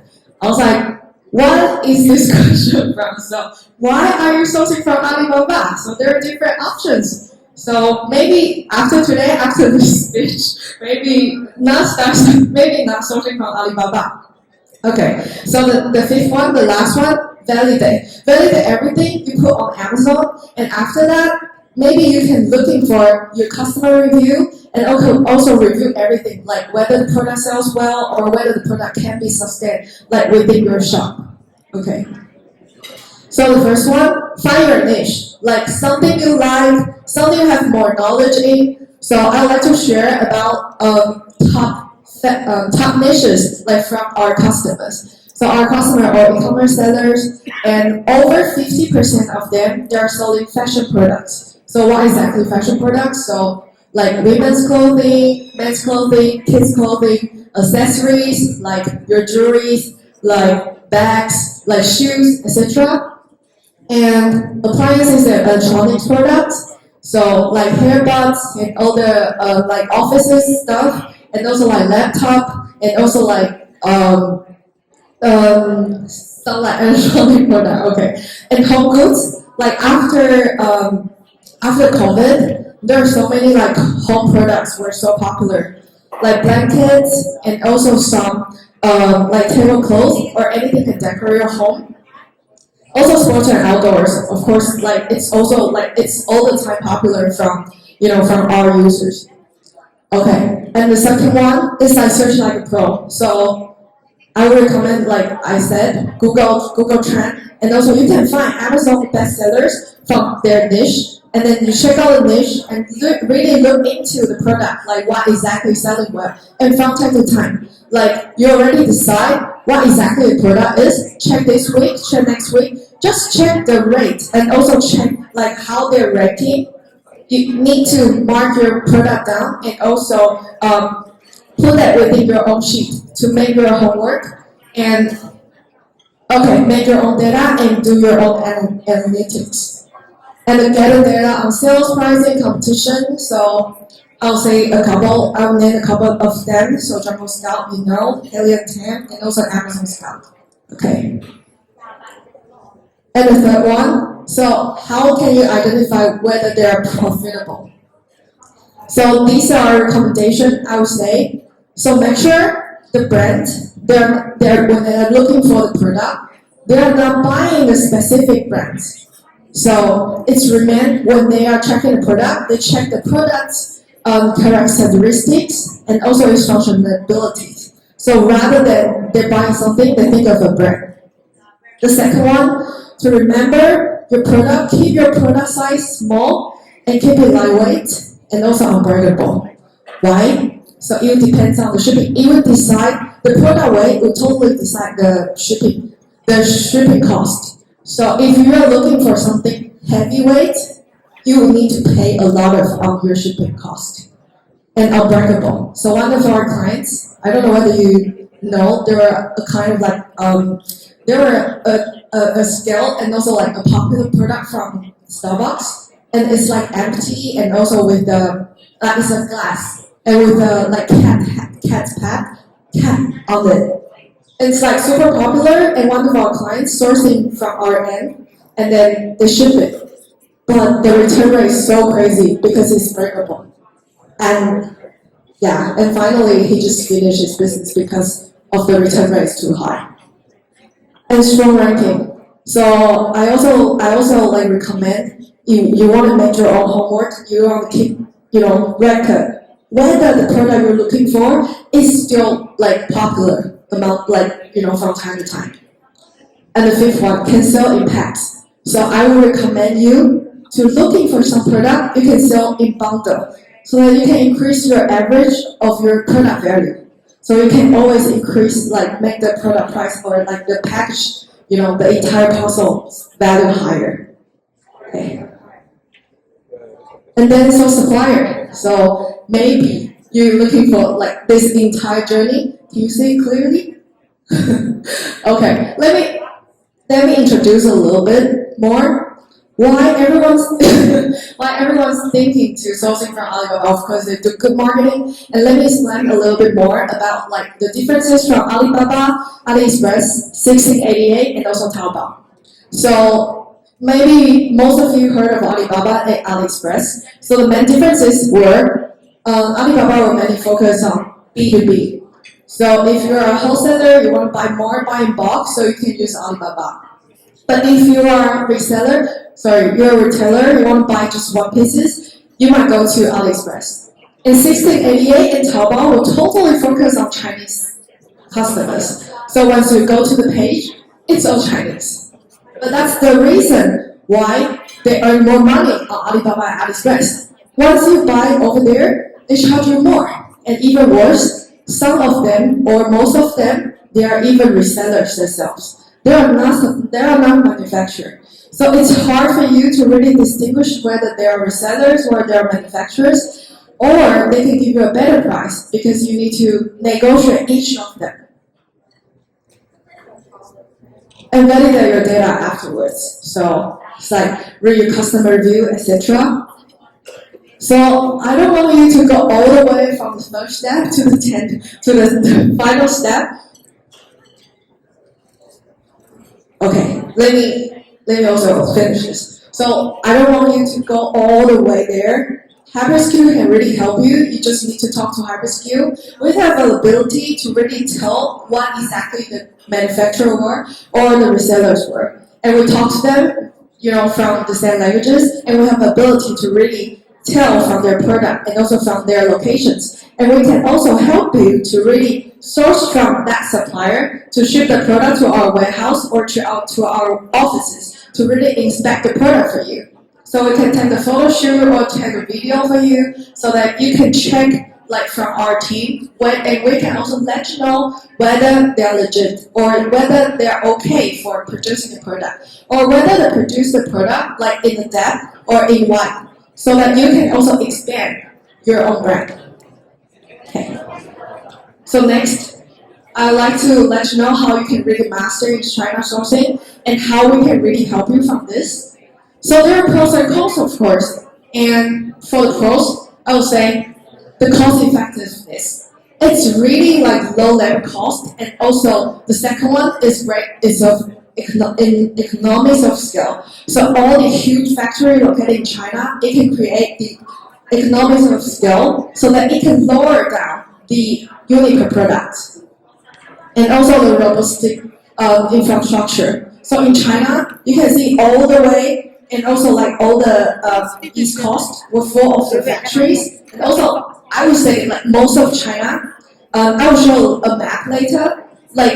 Within some e-commerce people's mind or some Chinese mind, we already have a map.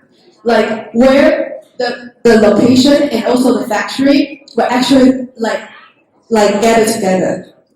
Okay. And also the rapid production capability. So the return, like the turnover rate of Chinese manufacturer was super quick compared to many other countries. Okay, and also diverse manufacturing ecosystem. I would say you can find most of like everything from Chinese suppliers. Okay, and mature integrated supply chain. So not only the manufacturers, there are also shipping lines, there are also local routes, there are also like different ports to support all the supply chain. And everything is integrated together. There are also columns. Supplier vetting. So this is the super like biggest headache for you.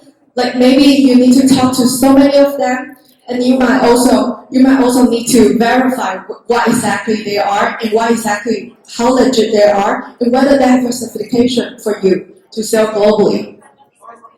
And logistic delay. Even the production were quick, but sometimes they are bad at their own shipping routes, or they are bad at shipping all the goods outside of China. And also the cultural nuances.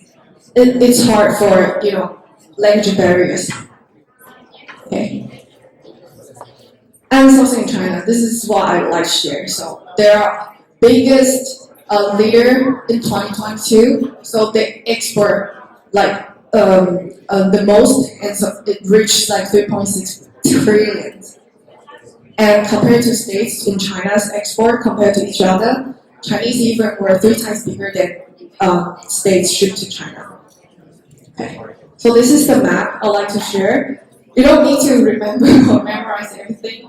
So when we talk about Jiangsu or Zhejiang, we're thinking about, hey, they are producing clothes. And when we talk about Dongguan or Guangdong, we're thinking about they are doing about like electronic products.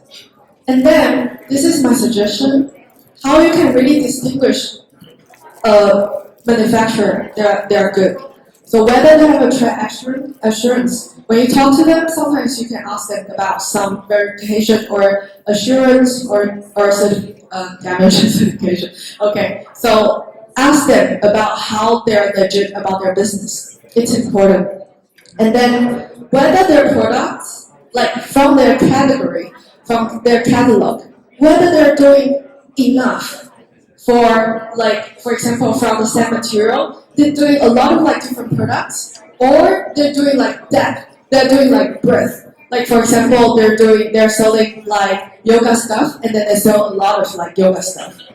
So you would know how exactly they're doing, and whether you can tell from a little bit whether they're resellers or they're manufacturers themselves. And then number of staff.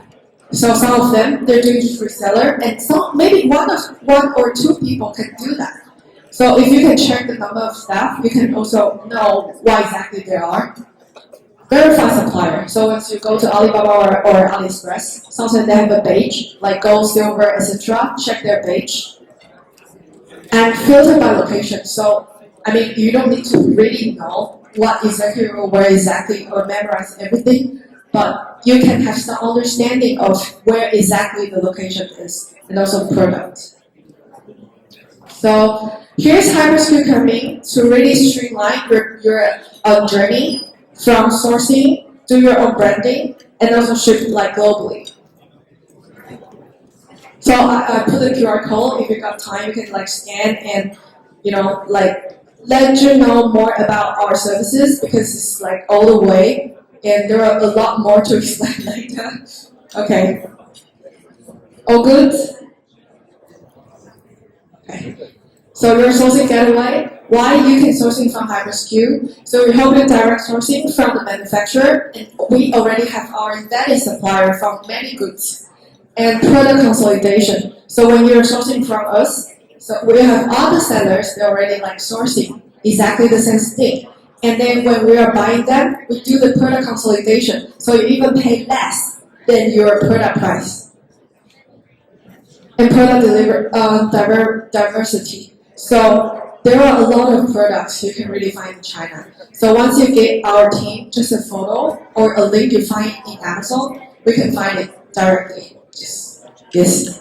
And product recommendations. So this is something I think most of you might be interested in. So our marketing team would do like product research from LinkedIn, from Instagram, from TikTok, and we do the recommendation for our sellers. And also we have a monthly catalog to really share what exactly selling well. Sometimes from our own data, sometimes from social media, but we don't really disclose all the data from backend, but we will mix in a little bit within our catalog.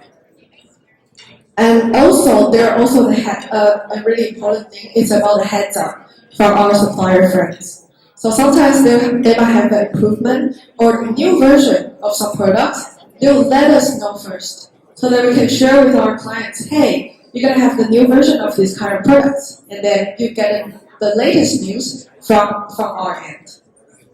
And the scalability.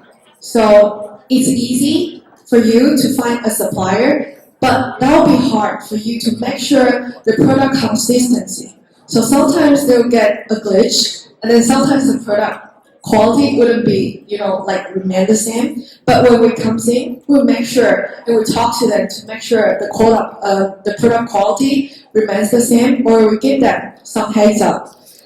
And then the scalability. So as we remain in e-commerce, sometimes your sales goes ups and downs. And then that's also the reason we step in, because we can find different suppliers to really help you to source the same products. So we make sure your product will your production stays the same, and we make sure to find different suppliers for you. So that's the reason we came in. Customize your brand. There are also many people come to our booth and talk to us, hey, I want to put on my brand. And also Amazon also mentioned about you might earn more to really make your own brand. So here is how we can do. We can put a thank you card within packaging. We can also negotiate with the supplier to really put your logo on your products and put your logo on the packaging.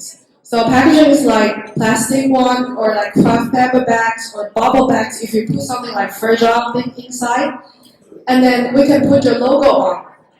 Like we can also help to design your own logo. So there are different things like HyperSKU can do. Really can help you to tailor your brand, to really help you to customize and also tailor something for your business. So it's not only a supplier, not only a manufacturer, so we also like your business partner to help you do more for your business. Robust is logistics, so I don't need to mention a lot. So railways, roads, ports, shipping, air cargo, and freight. These were all things like China is so ready for helping you your business from China to globally, especially to the States. And here where HyperSKU can be.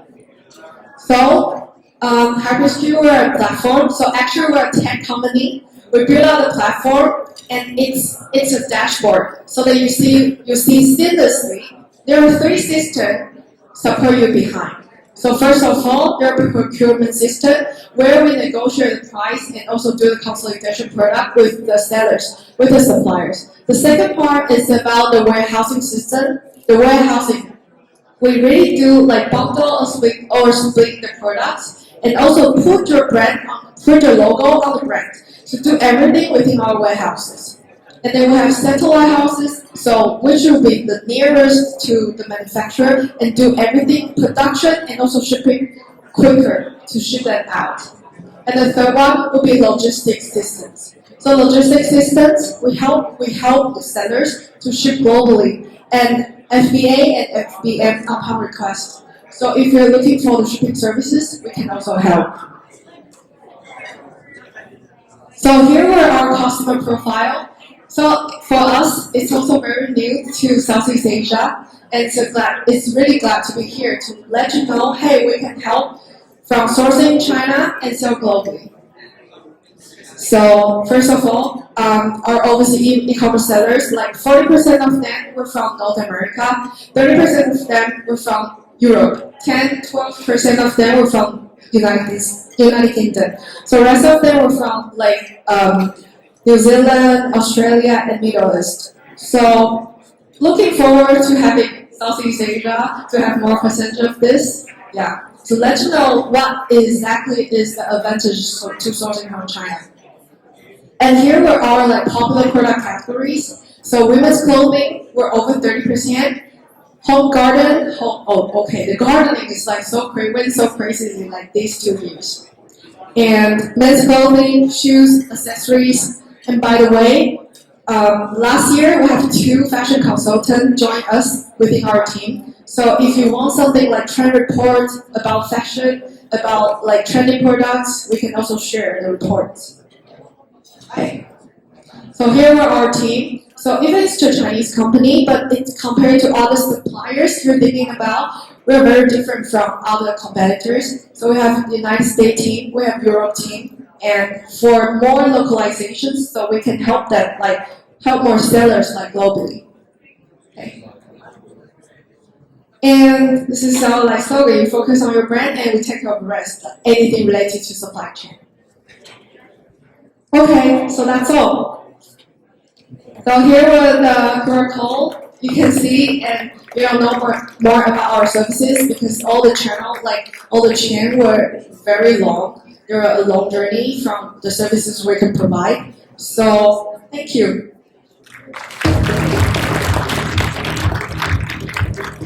Oh, any questions? Any questions?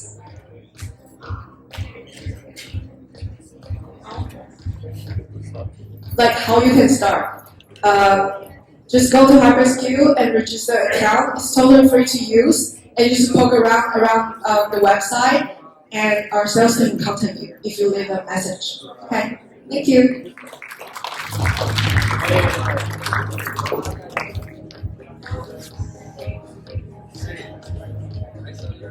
Yes, can we give Gisela a round of applause? Alright, now you know who you can go to for your sourcing needs, right? Okay, with that, I'd like to, it's getting late, I know, but bear with me. We have one last presentation, and that will be from our account manager, Segway, who will be sharing more about product research, as well as something that you guys have been asking us a lot about, account registration. Alright, round of applause to invite Segway up on stage again, please.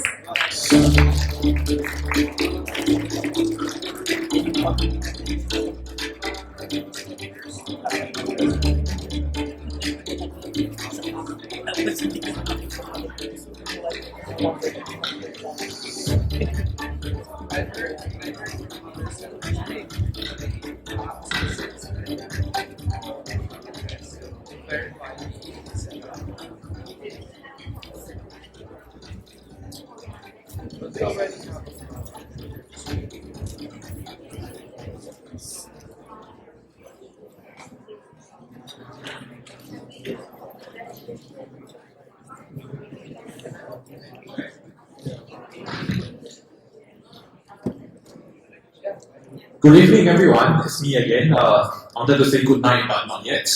So it's just 2 more presentations, and I think we are done. So I think just now we have a very wonderful speaker, Bradley. I think he shared a bit more about Helium 10 and what Amazon Product Opportunity Explorer can do.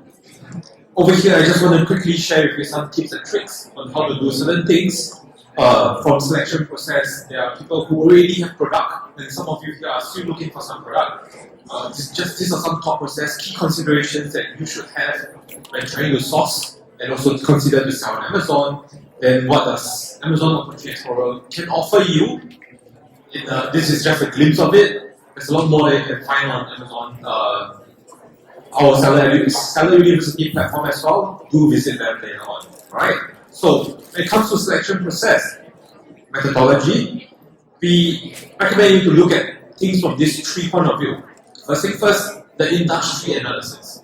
Because you have industry analysis within Philippines, you should also consider to look at the US industry analysis, how the country is growing, the potential, some tools that you can find from Amazon platform as well as external platforms, right? Then down to product analysis. How can I develop a product? What kind of USP do I have against or be better than my competitor? Is there something that you will take note of? In terms of seasonality, customer reviews that you can consider. Lastly, what price should I be selling? Alright, so what pricing, ultimately you are here to start a business. to make money and not to make donations. So make sure that you have a solid pricing strategy to ensure that your business will be able to grow and you are able to make money out of this. So industry analysis.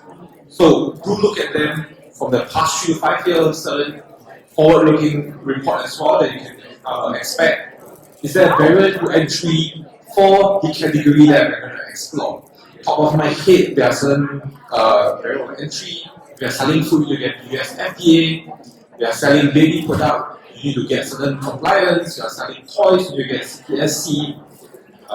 What else? You're selling electronics, there's something called FCC from the US. So different products have different compliance, different level of barrier of entries. However, with the higher barrier entries, it also means that you may have actually lesser competitor. Alright? So depends on where you are. If you really have an advantage in a certain category because they're selling them in Philippines, do not shy away from it. Find out a bit more. Is there an opportunity for you to explore? Understanding the competitive landscape as well. So understanding the changing of trends and seasonality. Will you be selling will you be selling winter clothes during summer? Will you be selling gardening tools during winter? Certain things that you avoid because in the US there's 4 seasons, right? So in the East Coast there's very extreme weather that get heavy snowstorm. However, on the West Coast it's slightly lesser. There's no heavy snow on the West Coast. So understand the seasonality and your consumer profile in the US. This will help you have a better understanding of will your product be suitable for the US. This is something that you can consider of developing your own USP, whether you want to be someone's substitute, something being other than being a substitute, you want to have a very customized some form of innovations, and how can you create a different series of products to cater to different group of people, whether you're entry level, mid-tier, and premium level. So some different considerations that you can have when trying to create your own product. Right, so lastly, product reviews is something that we cover a lot. How can you get customer to buy your product first? You get product reviews. At the same time, after you get a lot of customer reviews from your product or your competitor, how can you make use of this information to develop your own product? Look at the worst comments and the best comments. Make sure you do not make the same mistake as the worst comments, and make sure you have all the features and the best comments. So, I'm selling a winterproof jacket. Let's say this competitor is selling a winterproof jacket. However, the winterproof jacket is easily torn. It's the best waterproof jacket, but it's easily torn. How can I resolve this problem? So look at this comment to make sure you develop product against your competitor reviews that you are going to research on. Then pricing strategy, understand the different pricing that Amazon has. These are the fees that Amazon will charge you. Then subsequently know how much is the competitor selling. Do you have a profit? Is there a gap that you can make money out of this? You do not need to be this. You should not be selling the cheapest unless you really have a very, very, very good cost. Otherwise, don't try to enter a market being the cheapest, because being the cheapest, someone else can always try to be cheaper than you. Develop a unique selling point that can give you a better advantage. Have a better customer trust. Customer is willing to pay $2 more for your product over your competitor. This will be your long-term advantage, because the moment you go on a price war, you will not. Someone can always be cheaper than you. I think that's best. You need to understand that someone will be cheaper than you, and there's no point going on a price war. All right. So these are some tips that we have here. So understand the US climate. I mean, if you're planning to sell in the US, you won't be reading the Philippine forward-looking trend. I mean, you can use it as a reference, but understand more. Attend more trade fair, attend more events, understand a bit of difference about culture. If you have family and friends living in US, have a chat with them, understand what's the top selling product there. If there are Filipinos there, is there something that they would like to see more from Philippines to the US? That may be something that you can consider if you are targeting the Filipinos in the US. talk to influencers, customer reviews I just mentioned, and of course, make use of data that being a professional seller on Amazon gives you access to, and of course, external network like Google and research. So this is some tips and guides on what to sell on Amazon. Do take note that they may be from last year, so just make sure that update, read it as a reference, understand them, and make your own judgment and research from there. Alright? Hey, any more photos? All done? Okay, a quick touch on Product Explorer. Product Opportunity Explorer. This is how the feature looks like. How do you actually use it, right? You find opportunity using this with 3 different main ways of searching it. You can search it by an overarching category. For example, I'm selling clothing, I can just be looking at fashion. Or I'm selling home and kitchen product, I just search home and kitchen. That's all you do search. Topic based on your current catalog, it can be. So basically, let's say if you're selling jewelry necklace, just search by jewelry, or bracelet, or rings. That's kind of keywords that you can use. Lastly, research term that you can actually just basically search whatever you have on your mind, just search it and you can find something from there. So with this Product Opportunity Explorer, this gives you a different level of details. It starts with the keyword search. Then you can go down to product level, which we call ASIN, A-S-I-N. Alright, so after you click on this respective category, you will be able to look at, respective keywords. You're able to go into it and you'll be able to find the ASIN details. And you can, from there, you can research, compare, look at the competitors you have within a category and make a judgment from there. So I won't be able to go through every single potential judgment that you can have, but this is something as a reference, right? These are something that you can have in mind. What's the objective? If you want to find product niche with high search volume and low competition. So high search volume means people are looking for them, low competition means you have lesser competitor. So how can you do it? Focus on the key metrics, the search volume, and the number of top click products. The lesser number of top click products means you have lesser competition. Understand? So then from there, shortlist. How do you shortlist? I look at 1 million search volume in the last 360. Minimally, this category should have 1 million search volume in the last 360 days. The product, 30 or more top click products. Alright, this is just an example of what other features that the Product Opportunity Explorer can do. Basically, you can see the different product level information, the launch date, the click count, the average selling price. These are information that you should, your product, if your product, the average selling price for the category is $40 and you're planning to sell $150, you are probably pricing way too high than the average trend. Trend lines that you can consider. This is insights on the top click products, and there's also a very insightful insights on customer reviews. So with this tool, it actually summarizes top good comments and the top worst comments. So from there, like I mentioned just now, make sure that you have the feature of the top comments as well as not making the same mistake as the worst comments and customer, your competitor have received. Alright, the same QR code if you have missed out any of this.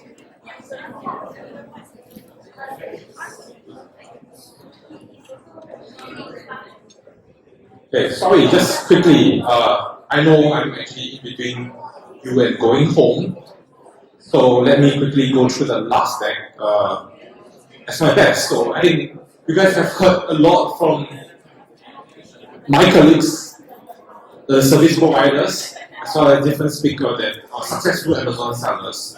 So now, if you have questions, or rather, the action that you do now is actually to start creating an account. And how do you create an account? I'm not too sure if you have heard anyone who have faced challenges, and hence today we are having this session to make sure that you are well informed of how to create your account. So basically this is the guide. I think just to quickly summarize, the best discount that we have today is $1 discount for the next 6 months. Right?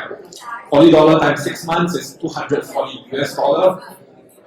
If you would like to create an account, do it before 4th of April so that you can enjoy this discount. Sorry. So yeah, correct. So what I'm saying is, do it before 4th of April if you would like to create an account. You can use it to explore as well as research for products to sell. And this is the conditions, and Philippines is there. So you guys, as Filipino, will be able to enjoy the benefit. I think the most common question we actually hear from today is, do I need to have a US company or US citizenship to create and sell on Amazon? The answer is no. You do not need to have a US citizenship nor a US LLC business, basically, to create an Amazon account. You do not need to. So you can be a Philippine individual or business. You can have a DTI license, you can have a DTI certificate, or SEC, both works. Alright, so yeah, so you can be individual or you can be a business creator. Okay, so quickly, let me run through this.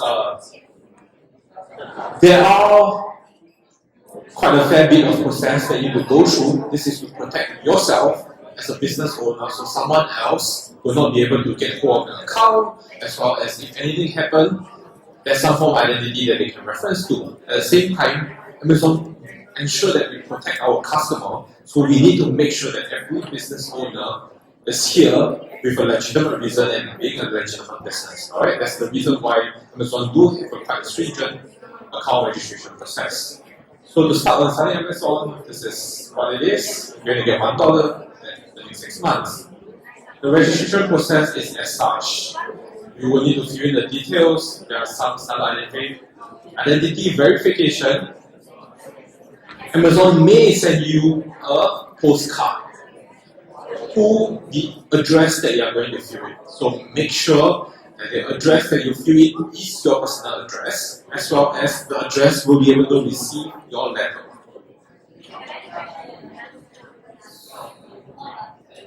If you can see clearly, this is how it all started. You select your country, and I believe everyone here should be selecting the Philippines. Then you'll choose your business type. Are you going to be a business owner or an individual? If you're an individual, just choose individual. Then you can just move on to filling up your names. If you are selling as a business name, just fill out as your business identity. From here, you'll be filling up your personal detail. Being a business owner, you should fill out your personal details. Those who have a setting up as an individual will just carry on as per your names and address, right? So as you go on to these stages, there will be phone number as well as an address. Make sure this phone number belongs to you, as well as the address is something that you'll be able to receive information, and Amazon will verify, randomize. Yeah. So you wouldn't know when Amazon is going to send you a postcard, and they will ask you to key in the code to verify that this account is yours and you are a legitimate person, right? Next will be billing. So billing, how Amazon is going to charge you the $1, you need to have a credit or debit card, right? So with that card, you need to make sure your card enables US, or basically not US, sorry, overseas payment. Alright, so if your card doesn't enable you overseas payment, this will not go through. Find a card that is able to get overseas payment set up. As you move on, then now think of the most wonderful name you can have for your Amazon store. Right? So over here, now you'll be deciding what's the store name. You can still change it later on, but good to have them right at the start. So if you have a barcode in Amazon requires to be GS1 certified. So make sure that if you don't have a GS1 certified barcode, it's fine as well. Just click no, and are you a manufacturer or representative? You can just click accordingly. This is not going to impact anything, right? Then as you move on, you get SIV, is something called seller identity verification. It's a very detailed process to make sure that you are a legitimate individual. So make sure these documents are all clear, high quality. If you are using a passport, make sure there's signature, there's different supported language, and make sure your documents are not expired. So this is where you upload your documents as well as a proof of address. This address needs to be the same as the address that you input earlier on. Because by the proof of address requires you to either have a bank statement or a credit card statement. And this, both for either one of these statements, the address needs to be the same as the address that you have earlier on. Definitely your name needs to be the same as well. Alright? So your name and address needs to be consistent throughout the whole application process. This is on a sample of the Filipino passport. You make sure that you sign them before when you submit it. And upload a bank statement. These are the requirements. You do not need to showcase any of your bank amount. You can remove them. What we need is to make sure that the letterhead, your name, and your address.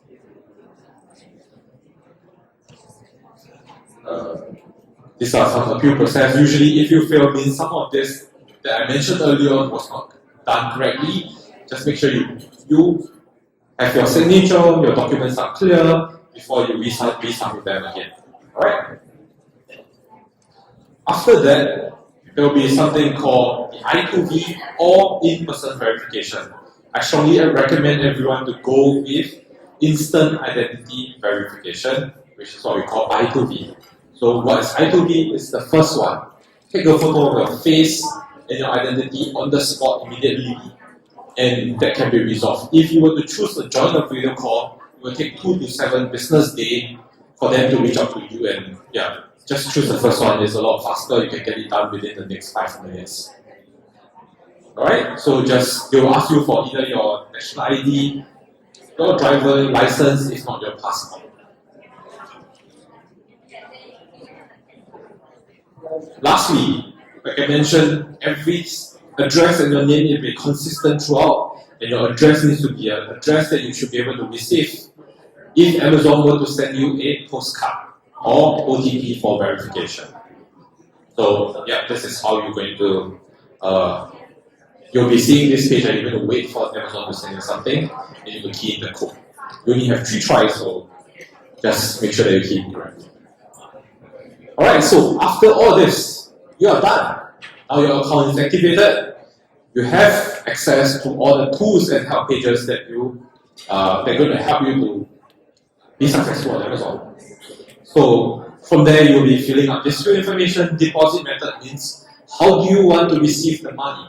So you can either use your Philippine bank account or create a virtual account that receives in USD, because then you can decide when you want to cash out, because you may be paying your supplier in USD. You don't want to keep having a currency conversion, right? So you can have a US bank account, a US virtual bank account to receive them in USD and transfer out whenever you want.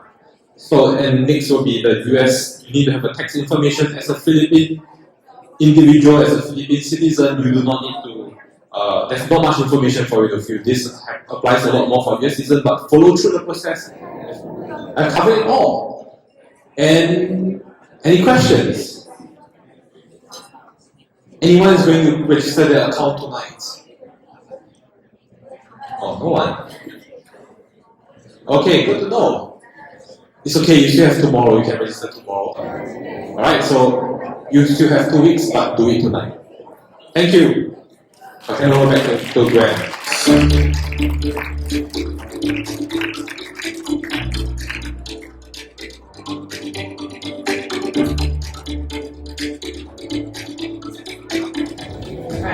So thank you so much once again for coming down, staying till so late.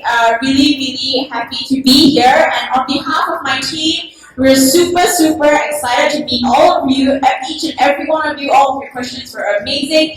We had so much fun speaking to all of you.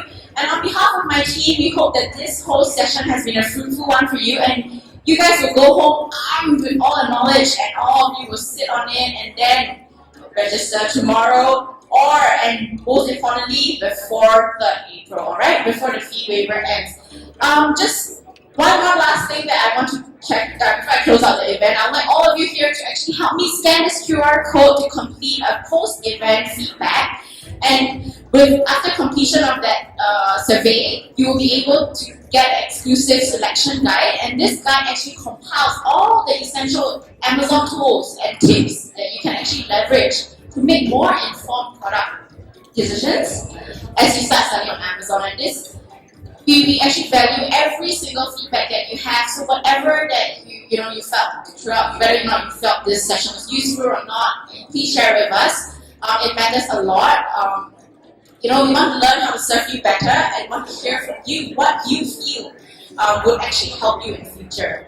And thank you so much to all of our supporting organizations too.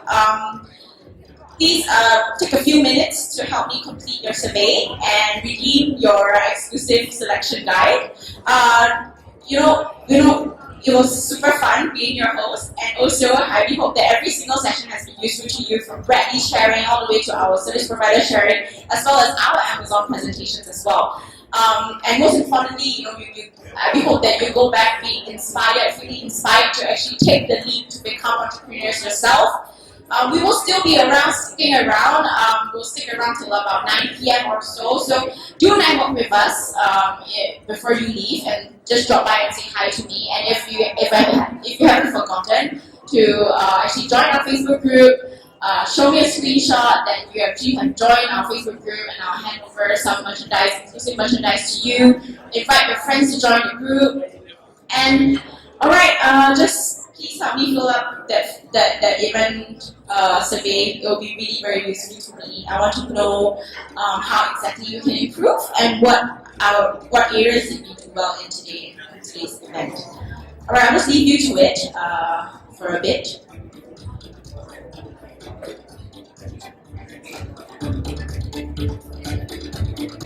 Alright, as you guys walk through the questions, thank you so much once again. Words can't fully express how grateful I am for every one of you here that came down, so especially for this event. On behalf of my team, thank you so much once again. We wish all of you here a good evening ahead, and good night. Bye-bye.